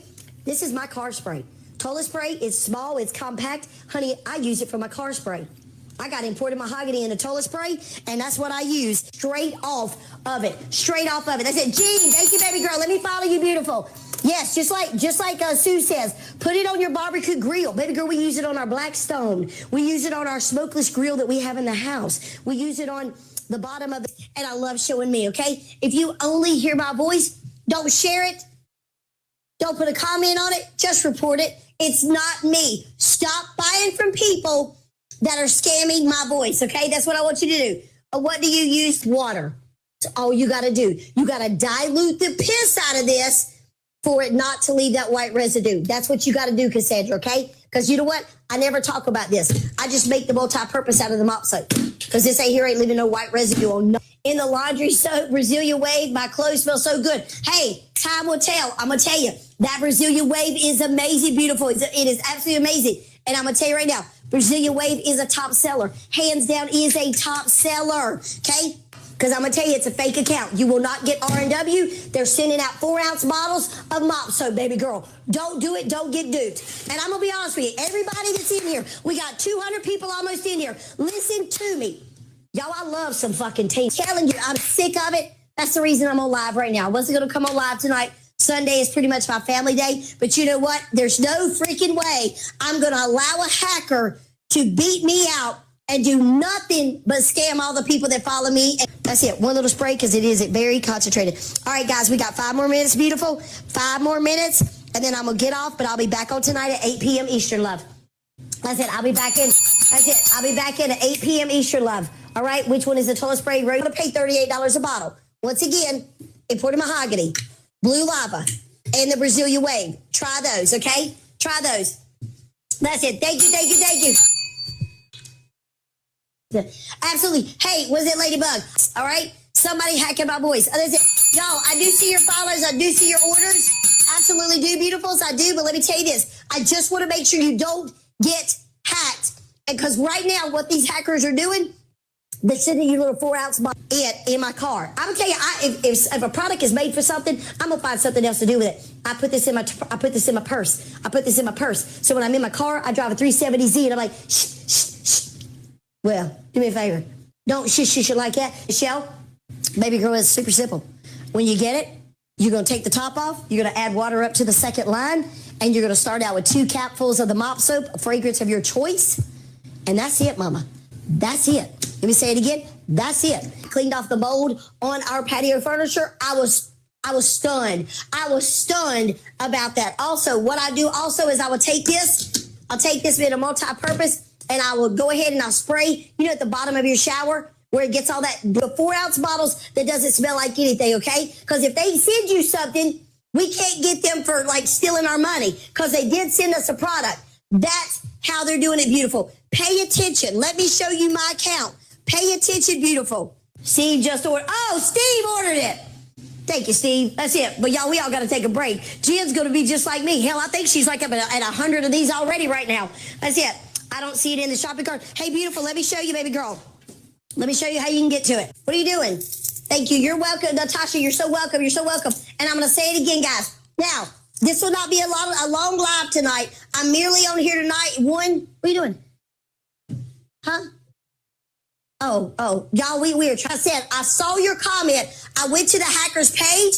It was funny because normally they will block me, but he didn't block me. The one that just had his hands going, I saw your comments. That's the reason I jumped on live, and I was hoping you were going to come in. So this over 40% off today. Hell, that's a good deal. That makes me mad because you know what? I never got that deal. I never got that deal when I first bought the air purifiers. Y'all hold on real quick. And I'm going to tell you, if you don't know anything about this product, I love Tyler Diva, but I'm not going to pay that Tyler Diva price. I'm not. Because you can get one for like 96 loads. That's $114. I'm not doing that. I'm doing this right here. That's it. Babe, bring me the unscented laundry detergent. Now, when I order, I'm just like you. Sometimes it takes up to 10 days. Can I tell you how impatient I am? That's why the moment it goes on sale, I stock up on my product again. I always do. And today, with the link down below, baby girl, it's going to go from $56 down to $35, and you can oscillate it up to 5. Right now, I use 5 capfuls in my water air purifier, okay? I use 5 capfuls in my water air purifier. That's it. So I ordered on May 30th and still haven't received it. Still has it shipped. Hey, baby girl, yeah, I saw you. I try not to say it, but I was like, oh, that's it. So anything like that, it's got a hole in it. Put it in there, mama. I'm going to tell you. These are like scent boosters. I put these in my trash cans, my wash bags. I put them in everything. I will even take 2 or 3 of these. Listen, is that one better? Y'all let me know. I know it's annoying as shit, but you know what? I want to give everybody a shout out. Woo! Everybody a shout out. So, all right, jumping now. Absolutely, Teresa, baby girl. Did you get my message today? Someone's using your voice for the lives on your lives. That's the deal that we are chasing today, all right? How many loads can you get out of these bottles? Natasha, baby girl, if you're using it just for laundry soap, this gets me 4 of these. I don't promote this. Let me tell you why. It leaves a white residue on everything, even on your stainless steel, on your granite. So this is what you got to do, Cassandra. Listen to me. Pour every bit of that shit out. Listen, you're going to take a half a cup, put it in the bottle. Donuts, Prince, all the time. All the time. You're so welcome, Laura. You're so welcome. And guys, here is a lot of my hacks. Here's a lot of my hacks. Go on here. You're going to go into my profile. The only way you'll know it's definitely me is you're going to see I got all of you well. Yes, ma'am. Yes, ma'am. Like I said, y'all can ask me anything. I'll be 100% transparent with you. And the biggest thing is this shit right here, way too concentrated. Way too concentrated as a disinfectant. It really is. They need to go back and redo the ratios. Because she just told you about the scavenger hunt. That's all I can say. All right, Jen, baby. That's all I can say. That's it. And Diva, like I said, read her message. And it's telling you how that scavenger hunt happens. Gotcha, thanks. Absolutely. You got to save your money. Y'all listen to all these other beautiful men and women. Now, I'm going to tell you, we get men in here. Y'all know you're doing big shit when we get men in here, right? So men and women in here both are talking and raving about the product, okay? It ain't just me. It is not just me. There's a ton of people who have to 2 cups, just like Jen's got on the screen. 1.5 to 2 cups in the laundry detergent, okay? You could also mix it with unscented fabric softener, okay? All you got to do is do a 1/2 cup. 1/2 cup. Thank you, Tommy. That's it. I had to let leaks the grease on it. Honey, he sprays that and cleans it off of that. When I tell you this is the go-to cleaner in my house, I ain't shitting you. It's the go-to cleaner. That's all we do is the R&W mop soap. That's it. Use it on your barbecue. Absolutely. The boats, the coolers, my damn account. Also, I almost got 82,000 followers. Also, okay, this is my buy everything in it, okay? You will always, I will never, ever, ever come on without my face. All right? Now, I will do videos without my face because sometimes I got to know about you, but I ain't working in no warehouse in Texas. It's like 120 degrees there. It's absolutely awful. It is. So, yes, baby girl, give them grace. That's it. So, I'm going to say it again. Give them grace. Sometimes it takes up to 10 days or 12 days. Just a hint. Absolutely is a hint. So I'm going to say it again. When it comes to the mop soap, baby girls, listen to me. Okay, I'm going to say it again. Today, you're going to get it for $35 and free shipping. Now, normally it's $56. Today it dropped down to $35. So when you guys are seeing anybody at all, then listen to me. If you don't see my face, baby girl, you know it, they're hacking my account. I will always show my face. Because you know what? I love Santina. Okay, Jen, I got it. Okay, this is our, put his head in here. He's big as hell. Okay, this is my butter bean, okay? Sorry, man. Yes, mama. Y'all see that? That's the imported mahogany. I'll ever look, put his face in there. All the things, share your knowledge on all your products. Just tune it in. Hey, baby girl, let me tell you, this is a DIY spray, okay? One, you just saw that I sprayed it on my dog. Now, mind you, I just dropped a shit ton of money on that one. We found him on the side of the road. The people who wanted it, who people who had him, feel cloudy sticky. It's going to make your granite cloudy sticky. Mama, make sure you dilute the multi-purpose. And not only that, when you dilute it, mama, you get 5 bottles out of 1 bottle. That's a hell of a hack for me. I get 5 bottles out of one, and she'll go at it. Now, whenever it gets empty, it should cut itself off. All right? That's why I run it 24/7. I do. Y'all hold on real quick. Let me look. I just got a message from the Tickety Tack. Y'all give me just a second. So we brought him into the house. So that means dog smells, dog crates. We wash the dog crates with this. Okay, Buttercup? There's so many different things that we do. If you want to see all of my hacks, go to my playlist in my profile. There's a ton of hacks right there, okay? And baby girl, that's your wax melt. Right there. That is your wax melt. That's all you got to do. That's all you've got to do, baby girl. That's it.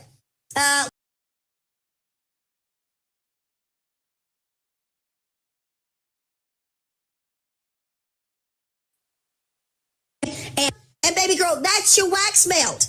Right there. That is your wax melt. That's all you got to do. That's all you've got to do, baby girl.